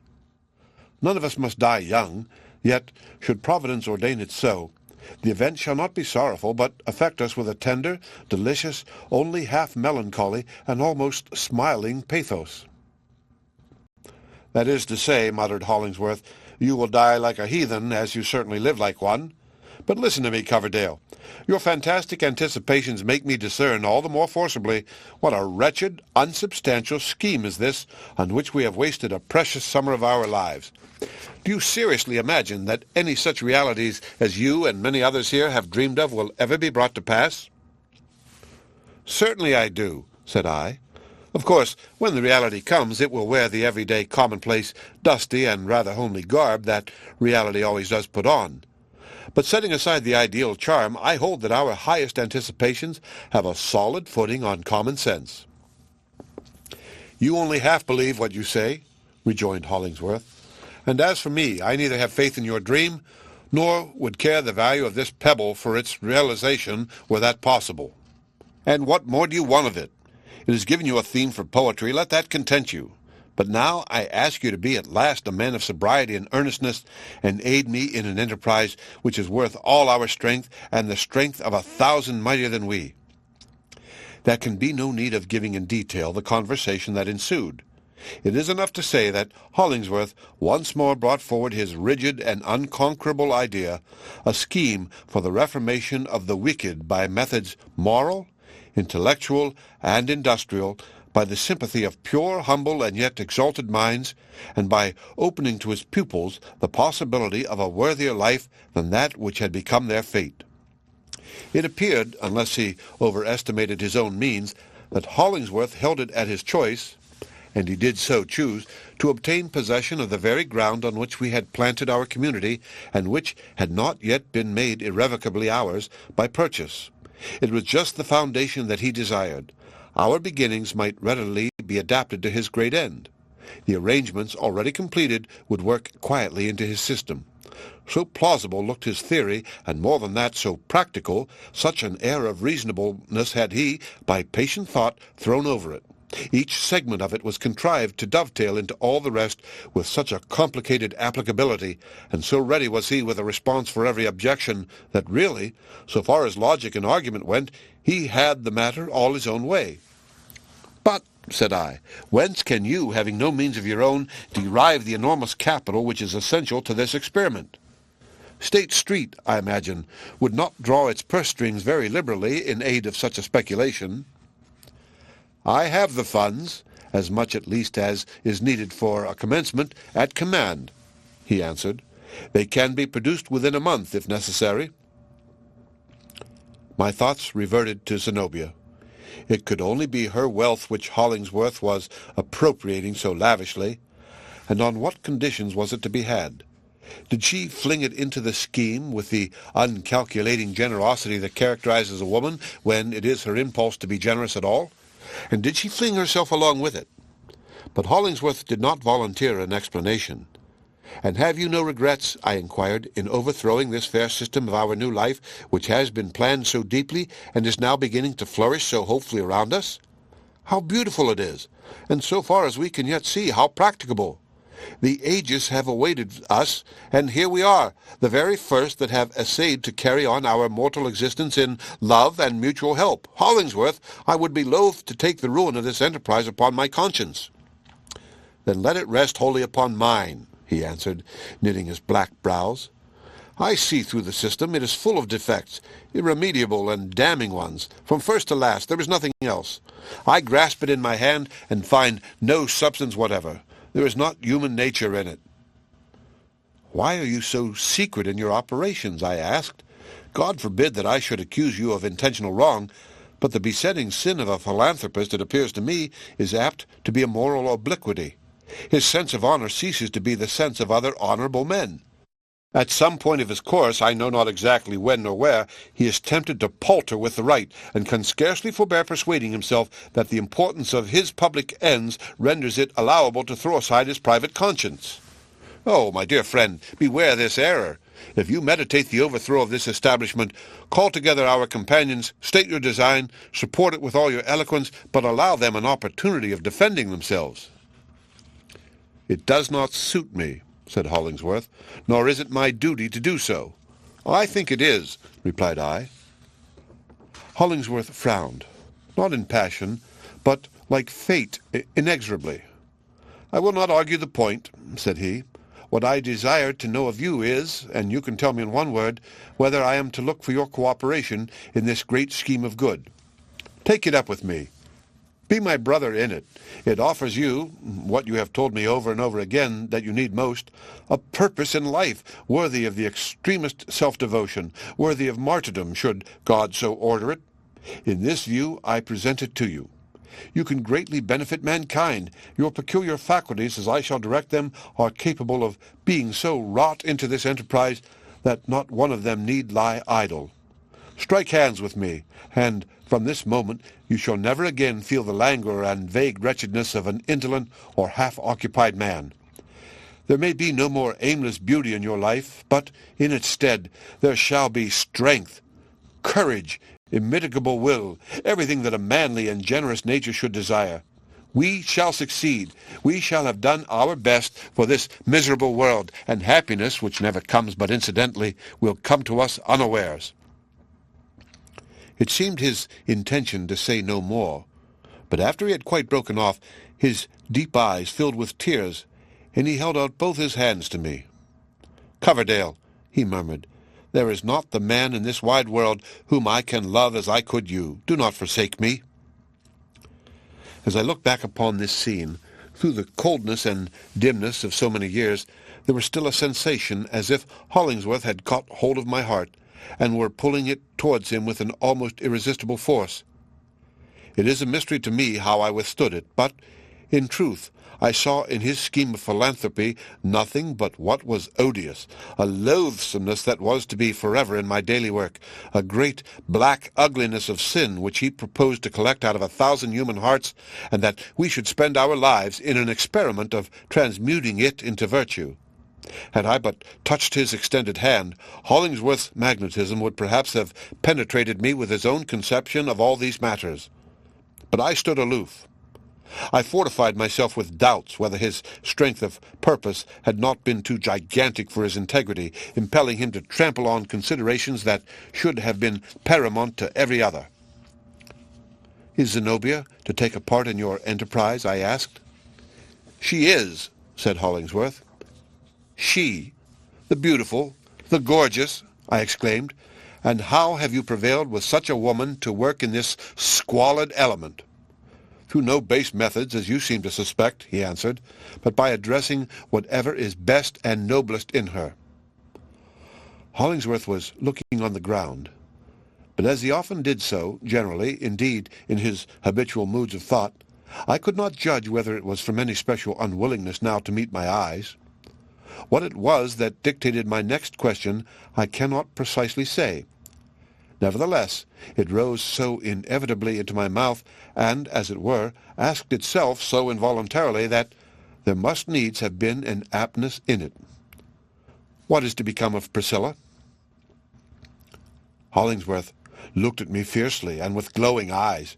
He could not have shown any other kind of expression than that had he meant to strike me with a sword. "Why do you bring in the names of these women?" said he, after a moment of pregnant silence. "What have they to do with the proposal which I make you? I must have your answer. Will you devote yourself and sacrifice all to this great end, and be my friend of friends forever?"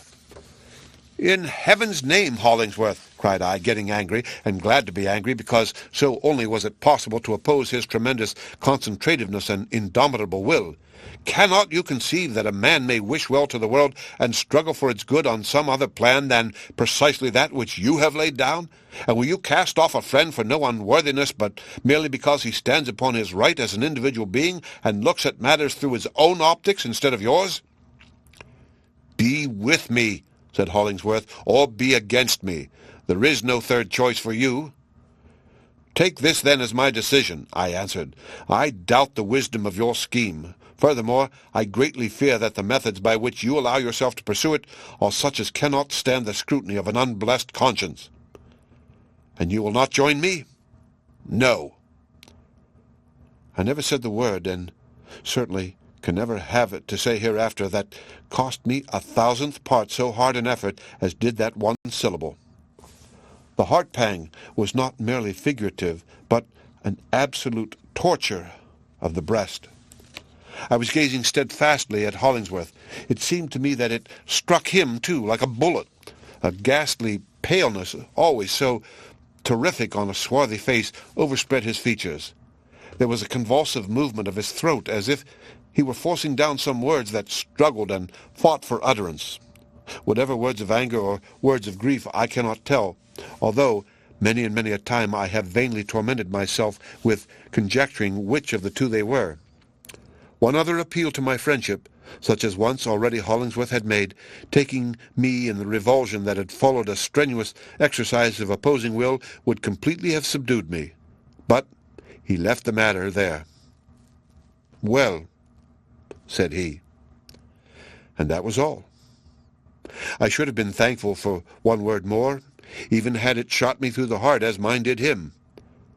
But he did not speak it, and after a few moments, with one accord we set to work again, repairing the stone fence.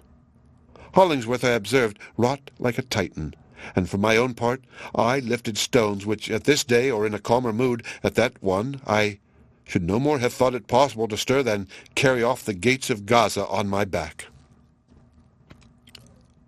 The end of Chapter 15. Chapter 16. Leave-takings. A few days after the tragic passage at arms between Hollingsworth and me, I appeared at the dinner table, actually dressed in a coat instead of my customary blouse, with a satin cravat too, a white vest, and several other things that made me seem strange and outlandish to myself. As for my companions, this unwonted spectacle caused a great stir upon the wooden benches that bordered either side of our homely board. "What's in the wind now, Miles?" asked one of them. "Are you deserting us?" "Yes, for a week or two," said I. "It strikes me that my health demands a little relaxation of labor and a short visit to the seaside during the dog days." "You look like it," grumbled Silas Foster, not greatly pleased with the idea of losing an efficient laborer before the stress of the season was well over. "Now here's a pretty fellow.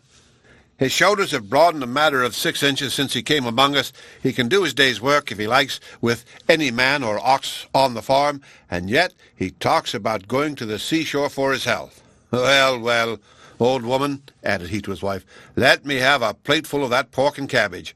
I begin to feel in a very weakly way. When the others have had their turn, you and I will take a jaunt to Newport or Saratoga."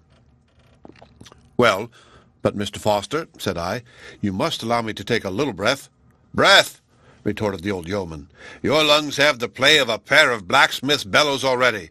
What on earth do you want more for? But go along, I understand the business. We shall never see your face here again. Here ends the reformation of the world, so far as Miles Coverdale has a hand in it." "By no means," I replied. "I am resolute to die in the last ditch for the good of the cause. "Die in a ditch," muttered gruff Silas, with a genuine Yankee intolerance of any intermission of toil except on Sunday, the 4th of July, the autumnal cattle show, Thanksgiving, or the annual fast. "Die in a ditch! I believe in my conscience you would if there were no steadier means than your own labor to keep you out of it." The truth was that an intolerable discontent and irksomeness had come over me. Blithedale was no longer what it had been. Everything was suddenly faded. The sunburnt and arid aspect of our woods and pastures beneath the August sky did but imperfectly symbolize the lack of dew and moisture that, since yesterday, as it were, had blighted my fields of thought and penetrated to the innermost and shadiest of my contemplative recesses. The change will be recognized by many who, after a period of happiness, have endeavored to go on with the same kind of life in the same scene in spite of the alteration or withdrawal of some principal circumstance. They discover, what heretofore perhaps they had not known, that it was this which gave the bright color and vivid reality to the whole affair. I stood on other terms than before, not only with Hollingsworth, but with Zenobia and Priscilla.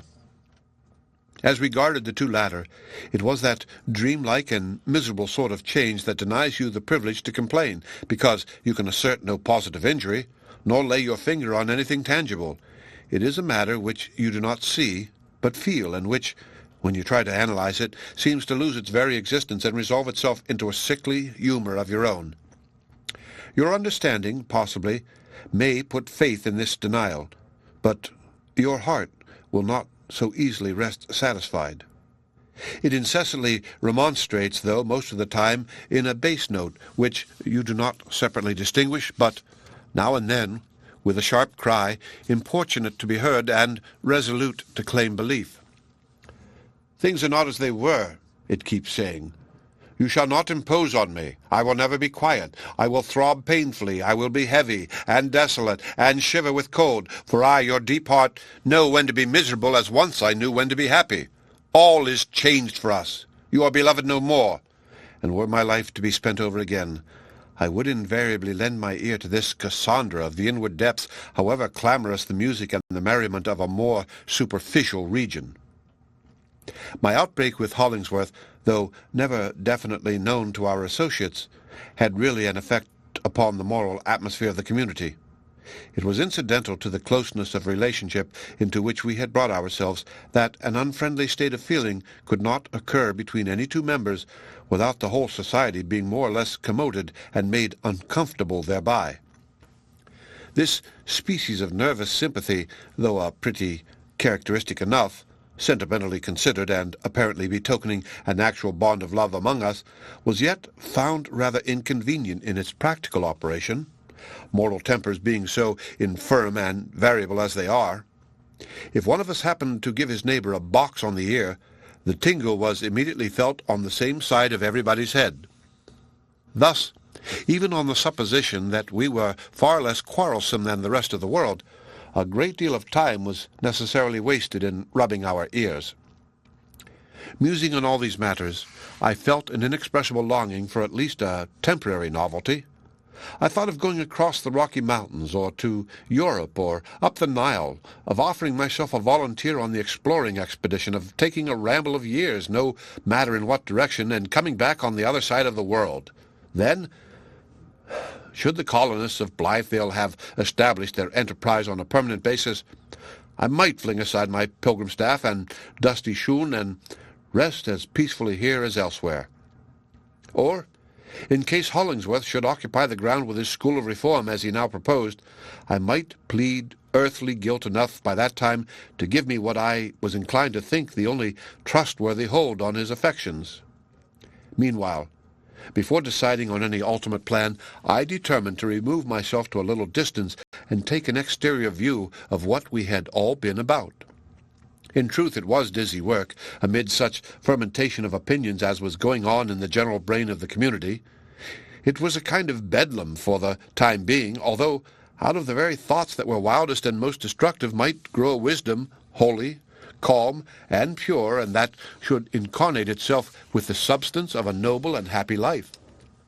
But as matters now were, I felt myself, and having a decided tendency towards the actual, I never liked to feel it, getting quite out of my reckoning with regard to the existing state of the world. I was beginning to lose the sense of what kind of a world it was among innumerable schemes of what it might or ought to be. It was impossible, situated as we were, not to imbibe the idea that everything in nature and human existence was fluid, or fast becoming so, that the crust of the earth in many places was broken, and its whole surface portentously upheaving, that it was a day of crisis, and that we ourselves were in the critical vortex. Our great globe floated in the atmosphere of infinite space like an unsubstantial bubble. No sagacious man will long retain his sagacity if he live exclusively among reformers and progressive people without periodically returning into the settled system of things to correct himself by a new observation from that old standpoint. It was now time for me, therefore, to go and hold a little talk with the conservatives, the writers of the North American Review, the merchants, the politicians, the Cambridge men, and all those respectable old blockheads who still, in this intangibility and mistiness of affairs, kept a death grip on one or two ideas which had not come into vogue since just yesterday morning. The brethren took leave of me with cordial kindness, and as for the sisterhood, I had serious thoughts of kissing them all round, but forbore to do so because in all such general salutations the penance is fully equal to the pleasure. So I kissed none of them, and nobody, to say the truth, seemed to expect it. "Do you wish me," I said to Zenobia, "to announce in town and at the watering places your purpose to deliver a course of lectures on the rights of women?" "Women possess no rights," said Zenobia, with a half-melancholy smile.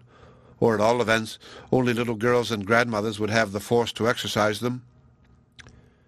She gave me her hand, freely and kindly, and looked at me, I thought, with a pitying expression in her eyes, nor was there any settled light of joy in them on her own behalf, but a troubled and passionate flame, flickering and fitful. "I regret, on the whole, that you are leaving us," she said, "and all the more since I feel that this phase of our life is finished and can never be lived over again. Do you know, Mr. Coverdale, that I have been several times on the point of making you my confidant, for lack of a better and wiser one, but you are too young to be my father-confessor, and you would not thank me for treating you like one of those good little handmaidens who share the bosom secrets of a tragedy queen." "I would at least be loyal and faithful," answered I, "and would counsel you with an honest purpose, if not wisely." "Yes," said Zenobia, "you would be only too wise, too honest. Honesty and wisdom are such a delightful pastime at another person's expense." "Ah, Zenobia," I exclaimed, "if you would but let me speak." "By no means," she replied, "especially when you have just resumed the whole series of social conventionalisms together with that straight-bodied coat. I would as fife open my heart to a lawyer or a clergyman. No, no, Mr. Cloverdale, if I choose a counselor in the present aspect of my affairs, it must be either an angel or a madman, and I rather apprehend that the latter would be the likeliest of the two to speak the fitting word. It needs a wild steersman when we voyage through chaos. The anchor is up. Farewell." Priscilla, as soon as dinner was over, had betaken herself into a corner and set to work on a little purse. As I approached her, she let her eyes rest on me with a calm, serious look, for, with all her delicacy of nerves, there was a singular self-possession in Priscilla, and her sensibilities seemed to lie sheltered from ordinary commotion like the water in a deep well. "Will you give me that purse, Priscilla," said I, "as a parting keepsake?" "Yes," she answered, "if you will wait till it is finished." "I must not wait, even for that," I replied. "Shall I find you here on my return?" "I never wish to go away," said she. "I have sometimes thought," observed I, smiling, "that you, Priscilla, are a little prophetess, or at least that you have spiritual intimations respecting matters which are dark to us grosser people.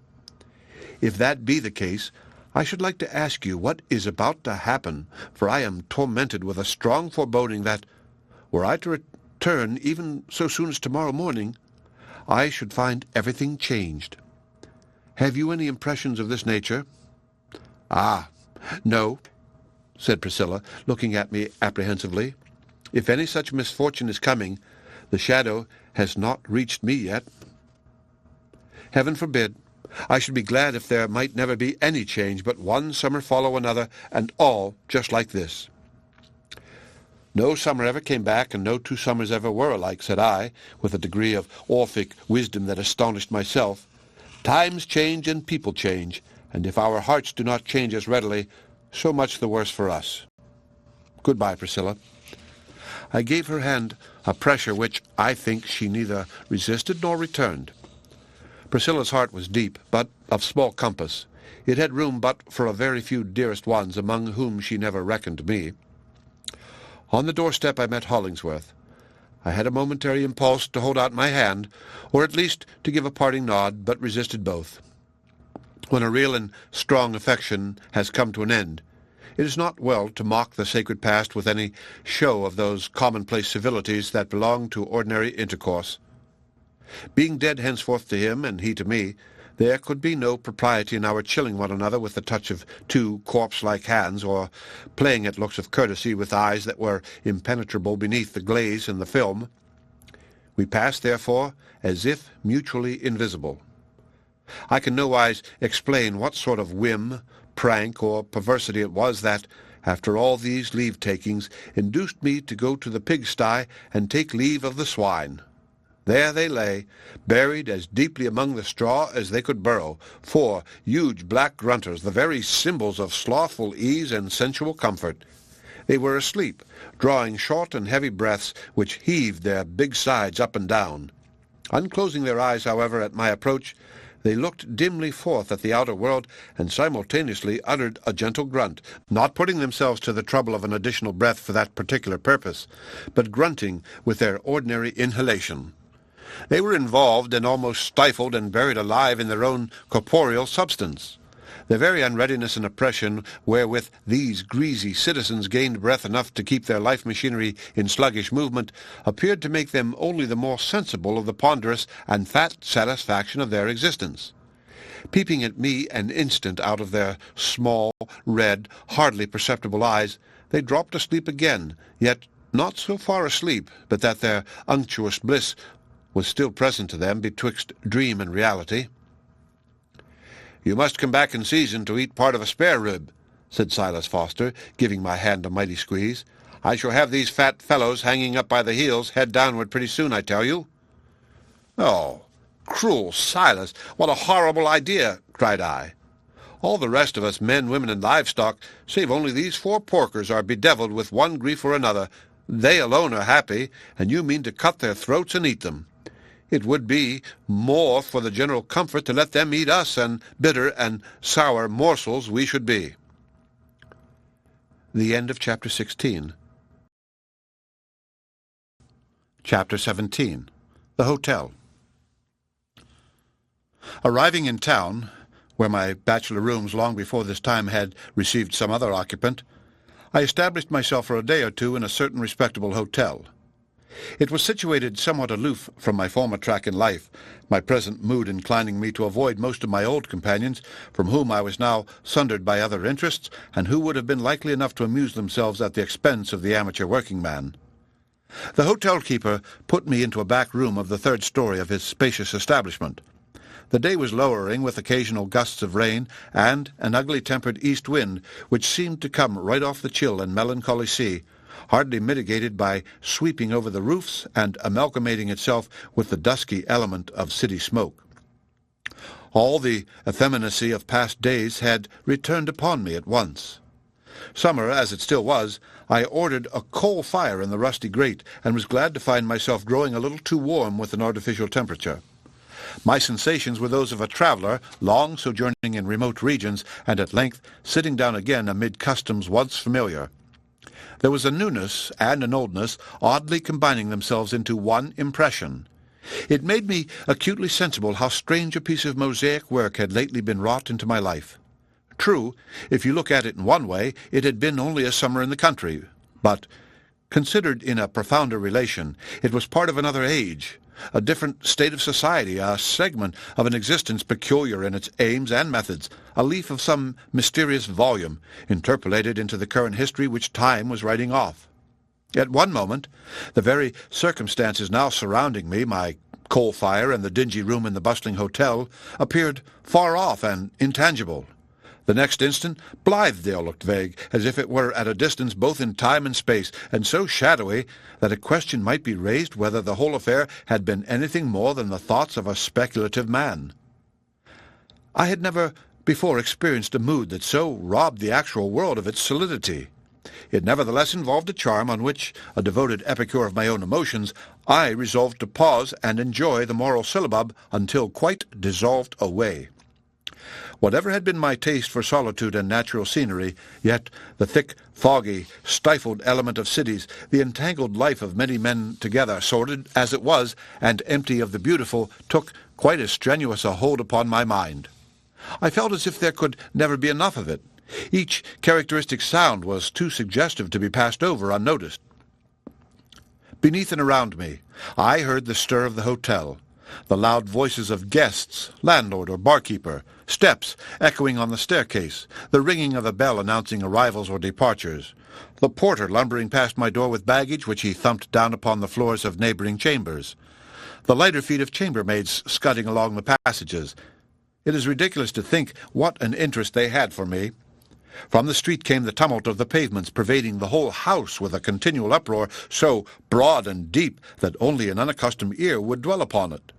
A company of the city soldiery with a full military band marched in front of the hotel, invisible to me, but stirringly audible both by its foot tramp and the clangor of its instruments. Once or twice all the city bells jangled together, announcing a fire which brought out the engine-men and their machines like an army with its artillery rushing to battle. Hour by hour, the clocks in many steeples responded one to another. In some public hall, not a great way off, there seemed to be an exhibition of a mechanical diorama, for 3 times during the day occurred a repetition of obstreperous music, winding up with the rattle of imitative cannon and musketry and a huge final explosion. Then ensued the applause of the spectators with a clap of hands and thump of sticks and the energetic pounding of their heels. All this was just as valuable in its way as the sighing of the breeze among the birch trees that overshadowed Elliot's pulpit. Yet I felt a hesitation about plunging into this muddy tide of human activity and pastime. It suited me better for the present to linger on the brink or hover in the air above it.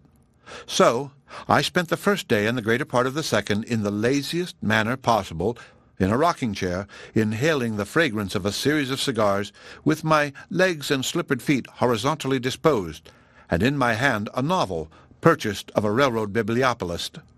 The gradual waste of my cigar accomplished itself with an easy and gentle expenditure of breath. My book was of the dullest, yet had a sort of sluggish flow like that of a stream in which your boat is as often aground as afloat. Had there been a more impetuous rush, a more absorbing passion of the narrative, I should the sooner have struggled out of its uneasy current and have given myself up to the swell and subsidence of my thoughts. But as it was, the torpid life of the book served as an unobtrusive accompaniment to the life within me and about me. At intervals, however, when its effects grew a little too soporific, not for my patience, but for the possibility of keeping my eyes open, I bestirred myself, started from the rocking-chair, and looked out of the window. A grey sky, the weathercock of a steeple that rose beyond the opposite range of buildings pointing from the eastward, a sprinkle of small, spiteful-looking raindrops on the window-pane. In that ebb tide of my energies, had I thought of venturing abroad, these tokens would have checked the abortive purpose. After several such visits to the window, I found myself getting pretty well acquainted with that little portion of the backside of the universe which it presented to my view. Over against the hotel and its adjacent houses, at the distance of 40 or 50 yards, was the rear of a range of buildings which appeared to be spacious, modern, and calculated for fashionable residences. The interval between was apportioned into grass plots, and here and there an apology for a garden pertaining severally to these dwellings. There were apple trees, and pear and peach trees too, the fruit on which looked singularly large, luxuriant, and abundant, as well it might, in a situation so warm and sheltered, and where the soil had doubtless been enriched to a more than natural fertility.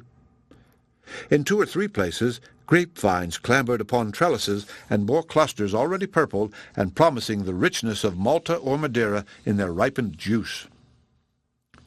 The blighting winds of our rigid climate could not molest these trees and vines.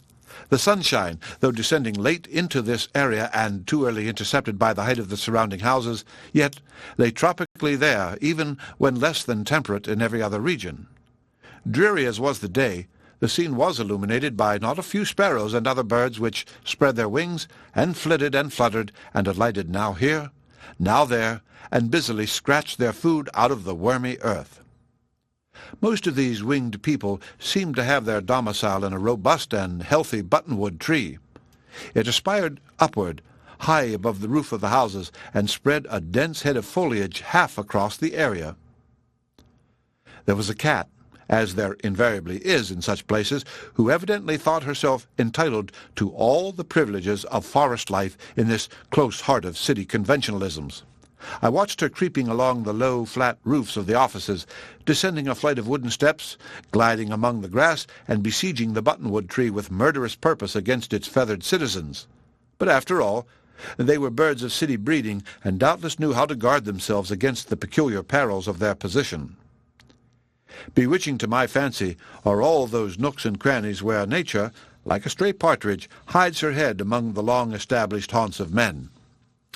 It is likewise to be remarked as a general rule that there is far more of the picturesque, more truth to native and characteristic tendencies, and vastly greater suggestiveness in the back view of a residence, whether in town or country, than in the front. The latter is always artificial. It is meant for the world's eye, and is therefore a veil and a concealment. Realities keep in the rear, and put forward an advance guard of show and humbug. The posterior aspect of any old farmhouse behind which a railroad has unexpectedly been opened is so different from that looking upon the immemorial highway that the spectator gets new ideas of rural life and individuality in the puff or two of steam breath which shoots him past the premises. In a city, the distinction between what is offered to the public and what is kept for the family is certainly not less striking. But to return to my window at the back of the hotel, together with a due contemplation of the fruit trees, the grapevines, the buttonwood tree, the cat, the birds, and many other particulars, I failed not to study the row of fashionable dwellings to which all these appertained. Here, it must be confessed, there was a general sameness. From the upper story to the first floor, they were so much alike that I could only conceive of the inhabitants as cut out on one identical pattern, like little wooden toy people of German manufacture. One long united roof with its thousands of slates glittering in the rain extended over the whole. After the distinctness of separate characters to which I had recently been accustomed, it perplexed and annoyed me not to be able to resolve this combination of human interests into well-defined elements. It seemed hardly worth while for more than one of those families to be in existence, since they all had the same glimpse of the sky, all looked into the same area, all received just their equal share of sunshine through the front windows, and all listened to precisely the same noises of the street on which they bordered. Men are so much alike in their nature that they grow intolerable unless varied by their circumstances. Just about this time, a waiter entered my room. The truth was, I had rung the bell and ordered a sherry cobbler. "Can you tell me," I inquired, "what families reside in any of those houses opposite?" "The one right opposite is a rather stylish boarding-house," said the waiter. "Two of the gentlemen boarders keep horses at the stable of our establishment. They do things in very good style, sir, the people that live there." I might have found out nearly as much for myself on examining the house a little more closely. In one of the upper chambers I saw a young man in a dressing-gown standing before the glass and brushing his hair for a quarter of an hour. He then spent an equal space of time in the elaborate arrangement of his cravat, and finally made his appearance in a dress coat which I suspected to be newly come from the tailor's, and now first put on for a dinner party. At a window of the next story below, two children, prettily dressed, were looking out. By and by, a middle-aged gentleman came softly behind them, kissed the little girl, and playfully pulled the little boy's ear. It was Papa, no doubt, just come in from his counting-room or office, and anon appeared Mamma, stealing as softly behind Papa as he had stolen behind the children, and laying her hand on his shoulder to surprise him. Then followed a kiss between Papa and Mamma, but a noiseless one, for the children did not turn their heads. "I bless God for these good folks," thought I to myself. "I have not seen a prettier bit of nature in all my summer in the country than they have shown me here in a rather stylish boarding-house. I will pay them a little more attention by and by." On the first floor, an iron balustrade ran along in front of the tall and spacious windows, evidently belonging to a back drawing-room, and far into the interior, through the arch of the sliding doors, I could discern a gleam from the windows of the front apartment. There were no signs of present occupancy in this suite of rooms, the curtains being enveloped in a protective covering which allowed but a small portion of their crimson material to be seen. But 2 housemaids were industriously at work, so that there was good prospect that the boarding-house might not long suffer from the absence of its most expensive and profitable guests. Meanwhile, until they should appear, I cast my eyes downward to the lower regions.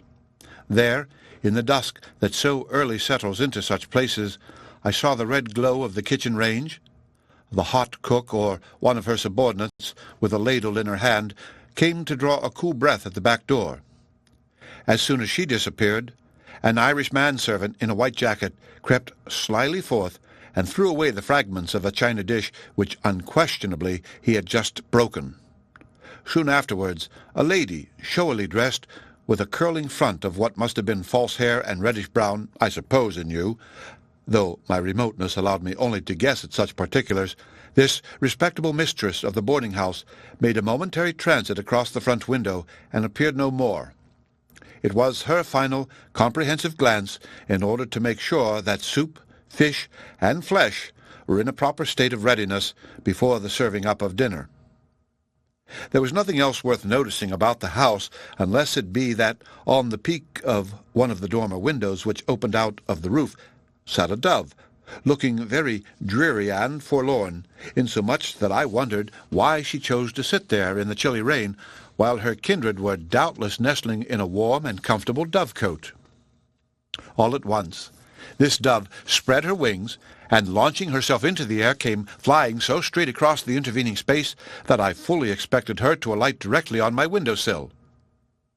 In the latter part of her course, however, she swerved aside, flew upward, and vanished, as did likewise the slight, fantastic pathos with which I had invested her. The end of Chapter 17. Chapter 18. The Boarding-House. The next day, as soon as I thought of looking again towards the opposite house, there sat the dove again on the peak of the same dormer window. It was by no means an early hour, for the preceding evening I had ultimately mustered enterprise enough to visit the theatre, had gone late to bed, and slept beyond all limit in my remoteness from Silas Foster's awakening horn. Dreams had tormented me throughout the night. The train of thoughts which for months past had worn a track through my mind, and to escape which was one of my chief objects in leaving Blithedale, kept treading remorselessly to and fro in their old footsteps, while slumber left me impotent to regulate them. It was not till I had quitted my 3 friends that they first began to encroach upon my dreams. In those of the last night, Hollingsworth and Zenobia, standing on either side of my bed, had bent across it to exchange a kiss of passion. Priscilla, beholding this, for she seemed to be peeping in at the chamber window, had melted gradually away, and left only the sadness of her expression in my heart. There it still lingered after I awoke, one of those unreasonable sadnesses that you know not how to deal with because it involves nothing for common sense to clutch. It was a grey and dripping forenoon, gloomy enough in town, and still gloomier in the haunts to which my recollections persisted in transporting me. For in spite of my efforts to think of something else, I thought how the gusty rain was drifting over the slopes and valleys of our farm, how wet must be the foliage that overshadowed the Pulpit rock, how cheerless in such a day my hermitage, the tree solitude of my owl-like humours in the vine-encircled heart of the tall pine. It was a phase of homesickness, I had wrenched myself too suddenly out of an accustomed sphere. There was no choice now but to bear the pang of whatever heartstrings were snapped asunder, and that elusive torment, like the ache of a limb long ago cut off, by which a past mode of life prolongs itself into the succeeding one. I was full of idle and shapeless regrets. The thought impressed itself upon me that I had left duties unperformed, with the power, perhaps, to act in the place of destiny and avert misfortune from my friends. I had resigned them to their fate. That cold tendency between instinct and intellect, which made me pry with a speculative interest into the people's passions and impulses, appeared to have gone far towards unhumanizing my heart. But a man cannot always decide for himself whether his own heart is cold or warm. It now impresses me that, if I erred at all in regard to Hollingsworth, Zenobia, and Priscilla, it was through too much sympathy rather than too little. To escape the irksomeness of these meditations, I resumed my post at the window. At first sight, there was nothing new to be noticed. The general aspect of affairs was the same as yesterday, except that the more decided inclemency of today had driven the sparrows to shelter and kept the cat within doors, whence, however, she soon emerged, pursued by the cook, and with what looked like the better half of a roast chicken in her mouth. The young man in the dress-coat was invisible. The two children in the story below seemed to be romping about the room under the superintendence of a nursery-maid. The damask curtains of the drawing-room on the first floor were now fully displayed, festooned gracefully from top to bottom of the windows, which extended from the ceiling to the carpet. A narrower window at the left of the drawing-room gave light to what was probably a small boudoir, within which I caught the faintest imaginable glimpse of a girl's figure in airy drapery. Her arm was in regular movement, as if she were busy with her German worsted or some other such pretty and unprofitable handiwork. While intent upon making out this girlish shape, I became sensible that a figure had appeared at one of the windows of the drawing-room. There was a presentiment in my mind, or perhaps my first glance, imperfect and sidelong as it was, had sufficed to convey subtle information of the truth. At any rate, it was with no positive surprise, but as if I had all along expected the incident that, directing my eyes thitherward, I beheld, like a full-length picture in the space between the heavy festoons of the window curtains, no other than Zenobia. At the same instant, my thoughts made sure of the identity of the figure in the boudoir. It could only be Priscilla. Zenobia was attired not in the almost rustic costume which she had heretofore worn, but in a fashionable morning dress. There was nevertheless one familiar point. She had, as usual, a flower in her hair, brilliant, and of a rare variety, else it had not been Zenobia. After a brief pause at the window, she turned away, exemplifying, in the few steps that removed her out of sight, that noble and beautiful motion which characterized her as much as any other personal charm. Not one woman in 1,000 could move so admirably as Zenobia. Many women can sit gracefully, some can stand gracefully, and a few perhaps can assume a series of graceful positions. But natural movement is the result and expression of the whole being, and cannot be well and nobly performed unless responsive to something in the character. I often used to think that music, light and airy, wild and passionate, or the full harmony of stately marches in accordance with her varying mood, should have attended Zenobia's footsteps. I waited for her reappearance. It was one peculiarity, distinguishing Zenobia from most of her sex, that she needed for her moral well-being, and never would forego, a large amount of physical exercise. At Blithedale, no inclemency of sky or muddiness of earth had ever impeded her daily walks. Here in town, she probably preferred to tread the extent of the two drawing-rooms, and measure out the miles by spaces of 40 feet, rather than bedraggle her skirts over the sloppy pavements. Accordingly, in about the time requisite to pass through the arch of the sliding doors to the front window and to return upon her steps, there she stood again, between the festoons of the crimson curtains. But another personage was now added to the scene.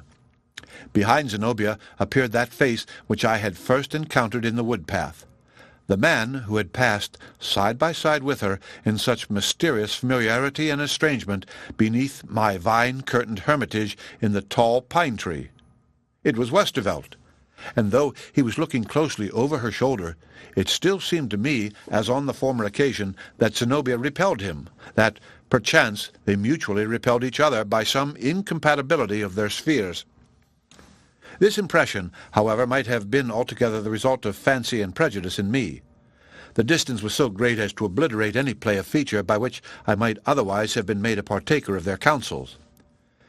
There now needed only Hollingsworth and old Moody to complete the knot of characters whom a real intricacy of events, greatly assisted by my method of insulating them from other relations, had kept so long upon my mental stage as actors in a drama. In itself, perhaps, it was no very remarkable event that they should thus come across me at the moment when I imagined myself free. Zenobia, as I well knew, had retained an establishment in town, and had not unfrequently withdrawn herself from Blithedale during brief intervals, on one of which occasion she had taken Priscilla along with her. Nevertheless, there seemed something fatal in the coincidence that had borne me to this one spot of all others in a great city, and transfixed me there, and compelled me again to waste my already wearied sympathies on affairs which were none of mine, and persons who cared little for me. It irritated my nerves. It affected me with a kind of heart-sickness.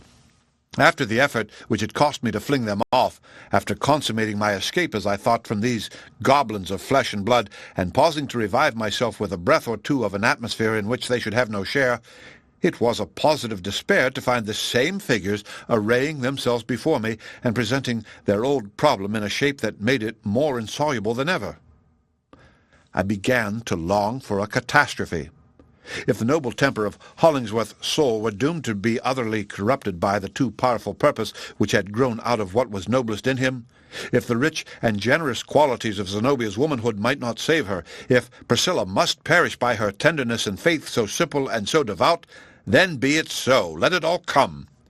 As for me, I would look on, as it seemed my part to do, understandingly, if my intellect could fathom the meaning and the moral, and at all events reverently and sadly. The curtain fallen, I would pass onward with my poor individual life, which was now attenuated of much of its proper substance and diffused among many alien interests. Meanwhile, Zenobia and her companion had retreated from the window. Then followed an interval during which I directed my eyes towards the figure in the boudoir. Most certainly it was Priscilla, although dressed with a novel and fanciful elegance. The vague perception of it, as viewed so far off, impressed me as if she had suddenly passed out of a chrysalis state and put forth wings. Her hands were not now in mutton. She had dropped her work, and sat with her head thrown back in the same attitude that I had seen several times before, when she seemed to be listening to an imperfectly distinguished sound. Again, the two figures in the drawing-room became visible. They were now a little withdrawn from the window, face to face, and, as I could see by Zenobia's emphatic gestures, were discussing some subject in which she, at least, felt a passionate concern. By and by, she broke away and vanished beyond my ken. Westervelt approached the window and leaned his forehead against a pane of glass, displaying the sort of smile on his handsome features which, when I had before met him, had let me into the secret of his gold-bordered teeth. Every human being, when given over to the devil, is sure to have the wizard mark upon him in one form or another. I fancied that this smile, with its peculiar revelation, was the devil's signet on the professor. This man, as I had soon reason to know, was endowed with a cat-like circumspection, and though precisely the most unspiritual quality in the world, it was almost as effective as spiritual insight in making him acquainted with whatever it suited him to discover. He now proved it, considerably to my discomfiture, by detecting and recognizing me at my post of observation. Perhaps I ought to have blushed at being caught in such an evident scrutiny of Professor Westervelt and his affairs. Perhaps I did blush. Be that as it might, I retained presence of mind enough not to make my position yet more irksome by the poltroonery of drawing back. Westervelt looked into the depths of the drawing-room and beckoned. Immediately afterwards, Zenobia appeared at the window with colour much heightened, and eyes which, as my conscience whispered me, were shooting bright arrows, barbed with scorn, across the intervening space, directed full at my sensibilities as a gentleman. If the truth must be told, far as her flight-shot was, those arrows hit the mark. She signified her recognition of me by a gesture with her head and hand, comprising at once a salutation and dismissal. The next moment she administered one of those pitiless rebukes which a woman always has at hand, ready for an offence, and which she so seldom spares on due occasion, by letting down a white linen curtain between the festoons of the damask ones. It felt like the drop curtain of a theatre in the interval between the acts. Priscilla had disappeared from the boudoir, but the dove still kept her desolate perch on the peak of the attic window. The end of Chapter 18. Chapter 19. Zenobia's Drawing Room. The remainder of the day, so far as I was concerned, was spent in meditating on these recent incidents. I contrived and alternately rejected innumerable methods of accounting for the presence of Zenobia and Priscilla and the connection of Westervelt with both. It must be owned, too, that I had a keen, revengeful sense of the insult inflicted by Zenobia's scornful recognition, and more particularly by her letting down the curtain, as if such were the proper barrier to be interposed between a character like hers and a perceptive faculty like mine. For was mine a mere vulgar curiosity? Zenobia should have known me better than to suppose it. She should have been able to appreciate that quality of the intellect and the heart which impelled me, often against my own will, and to the detriment of my own comfort, to live in other lives, and to endeavor by generous sympathies, by delicate intuitions, by taking note of things too slight for a record, and by bringing my human spirit into manifold accordance with the companions whom God assigned me, to learn the secret which was hidden even from themselves. Of all possible observers, methought, a woman like Zenobia and a man like Hollingsworth should have selected me. And now, when the event has long been past, I retain the same opinion of my fitness for the office. I might have condemned them, had I been judge as well as witness. My sentence might have been stern as that of destiny itself. But, still, no trait of original nobility of character, no struggle against temptation, no iron necessity of will on the other hand, nor extenuating circumstance to be derived from passion and despair on the other, no remorse that might coexist with error even if powerless to prevent it, no proud repentance that should claim retribution as a meed, would go unappreciated. True, again, I might give my full assent to the punishment which was sure to follow, but it would be given mournfully and with undiminished love. And after all was finished, I would come as if to gather up the white ashes of those who had perished at the stake, and to tell the world, the wrong being now atoned for, how much had perished there, which it had never yet known how to praise. I sat in my rocking-chair, too far withdrawn from the window to expose myself to another rebuke like that already inflicted.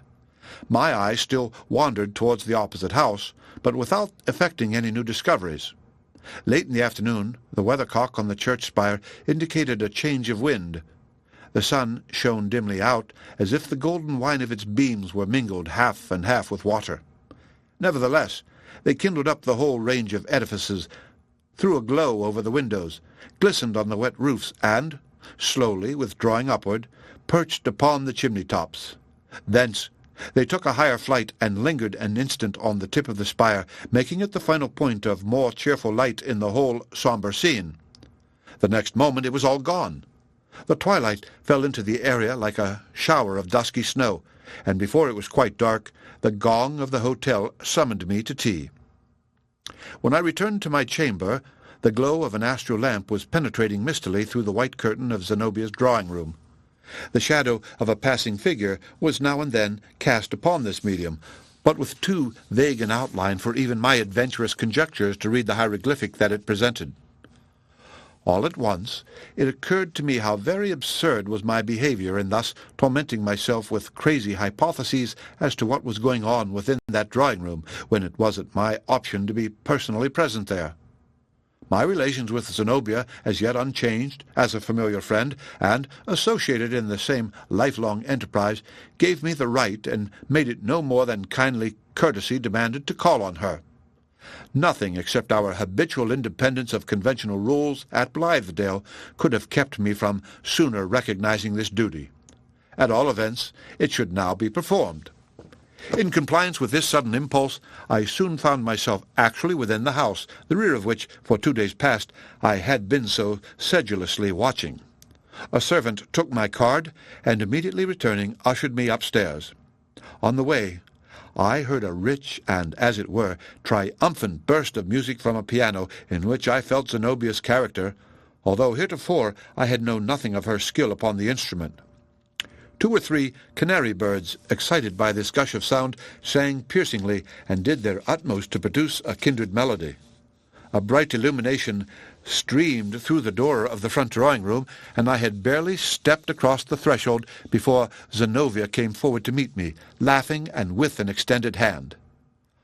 "Ah, Mr. Coverdale," said she, still smiling, but, as I thought, with a good deal of scornful anger underneath. "It has gratified me to see the interest which you continue to take in my affairs.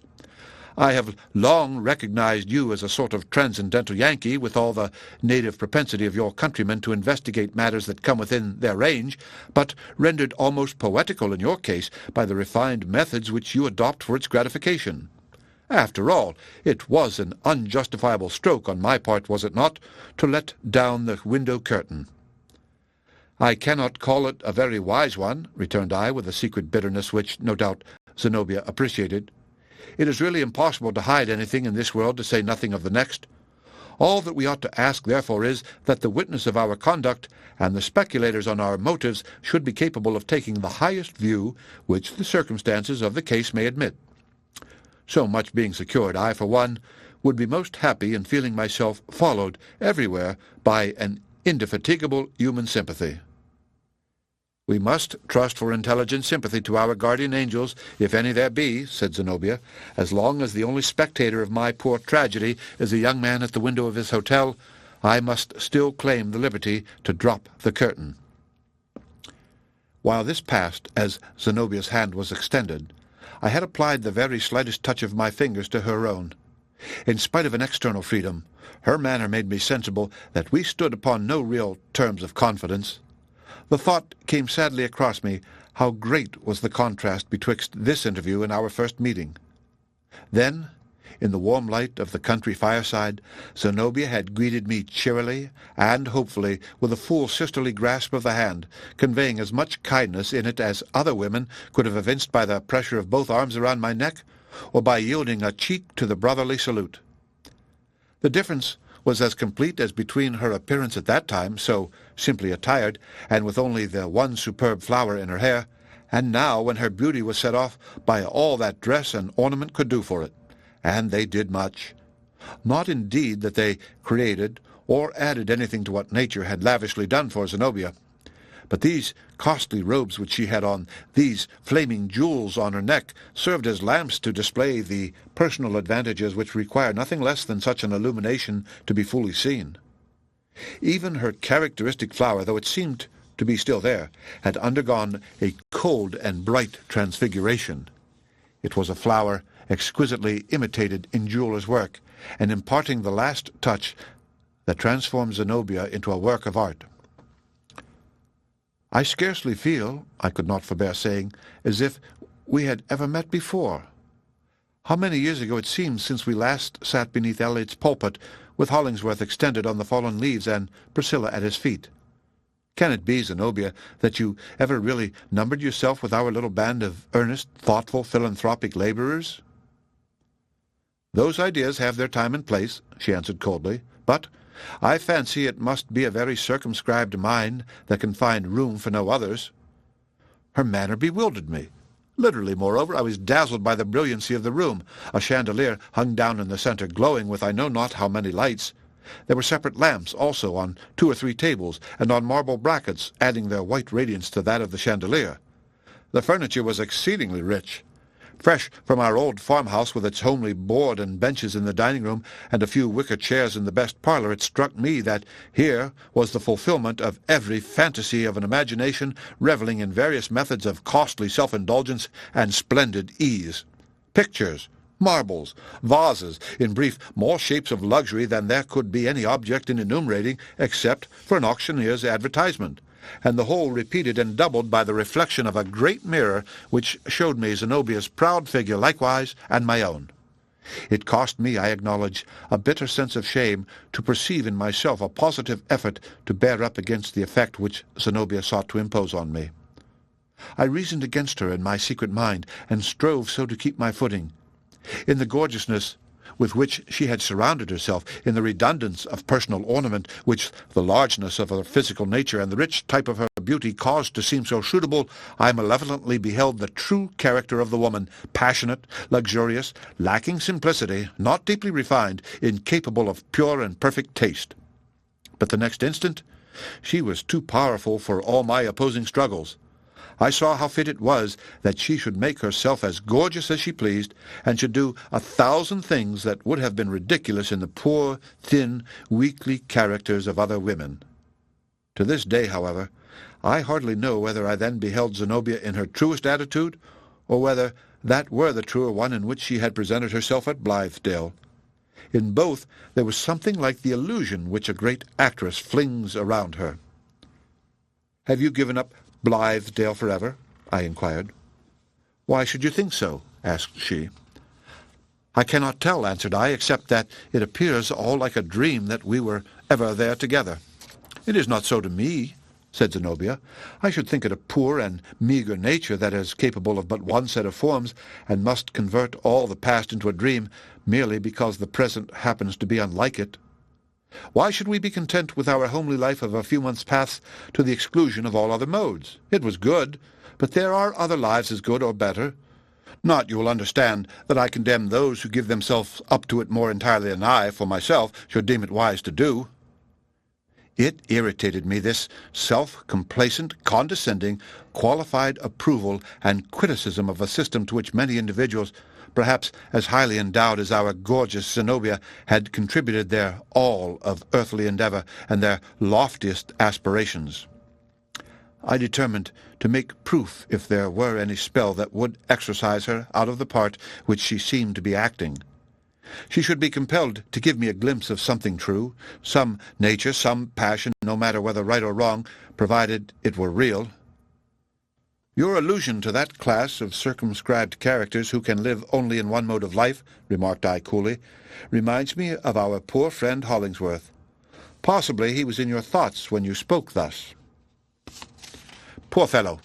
It is a pity that, by the fault of a narrow education, he should have so completely immolated himself to that one idea of his, especially as the slightest modicum of common sense would teach him its utter impracticality. Now that I have returned into the world and can look at his project from a distance, it requires all my real regard for this respectable and well-intentioned man to prevent me laughing at him as I find society at large does. Zenobia's eyes darted lightning. Her cheeks flushed. The vividness of her expression was like the effect of a powerful light flaming up suddenly within her. My experiment had fully succeeded. She had shown me the true flesh and blood of her heart by thus involuntarily resenting my slight, pitying, half-kind, half-scornful mention of the man who was all in all with her. She herself probably felt this, for it was hardly a moment before she tranquilized her uneven breath and seemed as proud and self-possessed as ever. "I rather imagine," said she quietly, "that your appreciation falls short of Mr. Hollingworth's just claims. Blind enthusiasm, absorption in one idea, I grant, is generally ridiculous, and must be fatal to the respectability of an ordinary man. It requires a very high and powerful character to make it otherwise. But a great man, as perhaps you do not know, attains his normal condition only through the inspiration of one great idea. As a friend of Mr. Hollingsworth, and at the same time a calm observer, I must tell you that he seems to me such a man. But you are very pardonable for fancying him ridiculous. Doubtless he is so, to you. There can be no truer test of the noble and heroic in any individual than the degree in which he possesses the faculty of distinguishing heroism from absurdity." I dared make no retort to Zenobia's concluding apothegm. In truth, I admired her fidelity.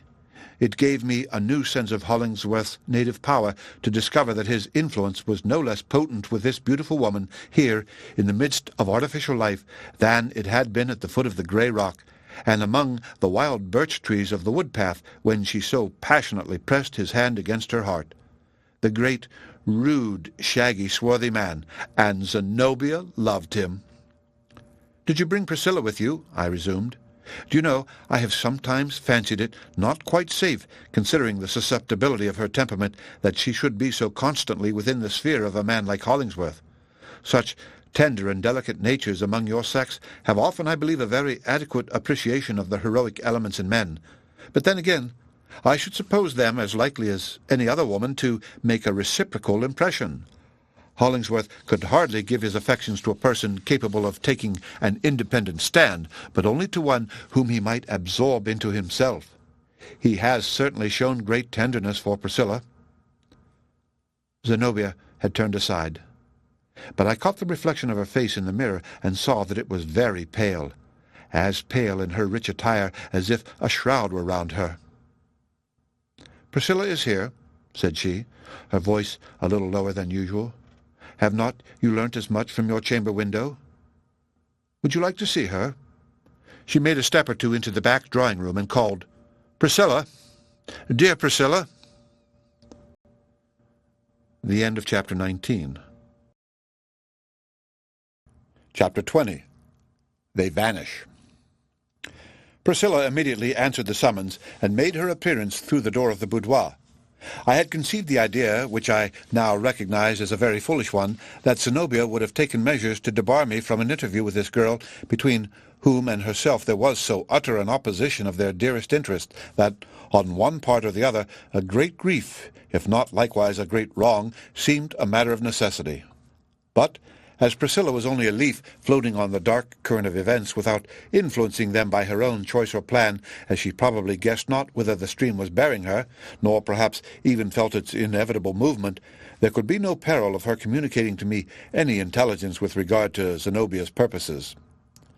On perceiving me, she came forward with great quietude of manner, and when I held out my hand, her own moved slightly towards it, as if attracted by a feeble degree of magnetism. "I am glad to see you, my dear Priscilla," said I, still holding her hand. "But everything that I meet with nowadays makes me wonder whether I am awake. You especially have always seemed like a figure in a dream, and now more than ever." "Oh, there is substance in these fingers of mine," she answered, giving my hand the faintest possible pressure, and then taking away her own. "Why do you call me a dream? Zenobia is much more like one than I. She is so very, very beautiful. And I suppose," added Priscilla, as if thinking aloud, "everybody sees it as I do."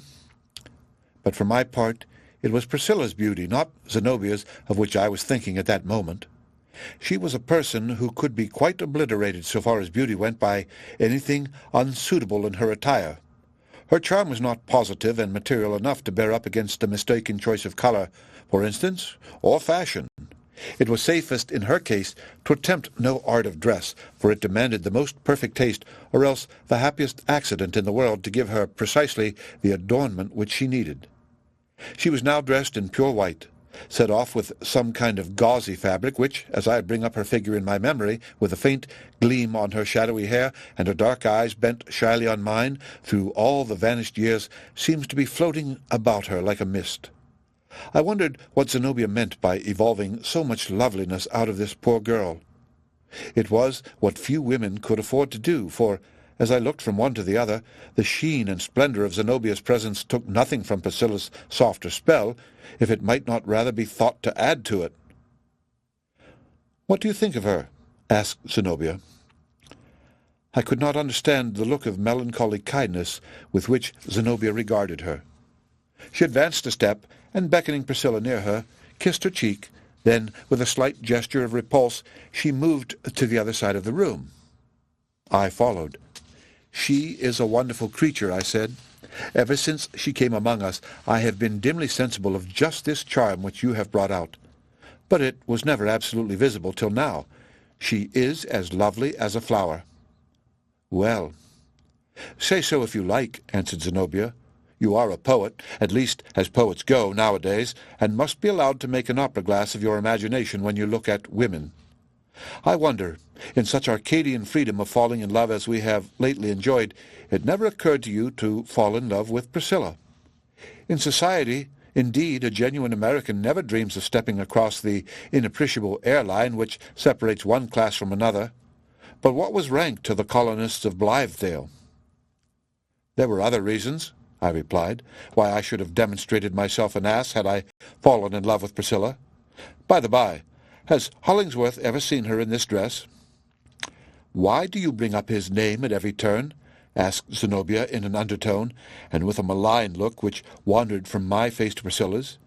You know not what you do.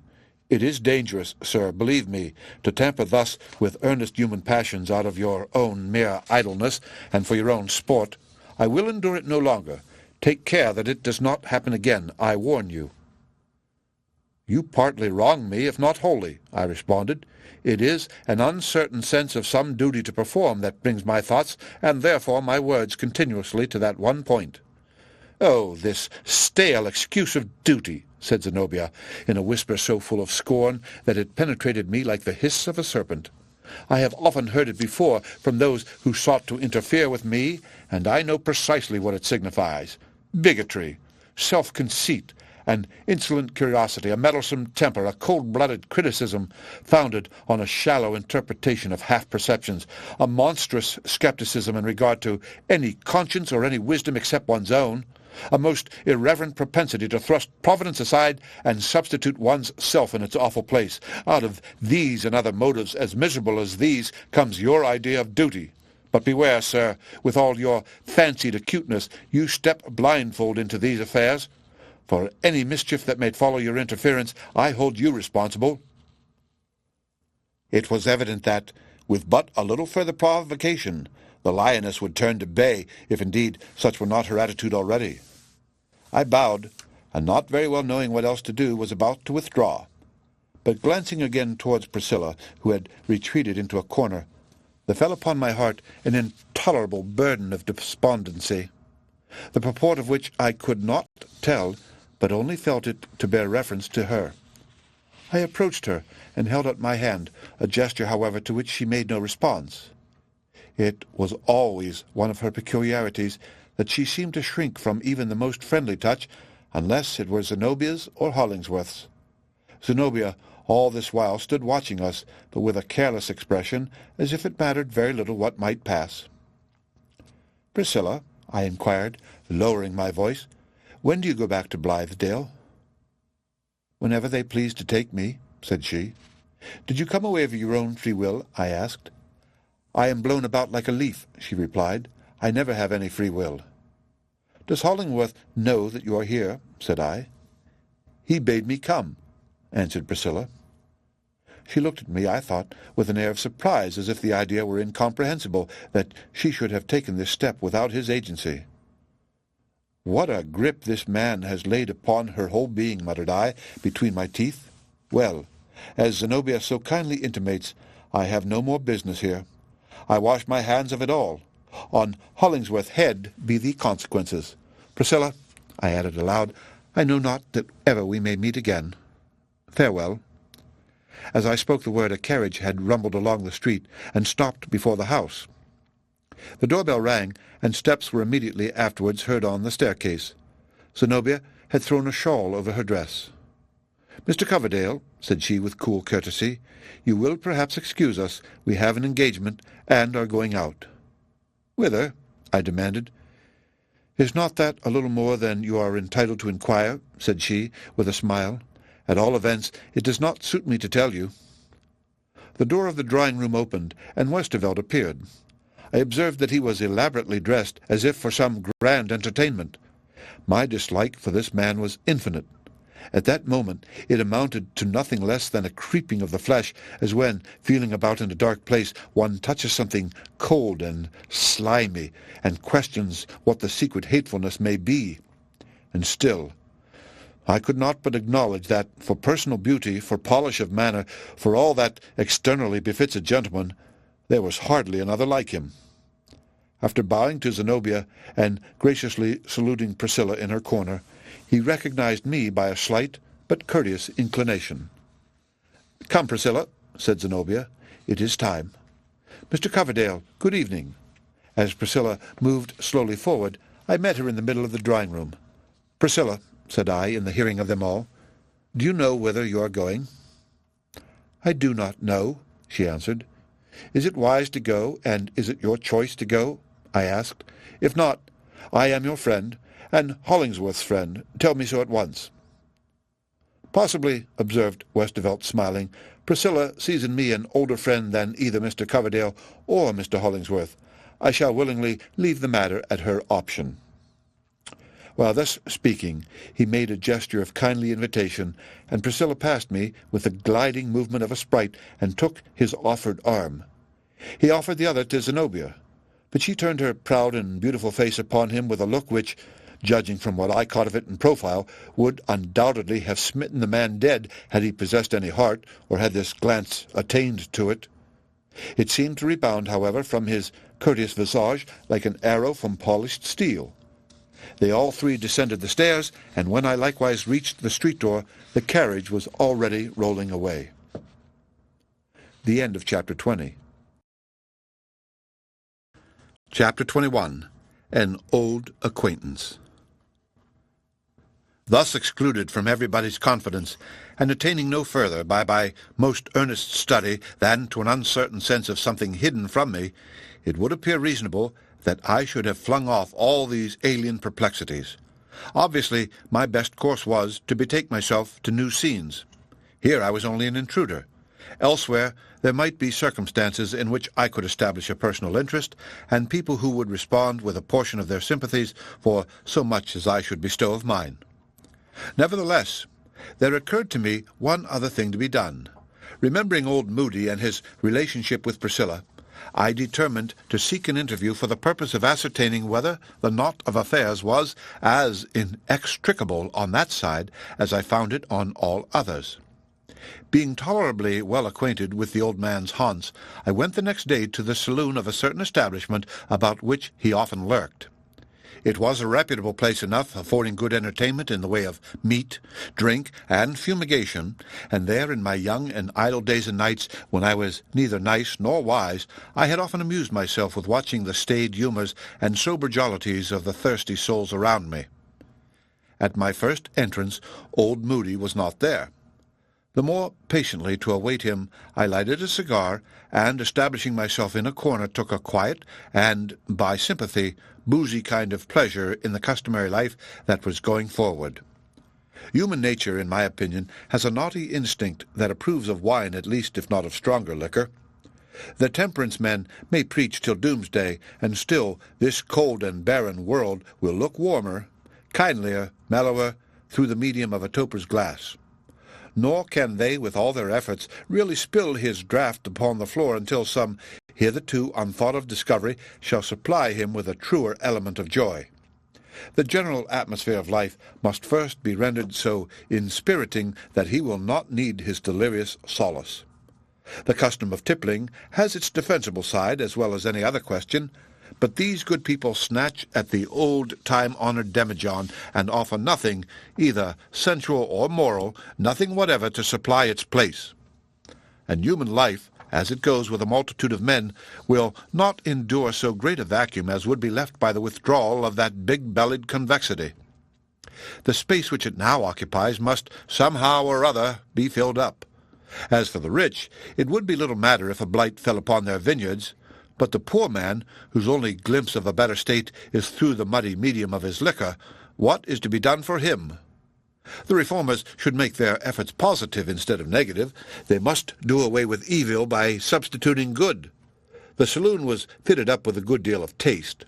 There were pictures on the walls, and among them an oil painting of a beefsteak with such an admirable show of juicy tenderness that the beholder sighed to think it merely visionary and incapable of ever being put upon a gridiron. Another work of high art was the lifelike representation of a noble sirloin, another the hindquarters of a deer retaining the hoofs and tawny fur, another the head and shoulders of a salmon, and still more exquisitely finished, a brace of canvas-backed ducks in which the mottled feathers were depicted with the accuracy of a daguerreotype. Some very hungry painter, I suppose, had wrought these subjects of still life, heightening his imagination with his appetite, and earning, it is to be hoped, the privilege of a daily dinner off whichever of his pictorial viands he liked best. Then there was a fine old cheese in which you could almost discern the mites, and some sardines on a small plate, very richly done, and looking as if oozy with the oil in which they had been smothered. All these things were so perfectly imitated that you seemed to have the genuine article before you, and yet, with an indescribable ideal charm, it took away the grossness from what was fleshiest and fattest, and thus helped the life of man, even in its earthliest relations, to appear rich and noble, as well as warm, cheerful, and substantial.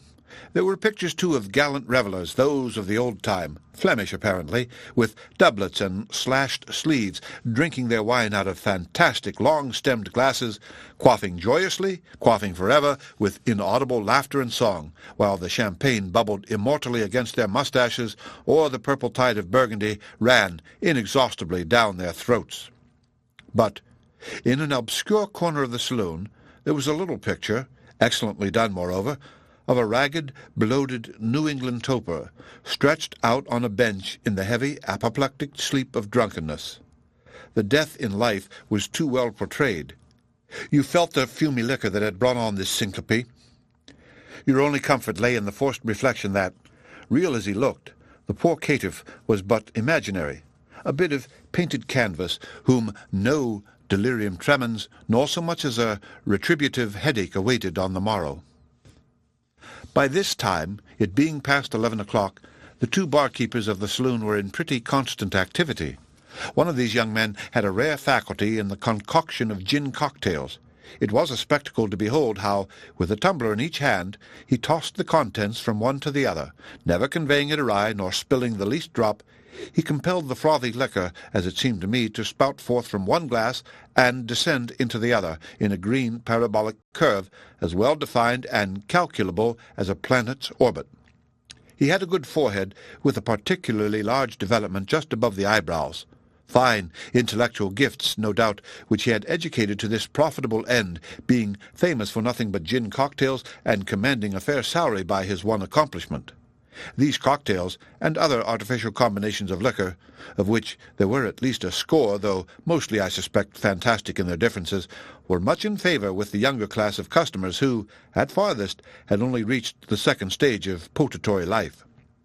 The staunch old soakers, on the other hand, men who, if put on tap, would have yielded a red alcoholic liquor by way of blood, usually confined themselves to plain brandy and water, gin, or West India rum, and oftentimes they preceded their dram with some medicinal remark as to the wholesomeness and stomachic qualities of that particular drink. Two or three appeared to have bottles of their own behind the counter, and, winking one red eye to the barkeeper, he produced forthwith these choicest and peculiar cordials, which it was a matter of great interest and favour among their acquaintances to obtain a sip of. Agreeably to the Yankee habit under whatever circumstances, the deportment of all these good fellows, old or young, was decorous and thoroughly correct. They grew only the more sober in their cups. There was no confused babble, nor boisterous laughter. They sucked in the joyous fire of the decanters, and kept it smouldering in their inmost recesses with a bliss known only to the heart which it warmed and comforted. Their eyes twinkled a little, to be sure. They hemmed vigorously after each glass, and laid a hand upon the pit of the stomach, as if the pleasant titillation there was what constituted the tangible part of their enjoyment. In that spot, unquestionably, and not in the brain, was the acme of the whole affair. But the true purpose of their drinking, and one that will induce men to drink, or do something equivalent, as long as this weary world shall endure, was the renewed youth and vigour, the brisk, cheerful sense of things present and to come, with which, for about a quarter of an hour, the dram permeated their systems. And when such quarters of an hour can be obtained in some mode less baneful to the great sum of a man's life, but, nevertheless, with a little spice of impropriety to give it a wild flavour, we temperance people may ring out our bells for victory. The prettiest object in the saloon was a tiny fountain, which threw up its feathery jet through the counter, and sparkled down again into an oval basin or lakelet containing several gold fishes. There was a bed of bright sand at the bottom, strewn with coral and rockwork, and the fishes went gleaming about, now turning up the sheen of a golden side, and now vanishing into the shadows of the water, like the fanciful thoughts that coquette with a poet in his dream. Never before, I imagine, did a company of water-drinkers remain so entirely uncontaminated by the bad example around them, nor could I help wondering that it had not occurred to any freakish inebriate to empty a glass of liquor into their lakelet. What a delightful idea! Who would not be a fish if he could inhale jollity with the essential element of his existence? I had begun to despair of meeting old Moody when, all at once, I recognized his hand and arm protruding from behind a screen that was set up for the accommodation of bashful topers. As a matter of course, he had one of Priscilla's little purses, and was quietly insinuating it under the notice of a person who stood near. This was always old Moody's way. You hardly ever saw him advancing toward you, but became aware of his proximity without being able to guess how he had come thither. He glided about like a spirit, assuming visibility close to your elbow, offering his petty trifles of merchandise, remaining long enough for you to purchase, if so disposed, and then taking himself off between two breaths while you happened to be thinking of something else. By a sort of sympathetic impulse that often controlled me in those more impressible days of my life, I was induced to approach this old man in a mode as undemonstrative as his own.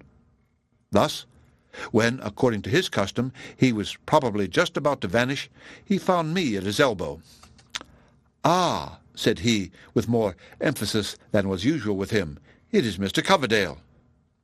"Yes, Mr. Moody, your old acquaintance," answered I. "It is some time now since we ate our luncheon together at Blithedale, and a good deal longer since our little talk together at the street corner." "That was a good while ago," said the old man, and he seemed inclined to say not a word more.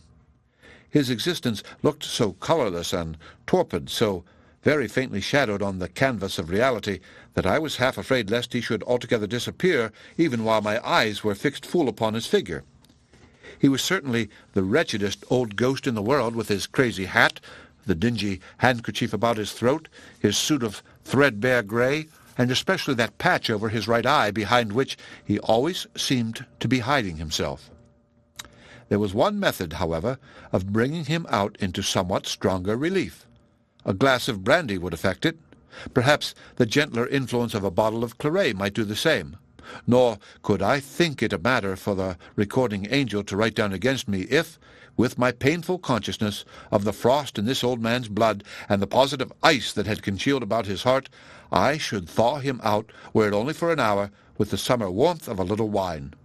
What else could possibly be done for him? How else could he be imbued with energy enough to hope for a happier state hereafter? How else be inspirited to say his prayers?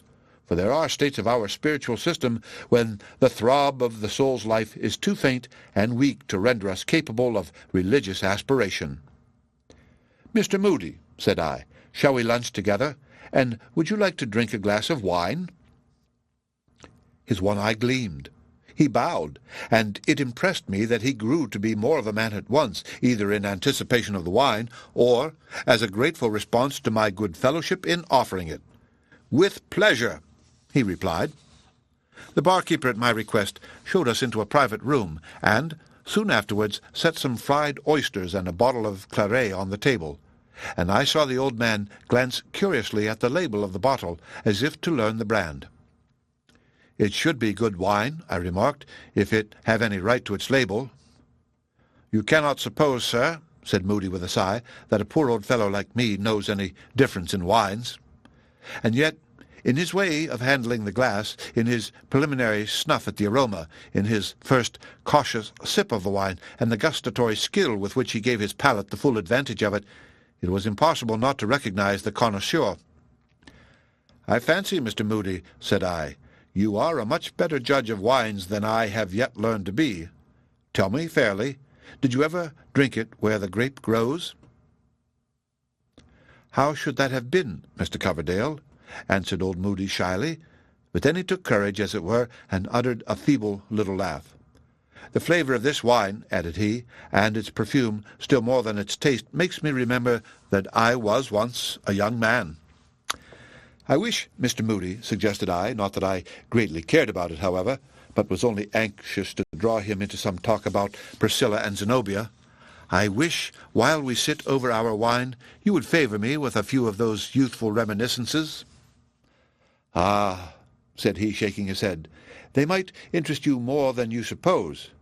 But I had better be silent, Mr. Coverdale, if this good wine, though claret, I suppose is not apt to play such a trick, but it should make my tongue run too freely. I could never look you in the face again." "You never did look me in the face, Mr. Moody," I replied, "until this very moment." "Ah," sighed old Moody. It was wonderful, however, what an effect the mild grape juice wrought upon him. It was not in the wine, but in the associations which it seemed to bring up. Instead of the mean, slouching, furtive, painfully depressed air of an old city vagabond, more like a grey kennel rat than any other living thing, he began to take the aspect of a decayed gentleman. Even his garments, especially after I had myself quaffed a glass or two, looked less shabby than when we first sat down. There was, by and by, a certain exuberance and elaborateness of gesture and manner, oddly in contrast with all that I had hitherto seen of him. Anon, with hardly any impulse from me, old Moody began to talk. His communications referred exclusively to a long past and more fortunate period of his life, with only a few unavoidable allusions to the circumstances that had reduced him to his present state. But, having once got the clue, my subsequent researches acquainted me with the main facts of the following narrative, although, in writing it out, my pen has perhaps allowed itself a trifle of romantic and legendary license worthier of a small poet than of a grave biographer. The end of Chapter 21. Chapter 22. Fontleroy. 25 years ago, at the epoch of this story, there dwelt in one of the Middle States a man whom we shall call Fontleroy, a man of wealth and magnificent tastes and prodigal expenditure. His home might almost be styled a palace, his habits, in the ordinary sense, princely. His whole being seemed to have crystallized itself into an external splendor, wherewith he glittered in the eyes of the world and had no other life than upon this gaudy surface. He had married a lovely woman whose nature was deeper than his own, but his affection for her, though it showed largely, was superficial, like all his other manifestations and developments. He did so not truly keep this noble creature in his heart, as wear her beauty for the most brilliant ornament of his outward state.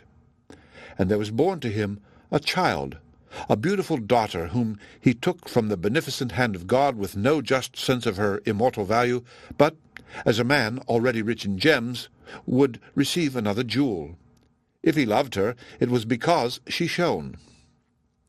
After Fauntleroy had thus spent a few empty years, coruscating continually an unnatural light, the source of it, which was merely his gold, began to grow more shallow, and finally become exhausted. He saw himself in imminent peril of losing all that had hitherto distinguished him, and conscious of no innate worth to fall back upon, he recoiled from this calamity with the instinct of a soul shrinking from annihilation. To avoid it, wretched man, or rather to defer it, if but for a month, a day, or only to procure himself the life of a few breaths more amid the false glitter which was now less his own than ever, he made himself guilty of a crime. It was just the sort of crime, growing out of its artificial state, which society, unless it should change its entire constitution for this man's unworthy sake, neither could nor ought to pardon. More safely might it pardon murder. Fauntleroy's guilt was discovered. He fled. His wife perished by the necessity of her innate nobleness. In its alliance with a being so ignoble, and betwixt her mother's death and her father's ignominy, his daughter was left worse than orphaned. There was no pursuit after Fauntleroy. His family connections, who had great wealth, made such arrangements with those whom he had attempted to wrong as secured him from the retribution that would have overtaken an unfriended criminal. The wreck of his estate was divided among his creditors. His name, in a very brief space, was forgotten by the multitude who had passed it so diligently from mouth to mouth. Seldom, indeed, was it recalled, even by his closest former intimates. Nor could it have been otherwise. The man had laid no real touch on any mortal's heart. Being a mere image, an optical delusion created by the sunshine of prosperity, it was his law to vanish into the shadow of the first intervening cloud. He seemed to leave no vacancy, a phenomenon which, like many others that attended his brief career, went far to prove the elusiveness of his existence. Not, however, that the physical substance of Fontleroy had literally melted into vapor. He had fled northward to the New England metropolis, and had taken up his abode under another name in a squalid street or court of the older portion of the city. There he dwelt among poverty-stricken wretches, sinners, and forlorn good people, Irish and whomsoever else were neediest. Many families were clustered in each house together, above stairs and below, in the little peaked garrets, and even in the dusky cellars.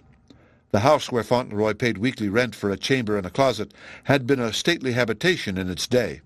An old colonial governor had built it, and lived there long ago, and held his levees in a great room where now slept 20 Irish bedfellows, and died in Fauntleroy's chamber, which his embroidered and white-wigged ghost still haunted.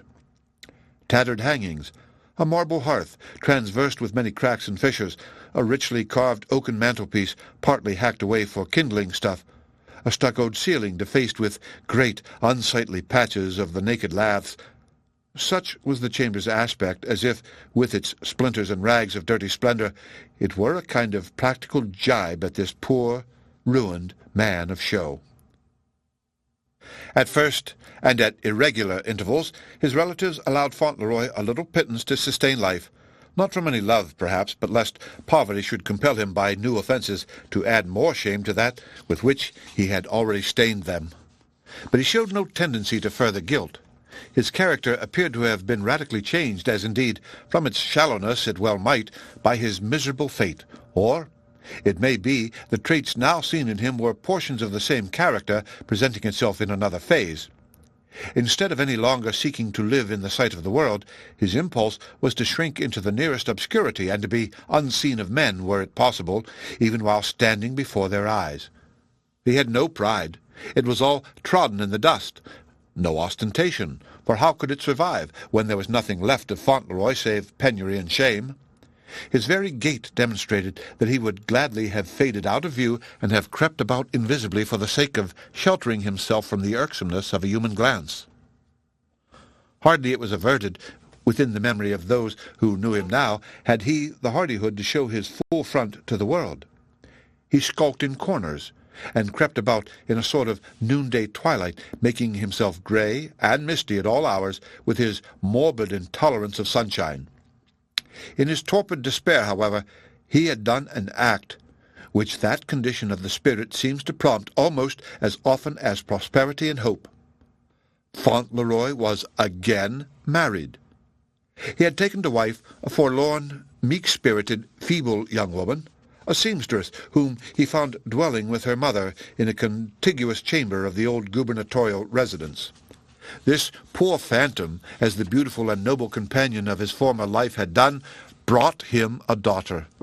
And sometimes, as from one dream into another, Fauntleroy looked forth out of his present grimy environment into that past magnificence, and wondered whether the grandee of yesterday or the pauper of today were real. But, in my mind, the one and the other were alike impalpable. In truth, it was Fauntleroy's fatality to behold whatever he touched dissolve. After a few years, his second wife, dim shadow that she had always been, faded finally out of the world, and left Fauntleroy to deal as he might with their pale and nervous child. And by this time, among his distant relatives with whom he had grown a weary thought, linked with contagious infamy, and which they were only too willing to get rid of, he was himself supposed to be no more. The younger child, like his elder one, might be considered as the true offspring of both parents, and as the reflection of their state. She was a tremulous little creature, shrinking involuntarily from all mankind, but in timidity and no sour repugnance. There was a lack of human substance in her. It seemed as if, were she to stand up in a sunbeam, it would pass right through her figure and trace out the cracked and dusty window-panes upon the naked floor. But nevertheless, the poor child had a heart, and from her mother's gentle character she had inherited a profound and still capacity of affection. and so her life was one of love. She bestowed it partly on her father, but in greater part on an idea. For Fontleroy, as they sat by their cheerless fireside, which was no fireside in truth, but only a rusty stove, had often talked to the little girl about his former wealth, the noble loveliness of his first wife, and the beautiful child whom she had given him. Instead of the fairy tales which other parents tell, he told Priscilla this, and out of the loneliness of her sad little existence, Priscilla's love grew and tended upward, and twined itself perseveringly around this unseen sister, as a grapevine might strive to clamber out of a gloomy hollow among the rocks and embrace a young tree standing in the sunny warmth above. It was almost like a worship, both in its earnestness and its humility, nor was it the less humble, though the more earnest, because Priscilla could claim human kindred with the being whom she so devoutly loved. As with worship, too, it gave her soul the refreshment of a purer atmosphere. Save for this singular, this melancholy and yet beautiful affection, the child could hardly have lived, or had she lived, with a heart shrunken for lack of any sentiment to fill it, she must have yielded to the barren miseries of her position, and have grown to womanhood characterless and worthless. But now, amid all the sombre coarseness of her father's outward life and of her own, Priscilla had a higher and imaginative life within. Some faint gleam thereof was often visible upon her face. It was as if, in her spiritual visits to her brilliant sister, a portion of the latter's brightness had permeated our dim Priscilla, and still lingered, shedding a faint illumination through the cheerless chamber after she came back. As the child grew up, so pallid and so slender, and with much unaccountable nervousness, and all the weaknesses of neglected infancy still haunting her, the gross and simple neighbors whispered strange things about Priscilla. The big red Irish matrons, whose innumerable progeny swarmed out of the adjacent doors, used to mock at the pale western child. They fancied, or at least affirmed it between jest and earnest, that she was not so solid flesh and blood as other children, but mixed largely with a thinner element. They called her Ghost Child, and said that she could indeed vanish when she pleased, but could never, in her densest moments, make herself quite visible. The sun at midday would shine through her. In the first grey of the twilight, she lost all the distinctness of her outline, and if you followed the dim thing into a dark corner, behold, she was not there. And it was true that Priscilla had strange ways and stranger words when she uttered any words at all. Never stirring out of the old governor's dusky house, she sometimes talked of distant places and splendid rooms as if she had just left them. Hidden things were visible to her, at least so the people inferred from obscure hints escaping unawares out of her mouth, and silence was audible, and in all the world there was nothing so difficult to be endured by those who had any dark secret to conceal as the glance of Priscilla's timid and melancholy eyes. Her peculiarities were the theme of continual gossip among the other inhabitants of the gubernatorial mansion. The rumor spread thence into a wider circle. Those who knew old Moody, as he was now called, used often to jeer him at the very street corners about his daughter's gift of second sight and prophecy. It was a period when science, though mostly through its empirical professors, was bringing forward anew a horde of facts and imperfect theories that had partially won credence in elder times, but which modern skepticism had swept away as rubbish. These things were now tossed up again out of the surging ocean of human thought and experience. The story of Priscilla's preternatural manifestations, therefore, attracted a kind of notice of which it would have been deemed wholly unworthy a few years earlier. One day a gentleman ascended the creaking staircase and inquired which was old Moody's chamber door, and several times he came again. He was a marvellously handsome man, still youthful, too, and fashionably dressed, except that Priscilla in those days had no beauty, and in the languor of her existence had not yet blossomed into womanhood. There would have been rich food for scandal in these visits, for the girl was unquestionably their sole object, although her father was supposed always to be present. But it must likewise be added, there was something about Priscilla that calumny could not meddle with, and thus far was she privileged either by the preponderance of what was spiritual, or the thin and watery blood that left her cheeks so pallid. Yet if the busy tongues of the neighborhood spared Priscilla in one way, they made themselves amends by renewed and wilder babble on another score. They averred that the strange gentleman was a wizard, and that he had taken advantage of Priscilla's lack of earthly substance to subject her to himself as his familiar spirit, through whose medium he gained cognizance of whatever happened in regions near or remote.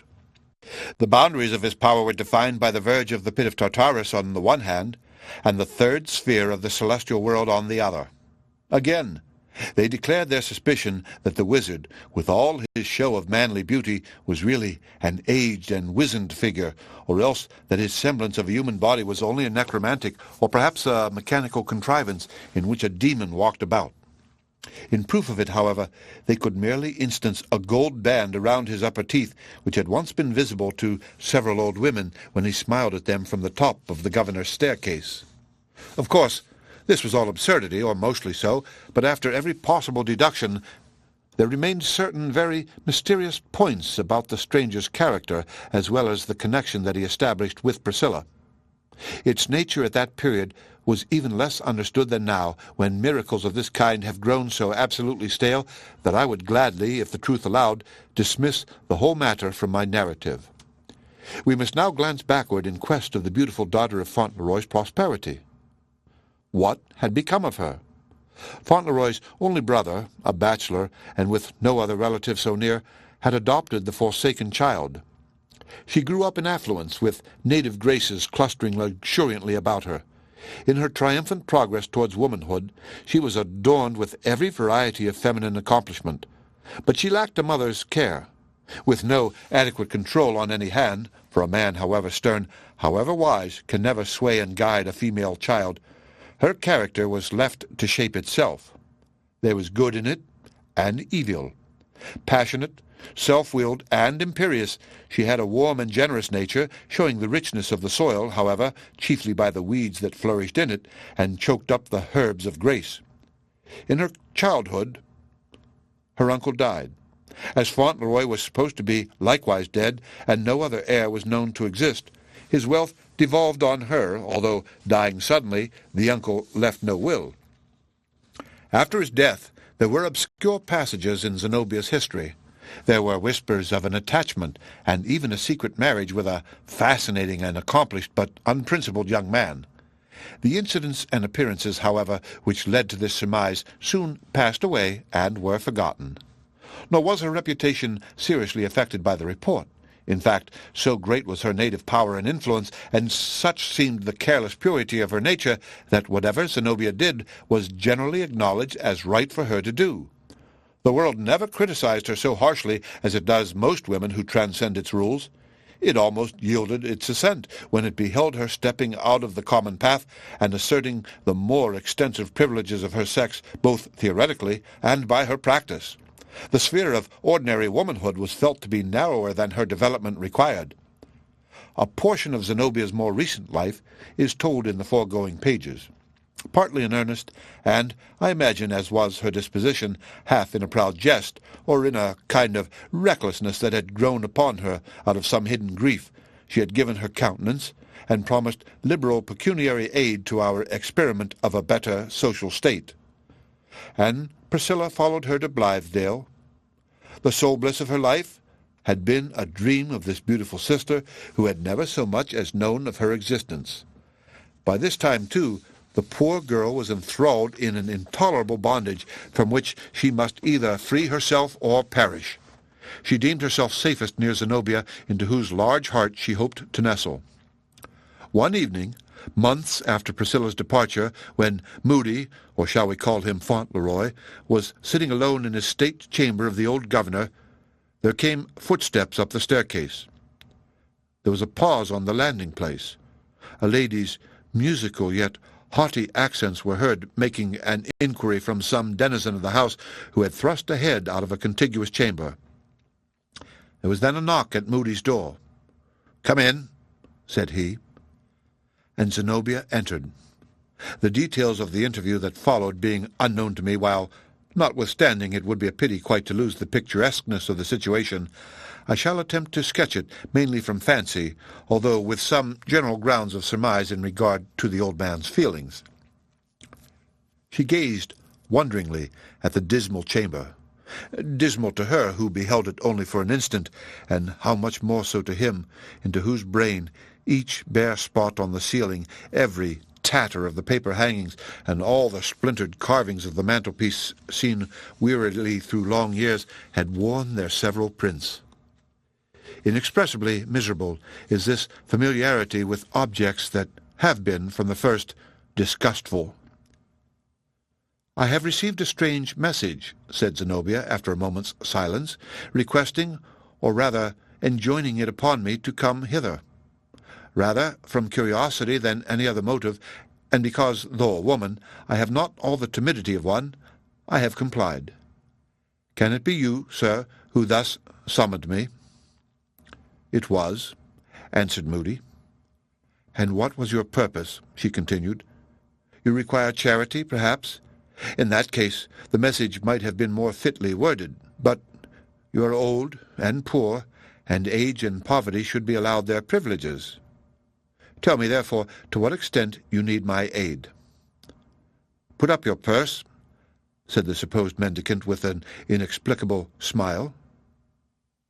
"Keep it. Keep all your wealth until I demand it all, or none. My message had no such end in view. You are beautiful, they tell me, and I desired to look at you." He took the one lamp that showed the discomfort and sordidness of his abode, and approached Zenobia, held it up so as to gain the more perfect view of her from top to toe. So obscure was the chamber that you could see the reflection of her diamonds thrown upon the dingy wall and flickering with the rise and fall of Zenobia's breath. It was the splendor of those jewels on her neck, like lamps that burn before some fair temple, and the jeweled flower in her hair, more than the murky yellow light, that helped him to see her beauty. But he beheld it, and grew proud at heart. His own figure, in spite of his mean habiliments, assumed an air of state and grandeur. "It is well," cried old Moody. "Keep your wealth. You are right worthy of it. Keep it, therefore, but with one condition only." Zenobia thought the old man beside himself, and was moved with pity. "Have you none to care for you?" asked she. "No daughter, no kind-hearted neighbor, no means of procuring the attendance which you need? Tell me once again, can I do nothing for you?" "Nothing," he replied. "I have beheld what I wished. Now, leave me. Linger not a moment longer, or I may be tempted to say what would bring a cloud over that queenly brow. Keep all your wealth, but with only this one condition. Be kind, be no less kind than sisters are to my poor Priscilla." And it may be after Zenobia withdrew, Fauntleroy paced his gloomy chamber and communed with himself as follows, or at all events it is the only solution which I can offer of the enigma presented in his character. "I am unchanged, the same man of yore," said he. "True. My brother's wealth, he dying intestate, is legally my own. I know it. Yet of my own choice I live a beggar, and go meanly clad, and hide myself behind a forgotten ignominy. Looks like this ostentation? Ha! But in Zenobia I live again, beholding her so beautiful, so fit to be adorned with all imaginable splendor of outward state. The cursed vanity which, half a lifetime since, drops off like tatters of once gaudy apparel from my debased and ruined person, is all renewed for her sake. Were I to reappear, my shame would go with me from darkness into daylight. Zenobia has the splendor and not the shame. Let the world admire her and be dazzled by her, the brilliant child of my prosperity. It is Fontleroy that still shines through her." But then perhaps another thought occurred to him. My poor Priscilla! And am I just to her in surrendering all to this beautiful Zenobia? Priscilla! I love her best, I love her only, but with shame, not pride, so dim, so pallid, so shrinking, the daughter of my long calamity. Wealth were but a mockery in Priscilla's hands. What is its use except to fling a golden radiance around those who grasp it? Yet Let Zenobia take heed. Priscilla shall have no wrong. But while the man of show thus meditated, that very evening, so far as I can adjust the dates of these strange incidents, Priscilla, poor pallid flower, was either snatched from Zenobia's hand or flung wilfully away. The end of Chapter 22. Chapter 23. A Village Hall. Well, I betook myself away, and wandered up and down like an exorcised spirit that had been driven from its old haunts after a mighty struggle. It takes down the solitary pride of man beyond most other things to find the impracticability of flinging aside affections that have grown irksome. The bands that were silken once are apt to become iron fetters when we desire to shake them off. Our souls, after all, are not our own. We convey a property in them to those with whom we associate, but to what extent can never be known until we feel the tug, the agony of our abortive effort to resume an exclusive sway over ourselves. Thus, in all the weeks of my absence, my thoughts continually reverted back, brooding over the bygone months, and bringing up incidents that seemed hardly to have left a trace of themselves in their passage. I spent painful hours in recalling these trifles, and rendering them more misty and unsubstantial than at first by the quantity of speculative musing thus needed in with them. Hollingsworth, Zenobia, Priscilla, these three had absorbed my life into themselves. Together with an inexpressible longing to know their fortunes, there was likewise a morbid resentment of my own pain, and a stubborn reluctance to come again within their sphere. All that I learned of them, therefore, was comprised in a few brief and pungent squibs, such as the newspapers were then in the habit of bestowing on our socialist enterprise. There was one paragraph which, if I rightly guessed its purport, bore reference to Zenobia, but was too darkly hinted to convey even thus much of certainty.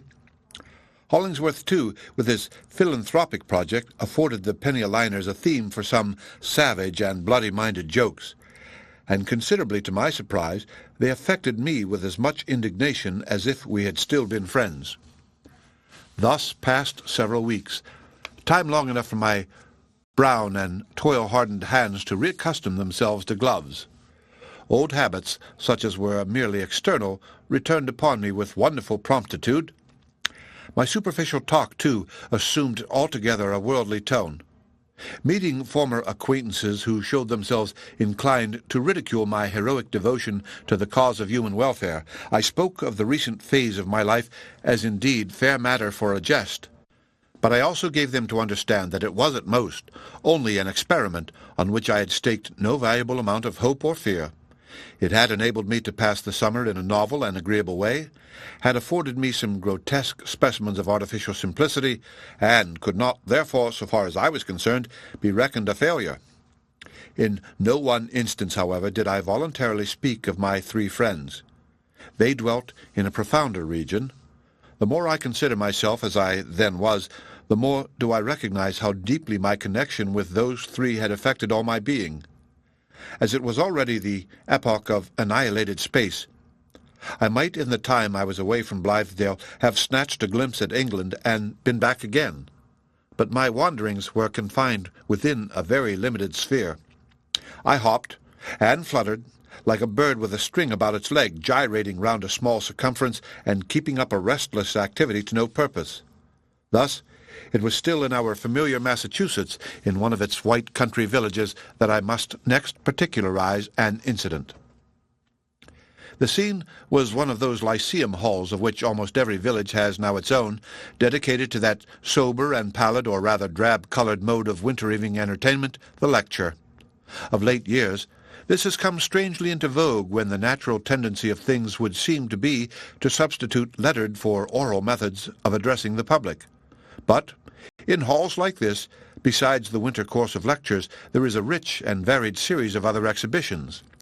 Hither comes the ventriloquist with all his mysterious tongues, the thaumaturgist, too, with his miraculous transformation of plates, doves, and rings, his pancakes smoking in your hat, and his cellar of choice liquors represented in one small bottle. Here also, the itinerant professor instructs separate classes of ladies and gentlemen in physiology and demonstrates his lessons by the aid of real skeletons and mannequins in wax from Paris. Here is to be heard the choir of Ethiopian melodists, and to be seen the diorama of Moscow or Bunker Hill, or the moving panorama of the Chinese Wall. Here is displayed the museum of wax figures illustrating the wide Catholicism of earthly renown by mixing up heroes and statesmen, the Pope and the Mormon prophet, kings, queens, murderers, and beautiful ladies, every sort of person, in short, except authors, of whom I never beheld even the most famous done in wax. And here, in this many-purposed hall, unless the selectmen of the village chance to have more than their share of the Puritanism which, however diversified with later patchwork, still gives its prevailing tint to New England character. Here, the company of strolling players sets up its little stage and claims patronage for the legitimate drama. But on the autumnal evening which I speak of, a number of printed handbills stuck up in the bar-room and on the signpost of the hotel and on the meeting-house porch and distributed largely through the village had promised the inhabitants an interview with that celebrated and hitherto inexplicable phenomenon, the Veiled Lady. The hall was fitted up with an amphitheatrical descent of seats towards a platform on which stood a desk, 2 lights, a stool, and a capacious antique chair. The audience was of a generally decent and respectable character, old farmers in their Sunday black coats with shrewd, hard, sun-dried faces and a cynical humor, oftener than any other expression in their eyes, pretty girls in many-colored attire, pretty young men, the schoolmaster, the lawyer or student at law, the shopkeeper, all looking rather suburban than rural. In these days there is absolutely no rusticity except when the actual labor of the soil leaves its earth mold on the person. There was likewise a considerable proportion of young and middle-aged women, many of them stern in feature, with marked foreheads and a very definite line of eyebrow, a type of womanhood in which a bold intellectual development seems to be keeping pace with the progressive delicacy of the physical constitution. Of all these people I took note, at first according to my custom, but I ceased to do so the moment that my eyes fell on an individual who sat 2 or 3 seats below me, immovable, apparently deep in thought, with his back, of course, towards me, and his face turned steadfastly upon the platform. After sitting a while in contemplation of this person's familiar contour, I was irresistibly moved to step over the intervening benches, lay my hand on his shoulder, put my mouth close to his ear, and address him in a sepulchral, melodramatic whisper. "Hollingsworth, where have you left Zenobia?" His nerves, however, were proof against my attack. He turned half around and looked me in the face with great sad eyes, in which there was neither kindness, nor resentment, nor any perceptible surprise. "Zenobia, when I last saw her," he answered, "was at Blithedale." He said no more, but there was a great deal of talk going on near me among a knot of people who might be considered as representing the mysticism, or rather the mystic sensuality of this singular age. The nature of the exhibition that was about to take place had probably given the turn to their conversation. I heard from a pale man in blue spectacles some stranger stories than ever were written in a romance, told, too, with a simple, unimaginative steadfastness which was terribly efficacious in compelling the auditor to receive them into the category of established facts. He cited instances of the miraculous power of one human being over the will and passions of another, insomuch that settled grief was but a shadow beneath the influence of a man possessing this potency, and the strong love of years melted away like a vapor. At the bidding of one of these wizards, the maiden, with her lover's kiss still burning on her lips, would turn from him with icy indifference. The newly made widow would dig up her buried heart out of her young husband's grave before the sods had taken root upon it. A mother, with her babe's milk in her bosom, would thrust away her child. Human character was but soft wax in his hands, and guilt or virtue only the forms into which he should see fit to mold it. The religious sentiment was a flame which he could blow up with his breath, or a spark that he could utterly extinguish. It is unutterable, the horror and disgust with which I listened, and saw that, if these things were to be believed, the individual soul was virtually annihilated, and all that is sweet and pure in our present life debased, and that the idea of man's eternal responsibility was made ridiculous, and immortality rendered at once impossible and not worth acceptance. But I would have perished on the spot sooner than believe it. The epoch of rapping spirits, and all the wonders that have followed in their train, such as tables upset by invisible agencies, bells self-tolled at funerals, and ghostly music performed on Jews' harps, had not yet arrived. Alas, my countrymen, methinks we have fallen on an evil age. If these phenomena have not humbug at the bottom, so much the worse for us. What can they indicate in a spiritual way, except that the soul of man is descending to a lower point than it has ever before reached while incarnate?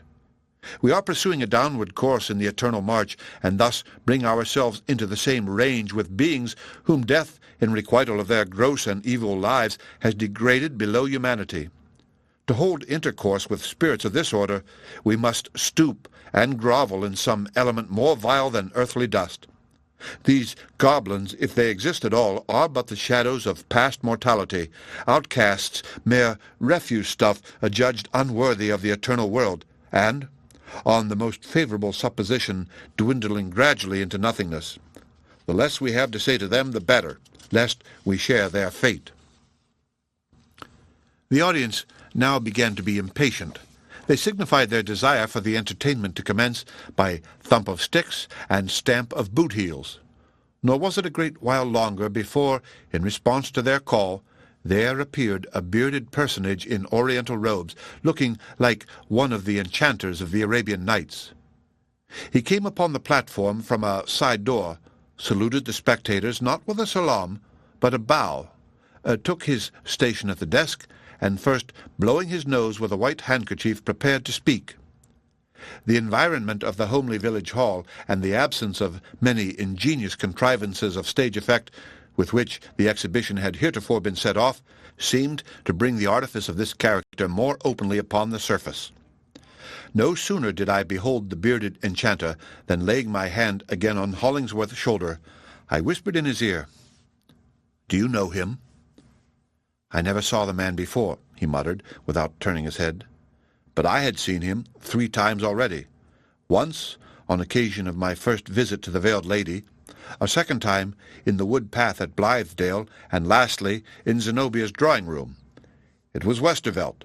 A quick association of ideas made me shudder from head to foot, and again, like an evil spirit bringing up reminiscences of a man's sins, I whispered a question in Hollingsworth's ear. "What have you done with Priscilla?" He gave a convulsive start, as if I had thrust a knife into him, writhed himself round on his seat, glared fiercely into my eyes, but answered not a word. The professor began his discourse, explanatory of the psychological phenomena, as he termed them, which was his purpose to exhibit to the spectators. There remains no very distinct impression of it on my memory. It was eloquent, ingenious, plausible, with a delusive show of spirituality, yet really imbued throughout with a cold and dead materialism. I shivered as at a current of chill air, issuing out of a sepulchral vault and bringing the smell of corruption along with it. He spoke of a new era that was dawning upon the world, an era that would link soul to soul and the present life to what we call futurity with a closeness that should finally convert both worlds into one great, mutually conscious brotherhood. He described, in a strange philosophical guise, with terms of art, as if it were a matter of chemical discovery, the agency by which this mighty result was to be effected. Nor would it have surprised me had he pretended to hold up a portion of his universally pervasive fluid, as he affirmed it to be, in a glass vial. At the close of his exordium, the professor beckoned with his hand, 1, twice, thrice, and a figure came gliding upon the platform, enveloped in a long veil of silvery whiteness. It fell about her like the texture of a summer cloud, with a kind of vagueness, so that the outline of the form beneath it could not be accurately discerned. But the movement of the veiled lady was graceful, free and unembarrassed, like that of a person accustomed to be the spectacle of thousands, or possibly a blindfold prisoner within the sphere with which this dark earthly magician had surrounded her. She was wholly unconscious of being the central object to all those straining eyes.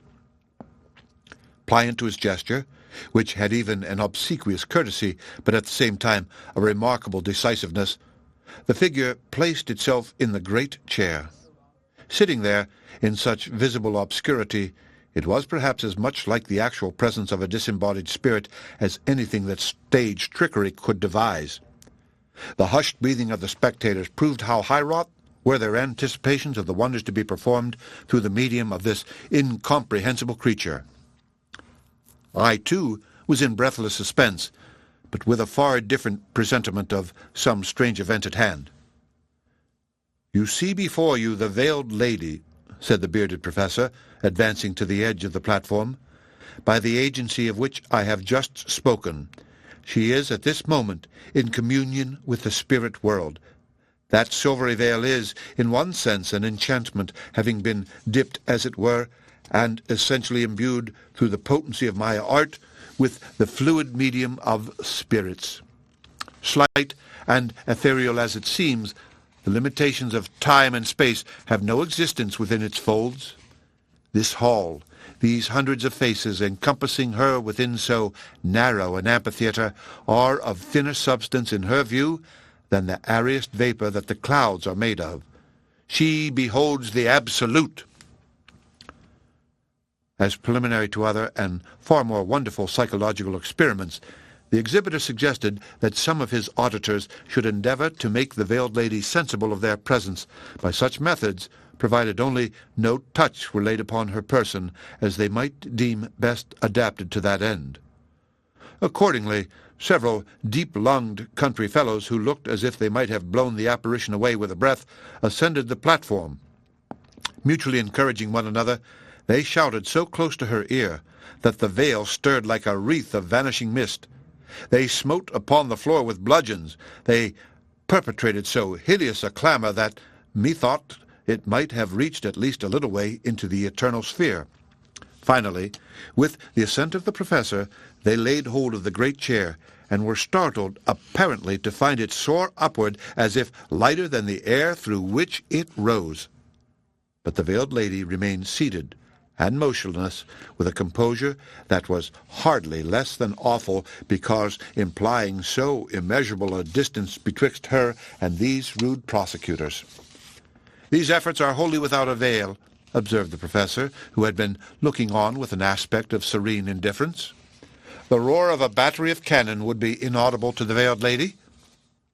And yet, were I to will it, sitting in this very hall, she could hear the desert wind sweeping over the sands as far off as Arabia, the icebergs grinding one against the other in the polar seas, the rustle of a leaf in an Indian forest, the lowest whispered breath of the bashfulest maiden in the world uttering the first confession of her love. Nor does there exist the moral inducement, apart from my own behest, that could persuade her to lift the silvery veil or arise out of that chair." Greatly to the professor's discomposure, however, just as he spoke these words, the veiled lady arose. There was a mysterious tremor that shook the magic veil. The spectators, it may be, imagined that she was about to take flight into that invisible sphere and to the society of those purely spiritual beings with whom they reckoned her so near akin. Hollingsworth, a moment ago, had mounted the platform and now stood gazing at the figure with a sad intentness that brought the whole power of his great, stern, yet tender soul into his glance. "Come," said he, waving his hand towards her. "You are safe." She threw off the veil and stood before that multitude of people, pale, tremulous, shrinking, as if only then had she discovered that 1,000 eyes were gazing at her. Poor maiden! How strangely had she been betrayed! Blazoned abroad as a wonder of the world, and performing what were adjudged as miracles in the faith of many, a seeress and a prophetess in the harsher judgment of others, a mountebank, she had kept, as I religiously believe, her virgin reserve and sanctity of soul throughout it all. Within that encircling veil though an evil hand had flung it over her, there was as deep a seclusion as if this forsaken girl had, all the while, been sitting under the shadow of Elliot's pulpit in the Blithedale woods at the feet of him who now summoned her to the shelter of his arms. And the true heart-throb of a woman's affection was too powerful for the jugglery that had hitherto environed her. She uttered a shriek and fled to Hollingsworth like one escaping from her deadliest enemy, and was safe forever. The end of Chapter 23. Chapter 24. The Masqueraders. 2 nights had passed since the foregoing occurrences when, in a breezy September forenoon, I set forth from town on foot towards Blithedale. It was the most delightful of all days for a walk, with a dash of invigorating ice temper in the air, but a coolness that soon gave place to the brisk glow of exercise, while the vigor remained as elastic as before. The atmosphere had a spirit and sparkle in it. Each breath was like a sip of ethereal wine, tempered, as I said, with a crystal lump of ice. I had started on this expedition in an exceedingly somber mood, as well befitted one who found himself tending towards home, but was conscious that nobody would be quite overjoyed to greet him there. My feet were hardly off the pavement, however, when this morbid sensation began to yield to the lively influences of air and motion. Nor had I gone far, with fields yet green on either side, before my step became as swift and light as if Hollingsworth were waiting to exchange a friendly hand-grip, and Zenobia's and Priscilla's open arms would welcome the wanderer's reappearance. It has happened to me on other occasions, as well as this, to prove how a state of physical well-being can create a kind of joy in spite of the profoundest anxiety of mind. The pathway of that walk still runs along with sunny freshness through my memory. I know not why it should be so, but my mental eye can even now discern the September grass bordering the pleasant roadside with a brighter verdure than while the summer heats were scorching it. The trees, too, mostly green, although here and there a branch or shrub has donned its vesture of crimson and gold a week or two before its fellows.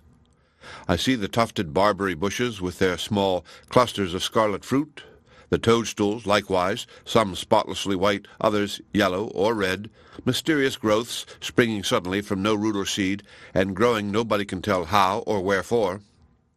In this respect they resembled many of the emotions in my breast, and I still see the little rivulets, chill, clear, and bright, that murmured beneath the road, through subterranean rocks, and deepened into mossy pools where tiny fish were darting to and fro, and within which lurked the hermit frog. But no, I never can account for it, that, with a yearning interest to learn the upshot of all my story, and returning to Blithedale for that sole purpose, I should examine these things so like a peaceful-bosomed naturalist. Nor why, amid all my sympathies and fears, there shot at times a wild exhilaration through my frame. Thus I pursued my way along the line of the ancient stone wall that Paul Dudley built, and through white villages, and past orchards of ruddy apples, and fields of ripening maize, and patches of woodland, and all such rural scenery as looks the fairest a little beyond the suburbs of a town. Hollingsworth, Zenobia, Priscilla. They glided mistily before me as I walked.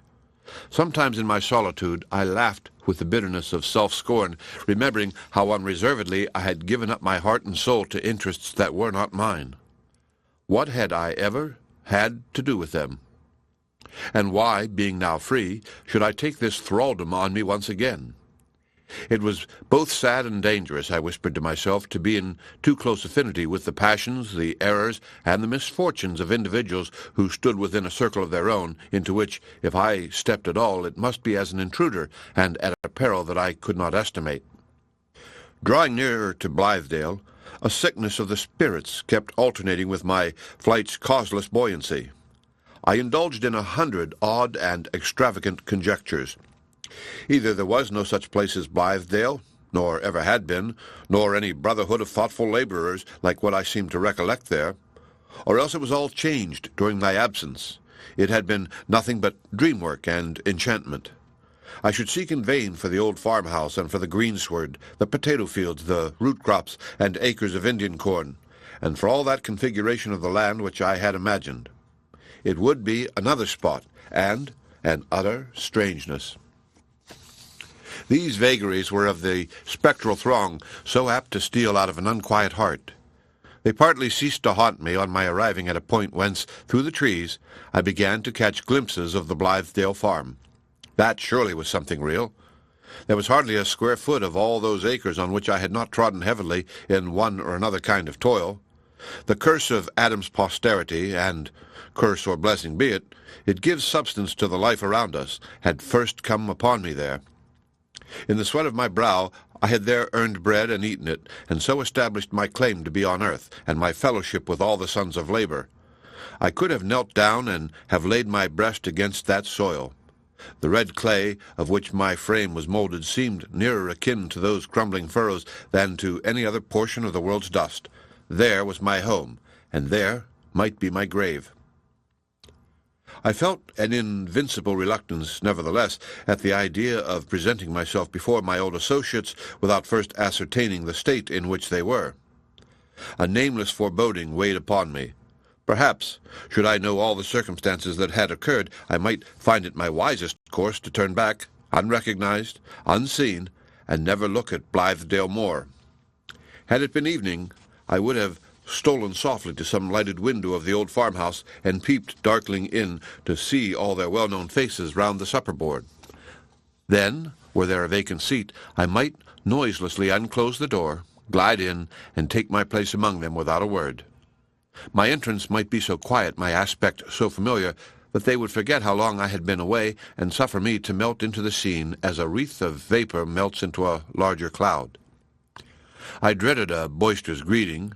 Beholding me at table, Zenobia, as a matter of course, would send me a cup of tea, and Hollingsworth fill my plate from the great dish of pan dowdy, and Priscilla, in her quiet way, would hand the cream, and others help me to the bread and butter.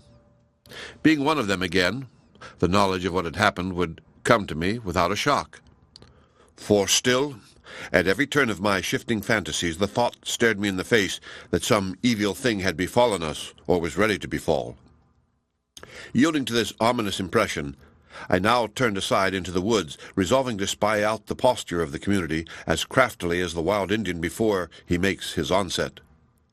I would go wandering about the outskirts of the farm, and, perhaps catching sight of a solitary acquaintance, would approach him amid the brown shadows of the trees, a kind of medium fit for spirits departed and revisitant like myself, and entreat him to tell me how all things were. The first living creature that I met was a partridge, which sprung up beneath my feet and whirred away. The next was a squirrel, who chattered angrily at me from an overhanging bough. I trod along by the dark, sluggish river, and remember pausing on the bank above one of its blackest and most placid pools. The very spot with the barkless stump of a tree aslantwise over the water is depicting itself to my fancy at this instant, and wondering how deep it was, and if any overladen soul had ever flung its weight of mortality in thither, and if it thus escaped the burden, or only made it heavier. And perhaps the skeleton of the drowned wretch still lay beneath the inscrutable depth, clinging to some sunken log at the bottom with the grip of its old despair. So slight, however, was the track of these gloomy ideas that I soon forgot them in the contemplation of a brood of wild ducks which were floating on the river and anon took flight, leaving each a bright streak over the black surface. By and by I came to my hermitage in the heart of the white pine tree, and, clambering up to it, sat down to rest. The grapes, which I had watched throughout the summer, now dangled around me in abundant clusters of the deepest purple, deliciously sweet to the taste, and, though wild, yet free from that ungentle flavor which distinguishes nearly all our native and uncultivated grapes. Methought a wine might be pressed out of them, possessing a passionate zest, and endowed with a new kind of intoxicating quality, attended with such bacchanalian ecstasies as the tamer grapes of Madeira, France, and the Rhine are inadequate to produce. And I longed to quaff a great goblet of it at that moment.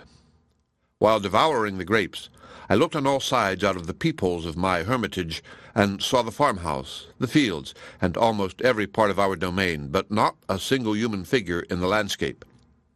Some of the windows of the house were open, but with no more signs of life than in a dead man's unshut eyes. The barn door was ajar and swinging in the breeze. The big old dog, he was a relic of the former dynasty of the farm that hardly ever stirred out of the yard, was nowhere to be seen. What, then, had become of all the fraternity and sisterhood? Curious to ascertain this point, I let myself down out of the tree, and going to the edge of the wood, was glad to perceive our herd of cows chewing the cud or grazing not far off. I fancied by their manner that 2 or 3 of them recognized me, as indeed they ought, for I had milked them, and been their chamberlain times without number. But, after staring me in the face a little while, they phlegmatically began grazing and chewing their cuds again. Then I grew foolishly angry at so cold a reception, and flung some rotten fragments of an old stump at these unsentimental cows. Skirting farther round the pasture, I heard voices and much laughter proceeding from the interior of the wood. Voices, male and feminine, laughter not only of fresh young throats, but the bass of grown people, as if solemn organ pipes should pour out its airs of merriment. Not a voice spoke, but I knew it better than my own. Not a laugh, but its cadences were familiar. The wood, in this portion of it, seemed as full of jollity as if Comus and his crew were holding their revels in one of its usually lonesome glades. Stealing onward as far as I durst, without hazard of discovery, I saw a concourse of strange figures beneath the overshadowing branches. They appeared, and vanished, and came again, confusedly, with the streaks of sunlight glimmering down upon them. Among them was an Indian chief, with blanket, feathers, and war-paint, and uplifted tomahawk, and near him, looking fit to be his woodland bride, the goddess Diana, with the crescent on her head, and attended by our big, lazy dog, in lack of any fleeter hound. Drawing an arrow from her quiver, she let it fly at a venture, and hit the very tree behind which I happened to be lurking. Another group consisted of a Bavarian broom girl, a Negro of the Jim Crow order, 1 or 2 foresters of the Middle Ages, a Kentucky woodsman in his trimmed hunting shirt and deerskin leggings, and a Shaker elder, quaint, demure, broad-brimmed, and square-skirted. Shepherds of Arcadia and allegoric figures from the Fairy Queen were oddly mixed up with these. Arm in arm, or otherwise huddled together in strange discrepancy, stood grim Puritans, gay cavaliers, and revolutionary officers with 3-cornered cocked hats and quays longer than their swords. A bright-complexioned, dark-haired, vivacious little gypsy, with a red shawl over her head, went from one group to another telling fortunes by palmistry. And Moll Pitcher, the renowned old witch of Lynn, broomstick in hand, showed herself prominently in the midst, as if announcing all these apparitions to be the offspring of her necromantic art. But Silas Foster, who leaned against a tree nearby in his customary blue frock and smoking a short pipe, did more to disenchant the scene with his look of shrewd, acrid Yankee observation than 20 witches and necromancers could have done in the way of rendering it weird and fantastic. A little further off, some old-fashioned skinkers and drawers, all with portentously red noses, were spreading a banquet on the leaf-strewn earth, while a horned and long-tailed gentleman, in whom I recognized the fiendish musician erst seen by Tam O'Shanter, tuned his fiddle and summoned the whole motley rout to a dance before partaking of the festal cheer.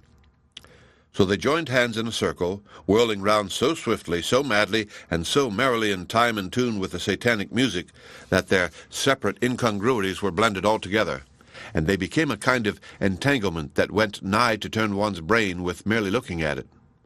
Anon they stopped, all of a sudden, and staring at one another's figures, set up a roar of laughter, whereat a shower of the September leaves, which all day long had been hesitating whether to fall or no, were shaken off by the movement of the air, and came eddying down upon the revellers. Then, for lack of breath, ensued a silence, at the deepest point of which, tickled by the oddity of surprising my grave associates in this masquerading trim, I could not possibly refrain from a burst of laughter on my own separate account. "Hush!" I heard the pretty gypsy fortune-teller say. "Who is that laughing?" "Some profane intruder," said the goddess Diana. "I shall send an arrow through his heart, or change him into a stag, as I did Actaeon, if he peeps from behind the trees." "Me take his scalp," cried the Indian chief, brandishing his tomahawk and cutting a great caper in the air. "I'll root him in the earth with a spell that I have at my tongue's end," squeaked Moll Pitcher, "and the green moss shall grow all over him before he gets free again." "The voice was Miles Coverdale's," said the fiendish fiddler, with a whisk of his tail and a toss of his horns. "My music has brought him hither. He is always ready to dance to the devil's tune." Thus, put on the right track, they all recognized the voice at once, and set up a simultaneous shout.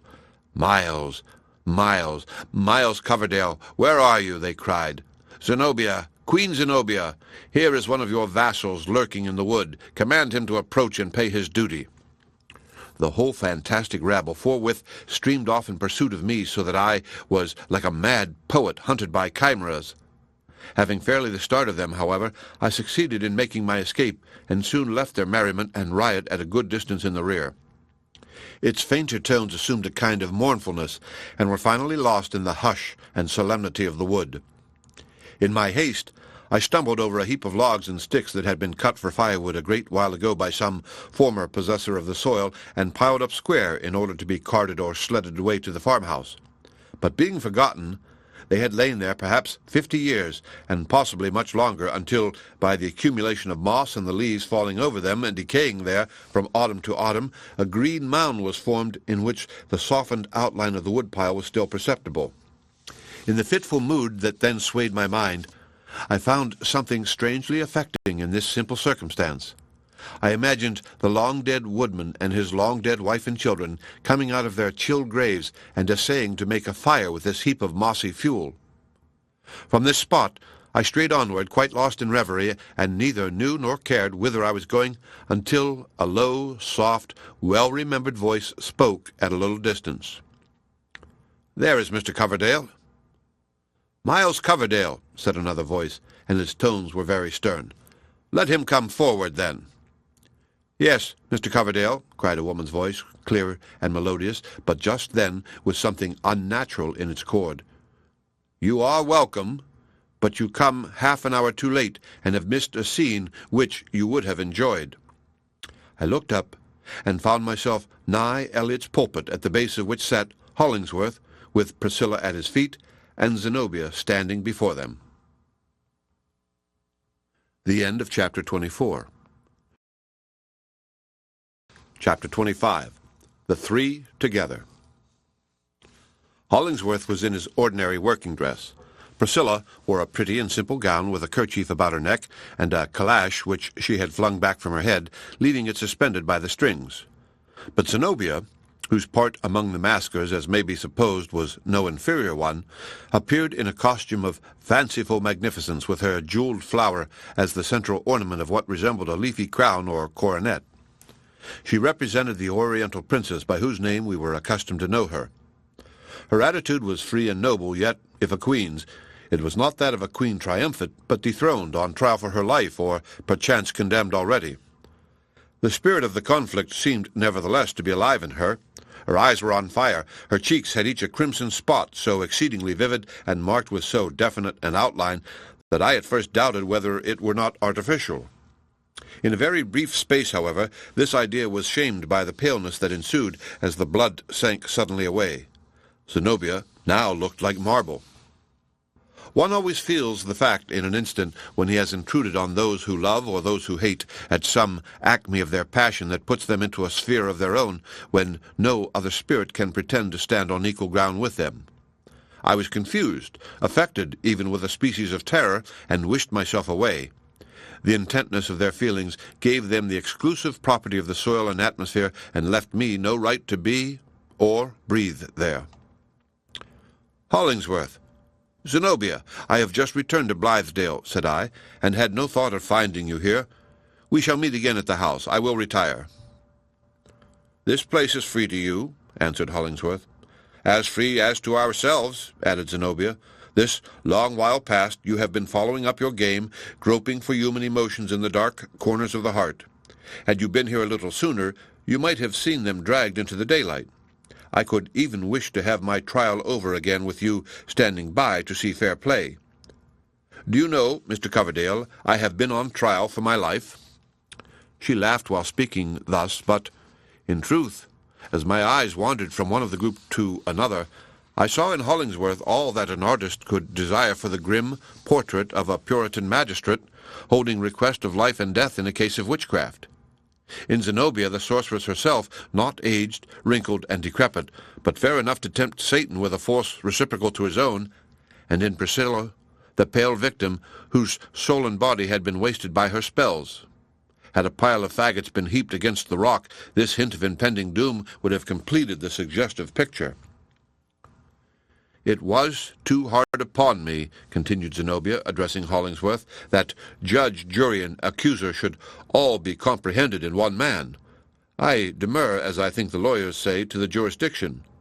But let the learned Judge Coverdale seat himself on top of the rock, and you and me stand at its base side by side, pleading our cause before him. There might at least be 2 criminals instead of 1. "You forced this on me," replied Hollingsworth, looking her sternly in the face. "Did I call you hither from among the masqueraders yonder? Do I assume to be your judge? No, except so far as I have an unquestionable right of judgment in order to settle my own line of behavior towards those with whom the events of life bring me in contact. True, I have already judged you, but not on the world's part. Neither do I pretend to pass a sentence." "Ah, this is very good," said Zenobia with a smile. "What strange things you men are, Mr. Coverdale, is it not so? It is the simplest thing in the world with you to bring a woman before your secret tribunals and judge and condemn her unheard, and then tell her to go free without a sentence. The misfortune is that this same secret tribunal chances to be the only judgment seat that a true woman stands in awe of, and that any verdict short of acquittal is equivalent to a death sentence." The more I looked at them, and the more I heard, the stronger grew my impression that a crisis had just come and gone. On Hollingsworth's brow it had left a stamp like that of irrevocable doom, of which his own will was the instrument. In Zenobia's whole person, beholding her more closely, I saw a riotous agitation, the almost delirious disquietude of a great struggle at the close of which the vanquished one felt her strength and courage still mighty within her, and longed to renew the contest. My sensations were as if I had come upon a battlefield before the smoke was as yet cleared away. And what subjects had been discussed here?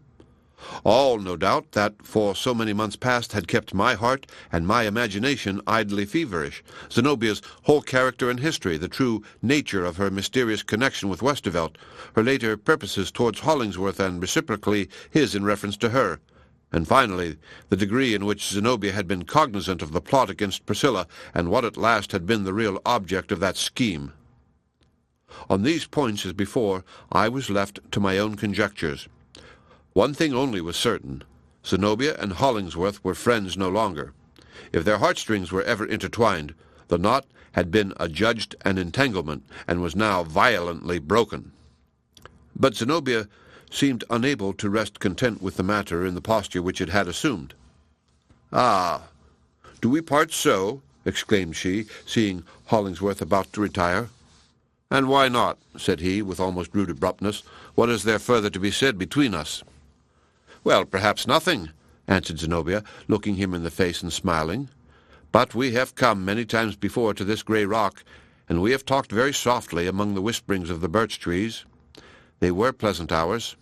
I love to make the latest of them, though not altogether so delightful, loiter away as slowly as may be. And besides, you have put many queries to me at this, which you designed to be our last interview, and, being driven, as I must acknowledge, into a corner, I have responded with reasonable frankness. But now, with your free account, I desire the privilege of asking a few questions in my turn." "I have no concealments," said Hollingsworth. "We shall see," answered Zenobia. "I would first inquire whether you have supposed me to be wealthy." "On that point," observed Hollingsworth, "I have had the opinion which the world holds." "And I held it likewise," said Zenobia. "Had I not, heaven is my witness, the knowledge should have been as free to you as me. It is only 3 days since I knew the strange fact that threatens to make me poor, and your own acquaintance with it, I suspect, is of at least as old a date. I fancied myself affluent. You are aware, too, of the disposition which I proposed making of the larger portion of my imaginary opulence. Nay, were it all, I had not hesitated. Let me ask you further, did I ever propose or intimate any terms of compact on which depended this, as the world would consider it, so important sacrifice?" "You certainly spoke of none," said Hollingsworth. "Nor meant any," she responded. "I was willing to realize your dream, freely, generously as some might think, but at all events fully, and heedless though it should prove the ruin of my fortune. If in your own thoughts you have imposed any conditions of this expenditure, it is you that must be held responsible for whatever is sordid and unworthy in them. And now, one other question. Do you love this girl?" "Oh, Zenobia," exclaimed Priscilla, shrinking back as if longing for the rock to topple over and hide her. "Do you love her?" repeated Zenobia. "Had you asked me that question a short time since," replied Hollingsworth after a pause during which, it seemed to me, even the birch trees held their whispering breath, "I should have told you no. My feelings for Priscilla differed little from those of an elder brother, watching tenderly over the gentle sister whom God has given him to protect." "And what is your answer now?" persisted Zenobia. "I do love her," said Hollingsworth, uttering the words with a deep inward breath instead of speaking them outright. "As well declare it thus as in any other way. I do love her." "Now, God be judge between us," cried Zenobia, breaking into sudden passion. "Which of us two has most mortally offended him? At least I am a woman, with every fault it may be that a woman ever had, weak, vain, unprincipled, like most of my sex, for our virtues, when we have any, are merely impulsive and intuitive, passionate too, and pursuing my foolish and unattainable ends by indirect and cunning, though absurdly chosen means, as an hereditary bond-slave must, false moreover to the whole circle of good, in my reckless truth to the little good I saw before me, but still a woman. A creature whom only a little change of earthly fortune, a little kinder smile of him who sent me hither, and one true heart to encourage and direct me, might have made all that a woman can be. But how is it with you? Are you a man? No, but a monster, a cold, heartless, self-beginning and self-ending piece of mechanism." "With what, then, do you charge me?" asked Hollingsworth, aghast and greatly disturbed at this attack. "Show me one selfish end in all I ever aimed at, and you may cut it out of my bosom with a knife." "It is all self," answered Zenobia with still intenser bitterness. "Nothing else, nothing but self, self, self. The fiend, I doubt not, has made his choicest mirth of you these 7 years past, and especially in the mad summer which we have spent together. I see it now. I am awake, disenchanted, disenthralled. Self, self, self. You have embodied yourself in a project. You are a better masquerader than the witches and gypsies yonder, for your disguise is a self-deception. See whither it has brought you. First you aimed a death-blow, and a treacherous one, at this scheme of a purer and higher life which so many noble spirits had wrought out. Then, because Coverdale could not be quite your slave, you threw him ruthlessly away, and you took me too into your plan, as long as there was hope of my being available, and now fling me aside again, a broken tool. But foremost, and blackest of your sins, you stilled down your inmost consciousness. You did a deadly wrong to your own heart. You were ready to sacrifice this girl whom, if God ever visibly showed a purpose, he put into your charge, and through whom he was striving to redeem you." "This is a woman's view," said Hollingsworth, growing deadly pale, "a woman's whose whole sphere of action is in the heart, and who can conceive of no higher nor wider one." "Be silent!" cried Zenobia imperiously. "You know neither man nor woman. The utmost that can be said in your behalf, and because I would not be wholly despicable in my own eyes, but would fain excuse my wasted feelings, nor own it wholly a delusion, therefore I say it is that a great and rich heart has been ruined in your breast. Leave me now. You have done with me, and I with you. Farewell." "Priscilla," said Hollingsworth, "come." Zenobia smiled. Possibly I did so too. Not often in human life has a gnawing sense of injury found a sweeter morsel of revenge than was conveyed in the tone with which Hollingsworth spoke those two words. It was the abased and tremulous tone of a man whose faith in himself was shaken, and who sought at last to lean on an affection. Yes, the strong man bowed himself and rested on this poor Priscilla. Oh, could she have failed him, what a triumph for the lookers-on! And at first I half imagined that she was about to fail him. She rose up, stood shivering like the birch leaves that trembled over her head, and then slowly tottered rather than walked towards Zenobia. Arriving at her feet, she sank down there in the very same attitude which she had assumed on their first meeting in the kitchen of the old farmhouse. Zenobia remembered it. "Ah, Priscilla," said she, shaking her head, "how much is changed since then! You kneel to a dethroned princess, you the victorious one. but he is waiting for you. Say what you wish, and leave me." "We are sisters," gasped Priscilla. I fancied that I understood the word "and action." It meant the offering of herself and all she had to be at Zenobia's disposal, but the latter would not take it thus. "True, we are sisters," she replied, and moved by the sweet word, she stooped down and kissed Priscilla, but not lovingly, for a sense of fatal harm received through her seemed to be lurking in Zenobia's heart. "We had one father.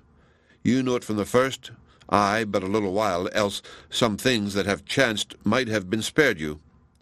But I never wished you harm. You stood between me and an end which I desired. I wanted a clear path, no matter what I meant. It is over now. Do you forgive me?" "Oh, Zenobia," sobbed Priscilla, "it is I that feels like the guilty one." "No, no, poor little thing," said Zenobia with a sort of contempt. "You have been my evil fate, but there never was a babe with less strength or will to do an injury. Poor child!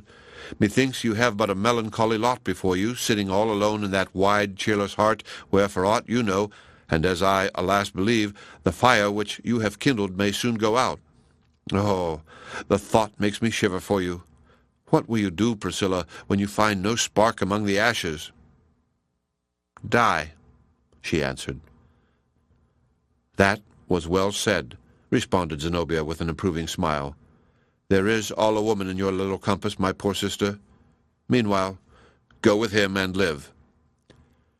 She waved her away with a queenly gesture and turned her own face to the rock. I watched Priscilla, wondering what judgment she would pass between Zenobia and Hollingsworth, how interpret his behavior so as to reconcile it with true faith both towards her sister and herself, how compel her love for him to keep any terms whatever with her sisterly affection.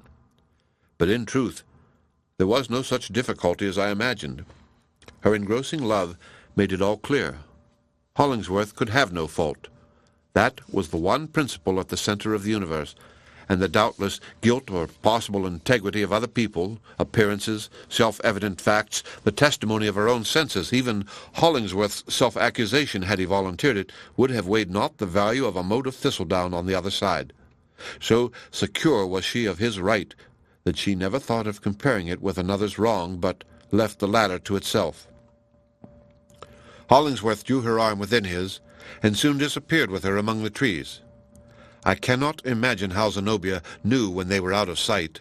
She never glanced again toward them, but retaining a proud attitude so long as they might have thrown back a retiring look, they were no sooner departed, utterly departed, than she began slowly to sink down. It was as if a great, invisible, irresistible weight were pressing her to the earth. Settling upon her knees, she leaned her forehead against the rock and sobbed convulsively. Dry sobs they seemed to be, such as have nothing to do with tears. The end of Chapter 25. Chapter 26. Zenobia and Coverdale. Zenobia had entirely forgotten me. She fancied herself alone with her great grief, and had it been only a common pity that I felt for her, the pity that her proud nature would have repelled as the one worst wrong with the world yet held in reserve, the sacredness and awfulness of the crisis might have impelled me to steal away silently, so that not a dry leaf should rustle under my feet. I would have left her to struggle in that solitude with only the eye of God upon her. But so it happened. I never once dreamed of questioning my right to be there now, as I had questioned it just before, when I came so suddenly upon Hollingsworth and herself in the passion of their recent debate. It suits me not to explain what was the analogy that I saw, or imagined, between Zenobia's situation and mine, nor, I believe, will the reader detect this one secret hidden beneath many a revelation which perhaps concerned me less. In simple truth, however, as Zenobia leaned her forehead against the rock, shaken with that tearless agony, it seemed to me that the same self-pang, with hardly mitigated torment, leaped thrilling from her heartstrings to my own. Was it wrong, therefore, if I felt myself consecrated to the priesthood by sympathy like this, and called upon to minister to this woman's affliction so far as mortal could? But indeed, what could mortal do for her? Nothing. The attempt would be a mockery and an anguish. Time, it is true, would steal away her grief and bury it, and the best of her heart in the same grave. But destiny itself, methought in its kindliest mood, could do no better for Zenobia in the way of quick relief than to cause the impending rock to impend a little further and fall upon her head. So I leaned against a tree and listened to her sobs in unbroken silence. She was half prostrate, half kneeling with her forehead still pressed against the rock. Her sobs were the only sound. She did not groan nor give any other utterance to her distress. It was all involuntary. At length she sat up, put back her hair, and stared about her with a bewildered aspect, as if not distinctly recollecting the scene through which she had passed, nor cognizant of the situation in which it left her. Her face and brow were almost purple with the rush of blood. They whitened, however, by and by, and for some time retained this death-like hue. She put her hand to her forehead with a gesture that made me forcibly conscious of an intense and living pain there. Her glance, wandering wildly to and fro, passed over me several times without appearing to inform her of my presence. But finally a look of recognition gleamed from her eyes into mine. "Is it you, Miles Coverdale?" said she, smiling.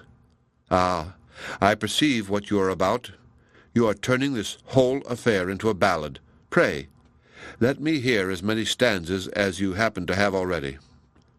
"Oh, hush, Zenobia," I answered. "Heaven knows what an ache is in my soul."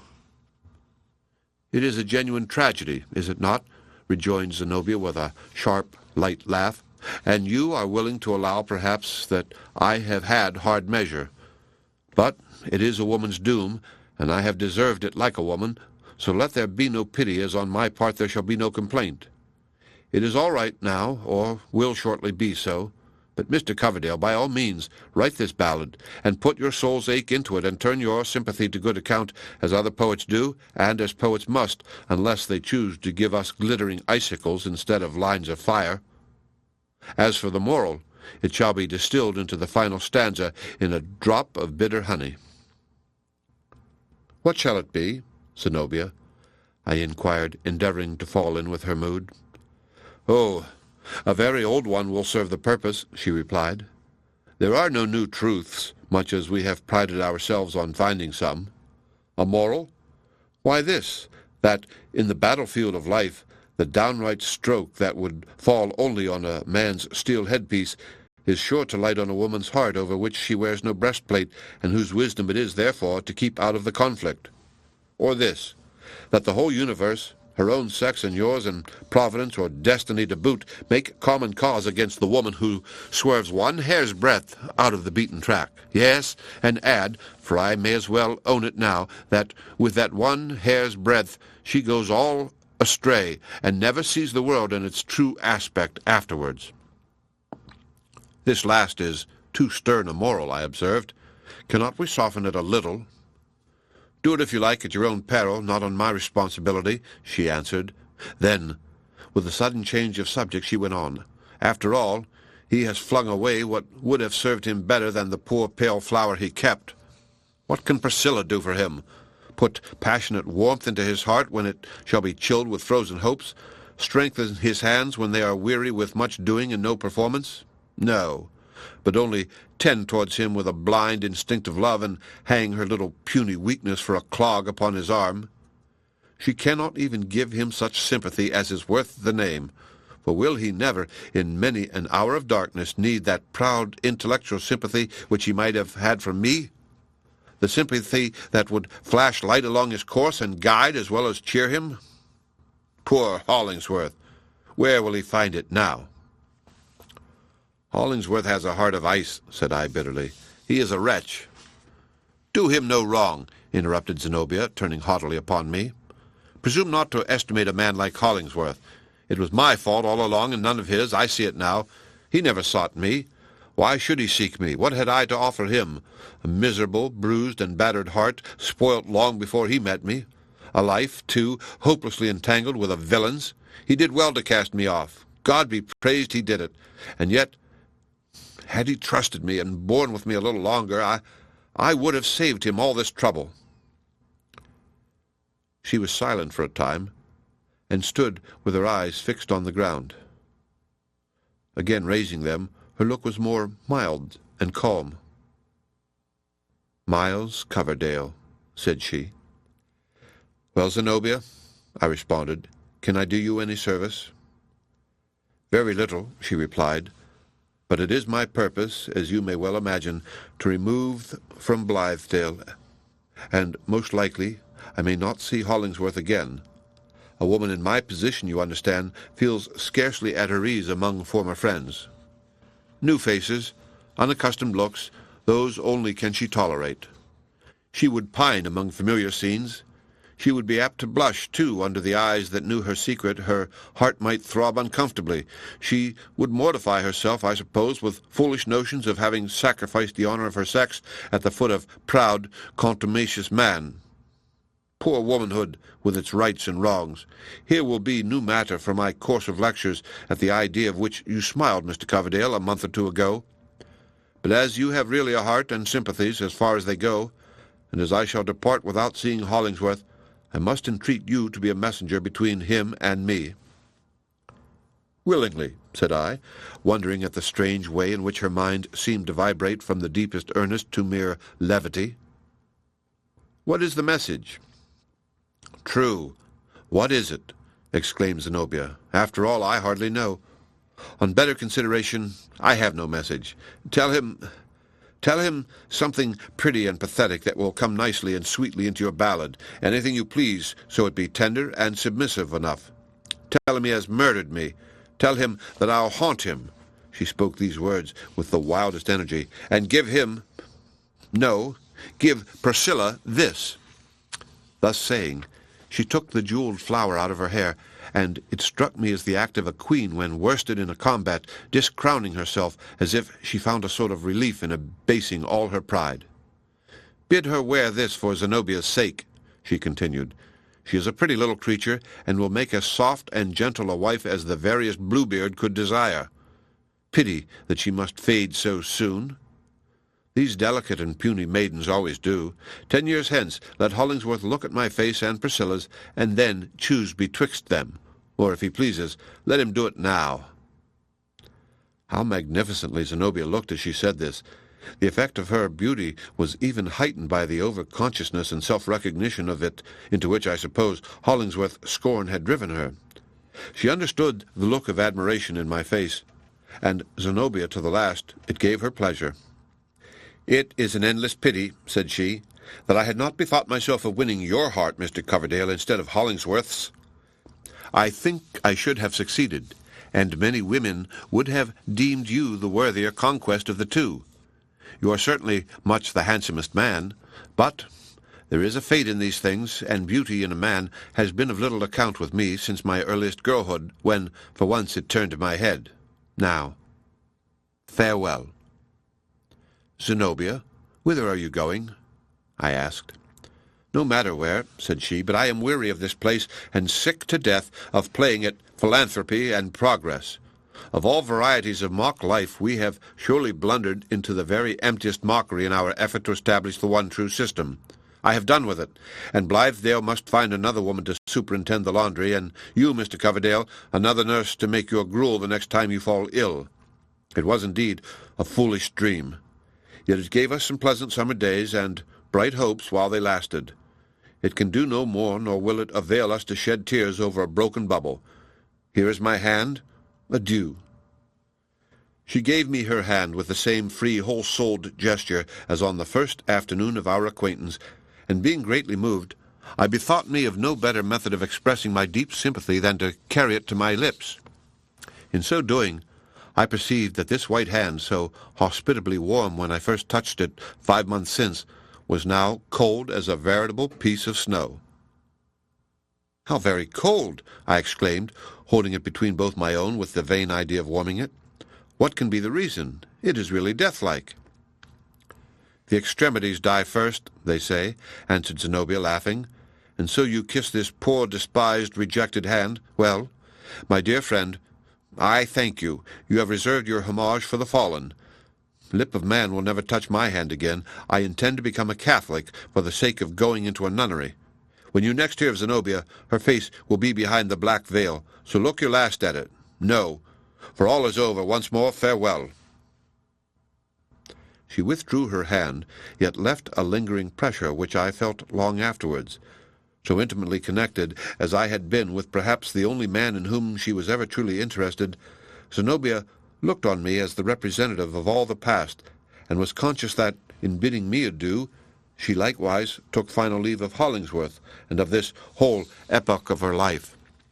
Never did her beauty shine out more lustrously than in the last glimpse that I had of her. She departed, and was soon hidden among the trees. But whether it was the strong impression of the foregoing scene, or whatever else the cause, I was affected with a fantasy that Zenobia had not actually gone, but was still hovering about the spot and haunting it. I seemed to feel her eyes upon me.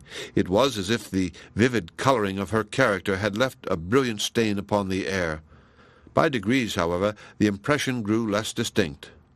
I flung myself upon the fallen leaves at the base of Elliot's Pulpit. The sunshine withdrew up the tree trunks and flickered on the topmost boughs. Grey twilight made the wood obscure, the stars brightened out, the pendant boughs became wet with chill autumnal dews. But I was listless, worn out with emotion on my own behalf and sympathy for others, and had no heart to leave my comfortless lair beneath the rock. I must have fallen asleep and had a dream, all the circumstances of which utterly vanished at the moment when they converged to some tragical catastrophe, and thus grew too powerful for the thin sphere of slumber that enveloped them. Starting from the ground, I found the risen moon shining upon the rugged face of the rock, and myself all in a tremble. The end of Chapter 26. Chapter 27. Midnight. It could not have been far from midnight when I came beneath Hollingsworth's window, and finding it open, flung in a tuft of grass with earth at the roots, and heard it fall upon the floor. He was either awake or sleeping very lightly, for scarcely a moment had gone by before he looked out and discerned me standing in the moonlight. "Is it you, Coverdale?" he asked. "What is the matter?" "Come down to me, Hollingsworth," I answered. "I am anxious to speak with you." The strange tone of my own voice startled me, and him probably no less. He lost no time, and soon issued from the house door with his dress half arranged. "Again, what is the matter?" he asked impatiently. "Have you seen Zenobia," said I, "since you parted from her at Elliot's Pulpit?" "No," answered Hollingsworth, "nor did I expect it." His voice was deep, but had a tremor in it. Hardly had he spoken when Silas Foster thrust his head, done up in a cotton handkerchief, out of another window, and took what he called, as it literally was, a squint at us. "Well, folks, what are ye about here?" he demanded. "Aha! Are you there, Miles Coverdale? You have been turning night into day since you left us, I reckon, and so you find it quite natural to come prowling about the house at this time of night, frightening my old woman out of her wits and making her disturb a tired man out of his best nap. In with you vagabond, and to bed." "Dress yourself quietly, Foster," said I. "We want your assistance." I could not for the life of me keep that strange tone out of my voice. Silas Foster, obtuse as were his sensibilities, seemed to feel the ghastly earnestness that was conveyed in it, as well as Hollingsworth did. He immediately withdrew his head, and I heard him yawning, muttering to his wife, and again yawning heavily while he hurried on his clothes. Meanwhile, I showed Hollingsworth a delicate handkerchief marked with a well-known cipher, and told where I had found it and other circumstances which had filled me with a suspicion so terrible that I left him, if he dared, to shape it out for himself. By the time my brief explanation was finished, we were joined by Silas Foster in his blue woolen frock. "Well, boys," cried he peevishly, "what is to pay now?" "Tell him, Hollingsworth," said I. Hollingsworth shivered perceptibly, and drew in a hard breath betwixt his teeth. He steadied himself, however, and, looking the matter more firmly in the face than I had done, explained to Foster my suspicions and the grounds of them with a distinctness from which, in spite of my utmost efforts, my words had swerved aside. The tough-nerved yeoman in his comment put a finish on the business, and brought out the hideous idea in its full terror, as if he were removing the napkin from the face of a corpse. "And so you think she's drowned herself?" he cried. I turned away my face. "What on earth should the young woman want to do that for?" exclaimed Silas, his eyes half out of his head with mere surprise. "Why, she has more means than she can use her waist, and lacks nothing to make her comfortable but a husband, and that's an article she could have any day. There's some mistake about this, I tell you. Come, said I, shuddering. Let us go and ascertain the truth. Well, answered Silas Foster. Just as you say. We'll take the long pole with the hook at the end that serves to get the bucket out of the draw well when the rope is broken. With that, and a couple of long-handled hay rakes, I'll answer for finding her if she's anywhere to be found. Strange enough, Zenobia drowned herself? No, I don't believe it. She had too much sense and too much means and enjoyed life a great deal too well. When our preparations were completed, we hastened by a shorter than the customary route through fields and pastures and across a portion of the meadow to the particular spot on the river bank which I had paused to contemplate in the course of my afternoon's ramble. A nameless presentiment had again drawn me thither after leaving Elliot's pulpit. I showed my companions where I found the handkerchief and pointed to 2 or 3 footsteps impressed into the clayey margin and tending towards the water. Beneath its shallow verge, among the water weeds, there were further traces as yet unobliterated by the sluggish current, which was there almost at a standstill. Silas Foster thrust his face down close to these footsteps and picked up a shoe that had escaped my observation, being half embedded in the mud. "There's a kid shoe that never was made on a Yankee last," observed he. I knew enough of a shoemaker's craft to tell that. French manufacture, and see what a high instep, and how evenly she trod in it. There never was a woman that steps handsomer in her shoes than Zenobia did. Here," he added, addressing Hollingsworth, "would you like to keep the shoe?" Hollingsworth started back. "Give it to me, Foster," said I. I dabbed it in the water to rinse off the mud, and have kept it ever since. Not far from this spot lay an old, leaky punt drawn up on the oozy riverside, and generally half full of water. It served the angler to go in quest of pickerel or the sportsman to pick up his wild ducks. Setting this crazy bark afloat, I seated myself in the stern with the paddle, while Hollingsworth sat in the bows with the hooked pole, and Silas Foster amidships with a hay rake. "It puts me in mind of my young days," remarked Silas, "when I used to steal out of bed to go bobbing for hornpouts and eels. Hey-ho! Well, life and death together make sad work for us all. Then I was a boy bobbing for fish, and now I'm getting to be an old fellow, and here I be groping for a dead body. I'll tell you what, lads, if I thought anything had really happened to Zenobia, I should feel kind of sorrowful." "I wish at least you would hold your tongue," muttered I. The moon that night, though past the full, was still large and oval, and, having risen between 8 and 9 o'clock, now shone aslantwise over the river, throwing the high opposite bank with its woods into deep shadow, but lighting up the hither shore pretty effectually. Not a ray appeared to fall on the river itself. It lapsed imperceptibly away, a broad, black, inscrutable depth, keeping its own secrets from the eye of man as impenetrably as mid-ocean could. "Well, Miles Coverdale," said Foster, "you are the helmsman. How do you mean to manage this business?" "I shall let the boat drift, broadside foremost, past that stump," I replied. "I know the bottom, having sounding it and fishing. The shore on this side, after the first step or two, goes off very abruptly, and there is a pool just by the stump, 12 or 15 feet deep. The current could not have force enough to sweep any sunken object, even if partially buoyant, out of that hollow." "Come, then," said Silas. "But I doubt whether I can touch bottom with this hay-rake, if it's as deep as you say. Mr. Hollingsworth, I think you'll be the lucky man tonight, such luck as it is." We floated past the stump. Silas Foster plied his rake manfully, poking it as far as he could into the water, and immersing the whole length of his arm besides. Hollingsworth at first sat motionless, with the hooked pole elevated in the air. But by and by, with a nervous and jerky movement, he began to plunge it into the blackness that upbore us, setting his teeth and making precisely such thrusts, methought, as if he were stabbing at a deadly enemy. I bent over the side of the boat. So obscure, however, so awfully mysterious was that dark stream that, and the thought made me shiver like a leaf, I might as well have tried to look into the enigma of the eternal world to discover what had become of Zenobia's soul, as into the river's depths to find her body. And there perhaps she lay with her face upward, while the shadow of the boat and my own pale face peering downward passed slowly betwixt her and the sky. Once, twice, thrice I paddled the boat upstream, and again suffered it to glide with the river's slow, funereal motion downward. Silas Foster had raked up a large mass of stuff which, as it came towards the surface, looked somewhat like a flowing garment, but proved to be a monstrous tuft of water-weeds.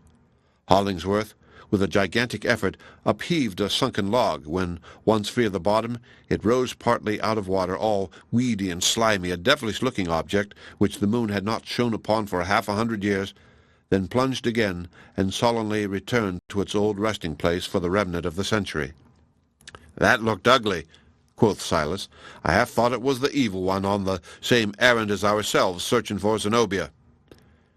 "He shall never get her," said I, giving the boat a strong impulse. "That's not for you to say, my boy," retorted the yeoman. "Pray God he never has, and never may. Slow work this, however. I should really be glad to find something. Pshaw, what a notion that is, when the only good luck would be to paddle and drift and poke and grope hereabouts till morning, and have our labor for our pains. For my part, I shouldn't wonder if the creature had only lost her shoe in the mud and saved her soul alive after all. My stars, how she will laugh at us tomorrow morning." It is indescribable what an image of Zenobia at the breakfast table, full of warm and mirthful life, this surmise of Silas Foster's brought before my mind. The terrible phantasm of her death was thrown by it into the remotest and dimmest background, where it seemed to grow as improbable as a myth. "Yes, Silas, it may be as you say," cried I. The drift of the stream had again borne us a little below the stump, when I felt, yes, felt, for it was as if the iron hook had smote my breast, felt Hollingsworth Pole strike some object at the bottom of the river. He started up and almost overset the boat. "Hold on!" cried Foster. "You have her!" Putting a fury of strength into the effort, Hollingsworth heaved amain, and up came a white swash to the surface of the river. It was the flow of a woman's garments. A little higher, and we saw her dark hair streaming down the current. Black river of death, thou hadst yielded up thy victim. Zenobia was found. Silas Foster laid hold of the body. Hollingsworth likewise grappled with it, and I steered towards the bank, gazing all the while at Zenobia, whose limbs were swaying in the current close at the boat's side. Arriving near the shore, we all three stepped into the water, bore her out, and laid her on the ground beneath a tree. "Poor child," said Foster, and his dry old heart, I verily believe, vouchsafed a tear. "I'm sorry for her." Were I to describe the perfect horror of the spectacle, the reader might justly reckon it to me for a sin and a shame. For more than 12 long years I have borne it in my memory, and could now reproduce it as freshly as if it were still before my eyes. Of all the modes of death, methinks it is the ugliest. Her wet garments swathed limbs of terrible inflexibility. She was the marble image of a death agony. Her arms had grown rigid in the act of struggling, and were bent before her with clenched hands. Her knees, too, were bent, and, thank God for it, in the attitude of prayer. Ah, that rigidity! It is impossible to bear the terror of it. It seemed, I must needs impart so much of my own miserable idea, it seemed as if her body must keep the same position in the coffin, and that her skeleton would keep it in the grave, and that when Zenobia rose at the day of judgment, it would be in just the same attitude as now.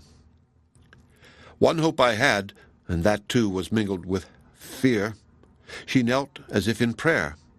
With the last choking consciousness, her soul bubbling out through her lips, it may be, had given itself up to the Father, reconciled and penitent. But her arms, they were bent before her as if she struggled against Providence in never-ending hostility. Her hands, they were clenched in immitigable defiance.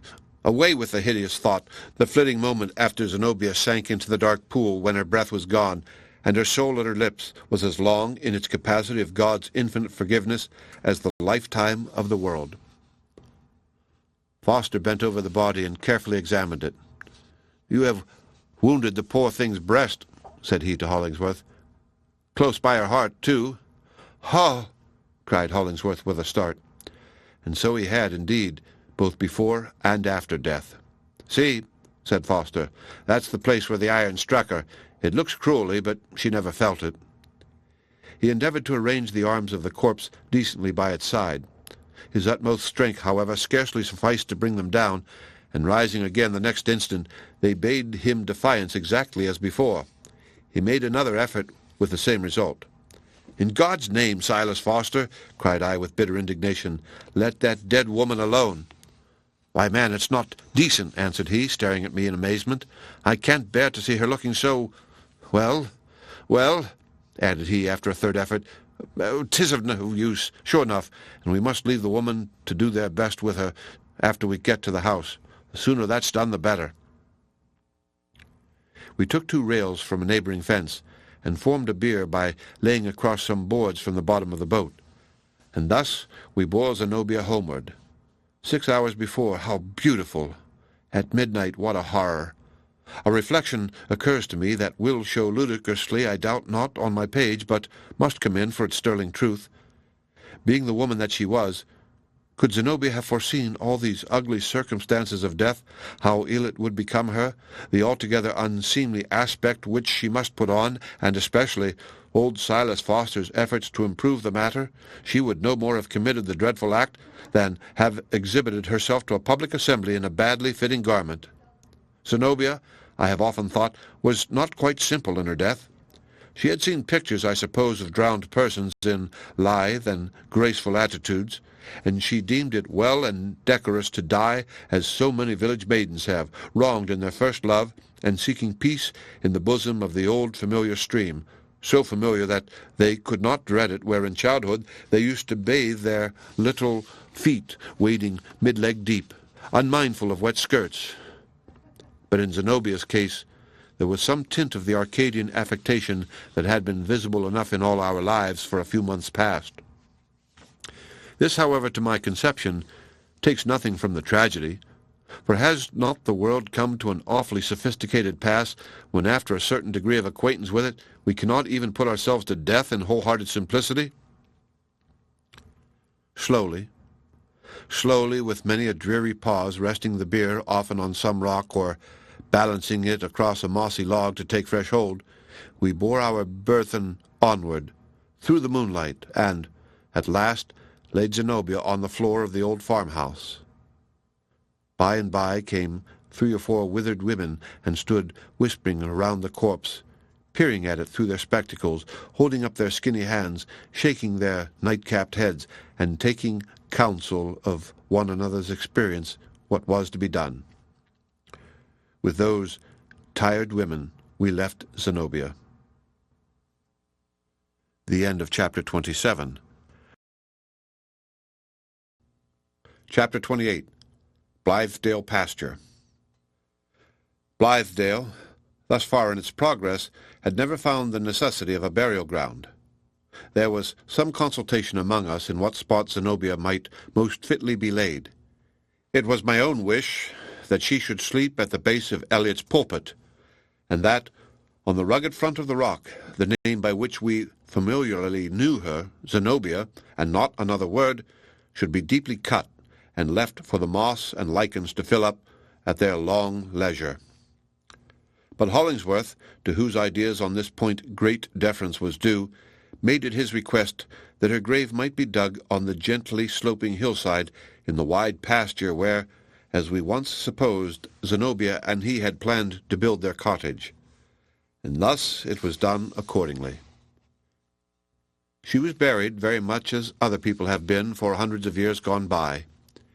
In anticipation of a death, we Blithedale colonists had sometimes set our fancies at work to arrange a funereal ceremony which should be the proper symbolic expression of our spiritual faith and eternal hopes. And this we meant to substitute for those customary rites which were molded originally out of the Gothic gloom, and by long use, like an old velvet pall, have so much more than their first death smell in them. But when the occasion came, we found it the simplest and truest thing, after all, to content ourselves with the old fashion, taking away what we could, but interpolating no novelties, and particularly avoiding all frippery of flowers and cheerful emblems. The procession moved from the farmhouse. Nearest the dead walked an old man in deep mourning, his face most concealed in a white handkerchief, and with Priscilla leaning on his arm. Hollingsworth and myself came next. We all stood around the narrow niche in the cold earth, All saw the coffin lowered in. All heard the rattle of the crumbly soil upon its lid, that final sound which mortality awakens on the utmost verge of sense, as if in the vain hope of bringing an echo from the spiritual world. I noticed a stranger to most of those present, though known to me, who after the coffin had descended took up a handful of earth and flung it first into the grave. I had given up Hollingsworth Arm, and now found myself near this man. "It was an idle thing, a foolish thing for Zenobia to do," said he. "She was the last woman in the world to whom death could have been necessary. It was too absurd. I have no patience with her." "Why so?" I inquired, smothering my horror at his cold comment in my eager curiosity to discover some tangible truth as to his relationship with Zenobia. If any crisis could justify the sad wrong she offered to herself, it was surely that in which she stood. Everything had failed her. Prosperity in the world's sense, for her opulence was gone, the heart's prosperity in love, and there was a secret burthen on her, the nature of which is best known to you. Young as she was, she had tried life fully, had no more to hope, and something perhaps to fear. Had Providence taken her away in its own holy hand, I should have thought it the kindest dispensation that could be awarded to one so wrecked. "You mistake the matter completely," rejoined Westervelt. "What, then, is your own view of it?" I asked. "Her mind was active and various in its powers," said he. "Her heart had a manifold adaptation, her constitution an infinite buoyancy, which, had she possessed only a little patience to await the reflux of her troubles, would have borne her upward triumphantly for 20 years to come. Her beauty would not have waned, or scarcely so, and surely not beyond the reach of art to restore it. In all that time she had life's summer all before her, and 100 varieties of brilliant success.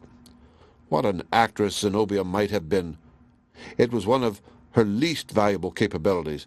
How forcibly she might have wrought upon the world, either directly in her own person, or by her influence upon some man, or a series of men of controlling genius. Every prize that could be worth a woman's having, and many prizes which other women are too timid to desire, lay within Zenobia's reach." "In all this," I observed, "there would have been nothing to satisfy her heart." "Her heart," answered Westervelt contemptuously. "That troublesome organ, as she had hitherto found it, would have been kept in its due place and degree, and have had all the gratification it could fairly claim. She would soon have established a control over it. Love had failed her, you say. Had it never failed her before, yet she survived it, and loved again, possibly not once alone, nor twice either, and now to drown herself for yonder dreamy philanthropist." "Who are you," I exclaimed indignantly, "that dare to speak thus of the dead? You seem to intend a eulogy, yet leave out whatever was noblest in her, and blacken while you mean to praise. I have long considered you as Zenobia's evil fate. Your sentiments confirm me in the idea, but leave me still ignorant as to the mode in which you have influenced her life. The connection may have been indissoluble except by death. Then indeed, always in the hope of God's infinite mercy, I cannot deem it a misfortune that she sleeps in yonder grave." "No matter what I was to her," he answered gloomily, yet without actual emotion. "She is now beyond my reach. Had she lived and hearkened to my counsels, we might have served each other well.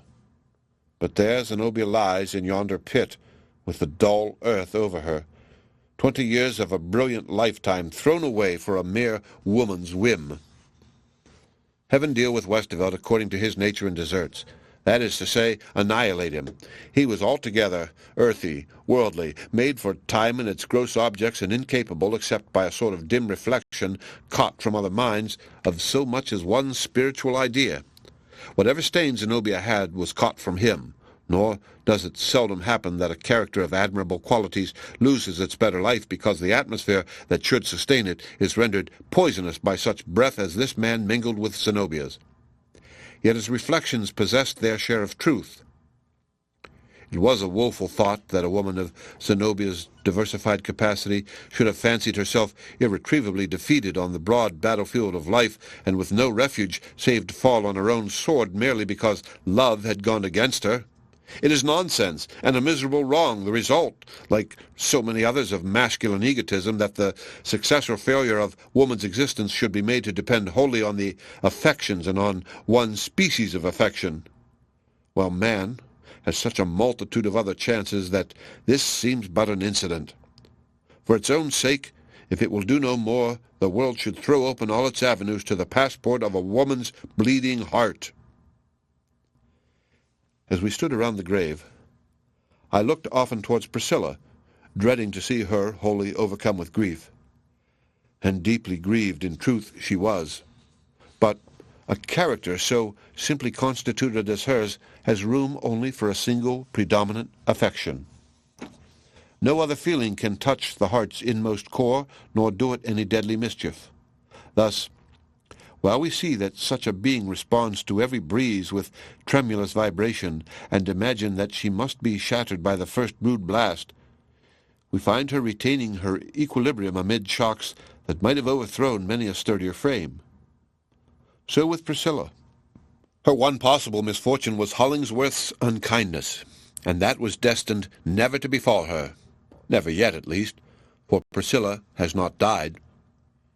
But Hollingsworth, after all the evil that he did, are we to leave him thus, blessed with the entire devotion of this one true heart, and with wealth at his disposal to execute the long-contemplated project that had led him so far astray? What retribution is there here?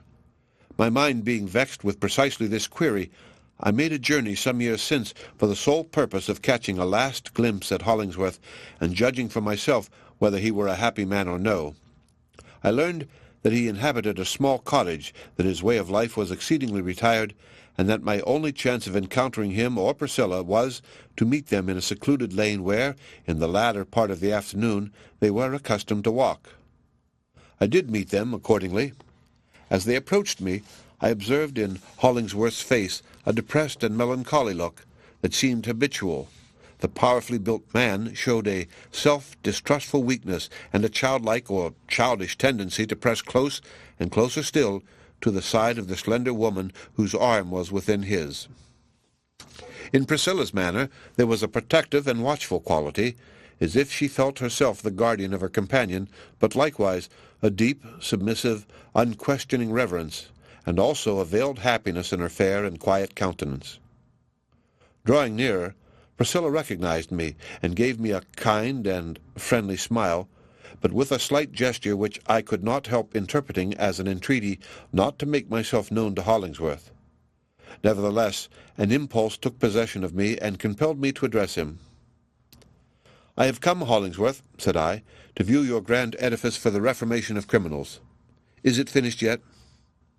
"No, nor begun," answered he, without raising his eyes. "A very small one answers all my purposes." Priscilla threw me an upbraiding glance, but I spoke again with a bitter and revengeful emotion, as if flinging a poisoned arrow at Hollingsworth's heart. "Up to this moment," I inquired, "how many criminals have you reformed?"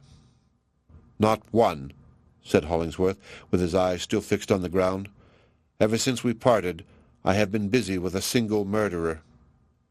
Then the tears gushed into my eyes, and I forgave him, for I remembered the wild energy, the passionate shriek with which Zenobia had spoken those words. "Tell him he has murdered me. Tell him that I'll haunt him." And I knew what murderer he meant, and whose vindictive shadow dogged the side where Priscilla was not. The moral, which presents itself to my reflections as drawn from Hollingsworth's character and errors, is simply this, that, admitting what is called philanthropy, when adopted as a profession, to be often useful by its energetic impulse to society at large, it is perilous to the individual whose ruling passion in one exclusive channel it thus becomes. It ruins, or is fearfully apt to ruin, the heart, the rich juices of which God never meant should be pressed violently out and distilled into alcoholic liquor by an unnatural process, but should render life sweet, bland, and gently beneficent, and insensibly influence other hearts and other lives to the same blessed end. I see in Hollingsworth an exemplification of the most awful truth in Bunyan's book of such, "From the very gate of heaven there is a byway to the pit." But all this while we have been standing by Zenobia's grave. I have never since beheld it, but make no question that the grass grew all the better on that little parallelogram of pasture land for the decay of the beautiful woman who slept beneath. How much nature seems to love us, and how readily, nevertheless, without a sigh or a complaint, she converts us to a meaner purpose when her highest one, that of conscious intellectual life and sensibility, has been untimely balked. While Zenobia lived, nature was proud of her, and directed all eyes upon that radiant presence as her fairest handiwork. Zenobia perished. Will not nature shed a tear? Ah, no. She adopts the calamity at once into her system, and is just as well pleased, for aught we can see, with the tuft of ranker vegetation that grew out of Zenobia's heart, as with all the beauty which has bequeathed us no earthly representative, except in this crop of weeds. It is because the spirit is inestimable that the lifeless body is so little valued. The end of Chapter 28. Chapter 29. Miles Coverdale's Confession. It remains only to say a few words about myself. Not improbably, the reader might be willing to spare me the trouble, for I have made but a poor and dim figure in my own narrative, establishing no separate interest, and suffering my colourless life to take its hue from other lives. But one still retains some little consideration for oneself, so I keep these last 2 or 3 pages for my individual and sole behoof. But what, after all, have I to tell? Nothing, nothing, nothing. I left Blithedale within the week after Zenobia's death, and went back thither no more. The whole soil of our farm for a long time afterwards seemed but the sodded earth over her grave. I could not toil there, nor live upon its products. Often, however, in these years that are darkening around me, I remember our beautiful scheme of a noble and unselfish life, and how fair in that first summer appeared the prospect that it might endure for generations, and be perfected as the ages rolled away into the system of a people and a world. Were my former associates now there? Were there only 3 or 4 of those true-hearted men still laboring in the sun? I sometimes fancy that I should direct my world-weary footsteps thitherward, and entreat them to receive me for old friendship's sake. More and more I feel that we had struck upon what ought to be a truth. Posterity may dig it up and profit by it. The experiment, so far as its original projectors were concerned, proved long ago a failure, first lapsing into Fourierism, and dying as it well deserved for this infidelity to its own higher spirit. Where once we toiled with our whole hopeful hearts, the town paupers, aged, nerveless, and disconsolate, creep sluggishly afield. Alas, what faith is requisite to bear up against such results of generous effort! My subsequent life has passed, I was going to say happily, but at all events tolerably enough. I am now at middle age, well, a step or 2 beyond the midmost point, and I care not a fig who knows it. A bachelor with no very decided purpose of ever being otherwise. I have been twice to Europe, and spent a year or 2 rather agreeably at each visit. Being well-to-do in the world, and having nobody but myself to care for, I live very much at my ease, and fare sumptuously every day. As for poetry, I have given it up, notwithstanding that Dr. Griswold, as the reader of course knows, has placed me at a fair elevation among our minor minstrelsy, on the strength of my pretty little volume published 10 years ago. As regards human progress, in spite of my irrepressible yearnings over the Blithedale reminiscences, let them believe in it who can, and aid in it who choose. If I could earnestly do either, it might be all the better for my comfort. As Hollingsworth once told me, I lack a purpose. How strange! He was ruined morally by an overplus of the very same ingredient, the want of which I occasionally suspect has rendered my own life all an emptiness. I by no means wish to die. Yet, were there any cause in this whole chaos of human struggle worth a sane man's dying for, and which my death would benefit, then, provided, however, the effort did not involve an unreasonable amount of trouble, methinks I might be bold to offer up my life.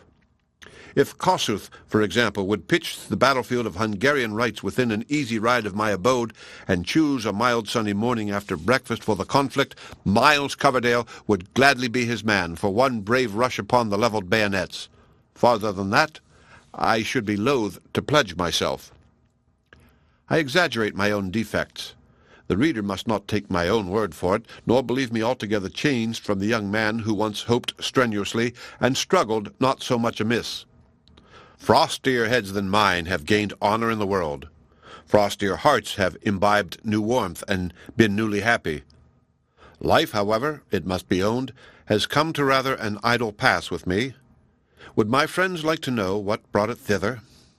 There is one secret, I have concealed it all along, and never meant to let the least whisper of it escape, one foolish little secret which possibly may have had something to do with these inactive years of meridian manhood, with my bachelorship, with the unsatisfied retrospect that I fling back on life, and my listless glance towards the future.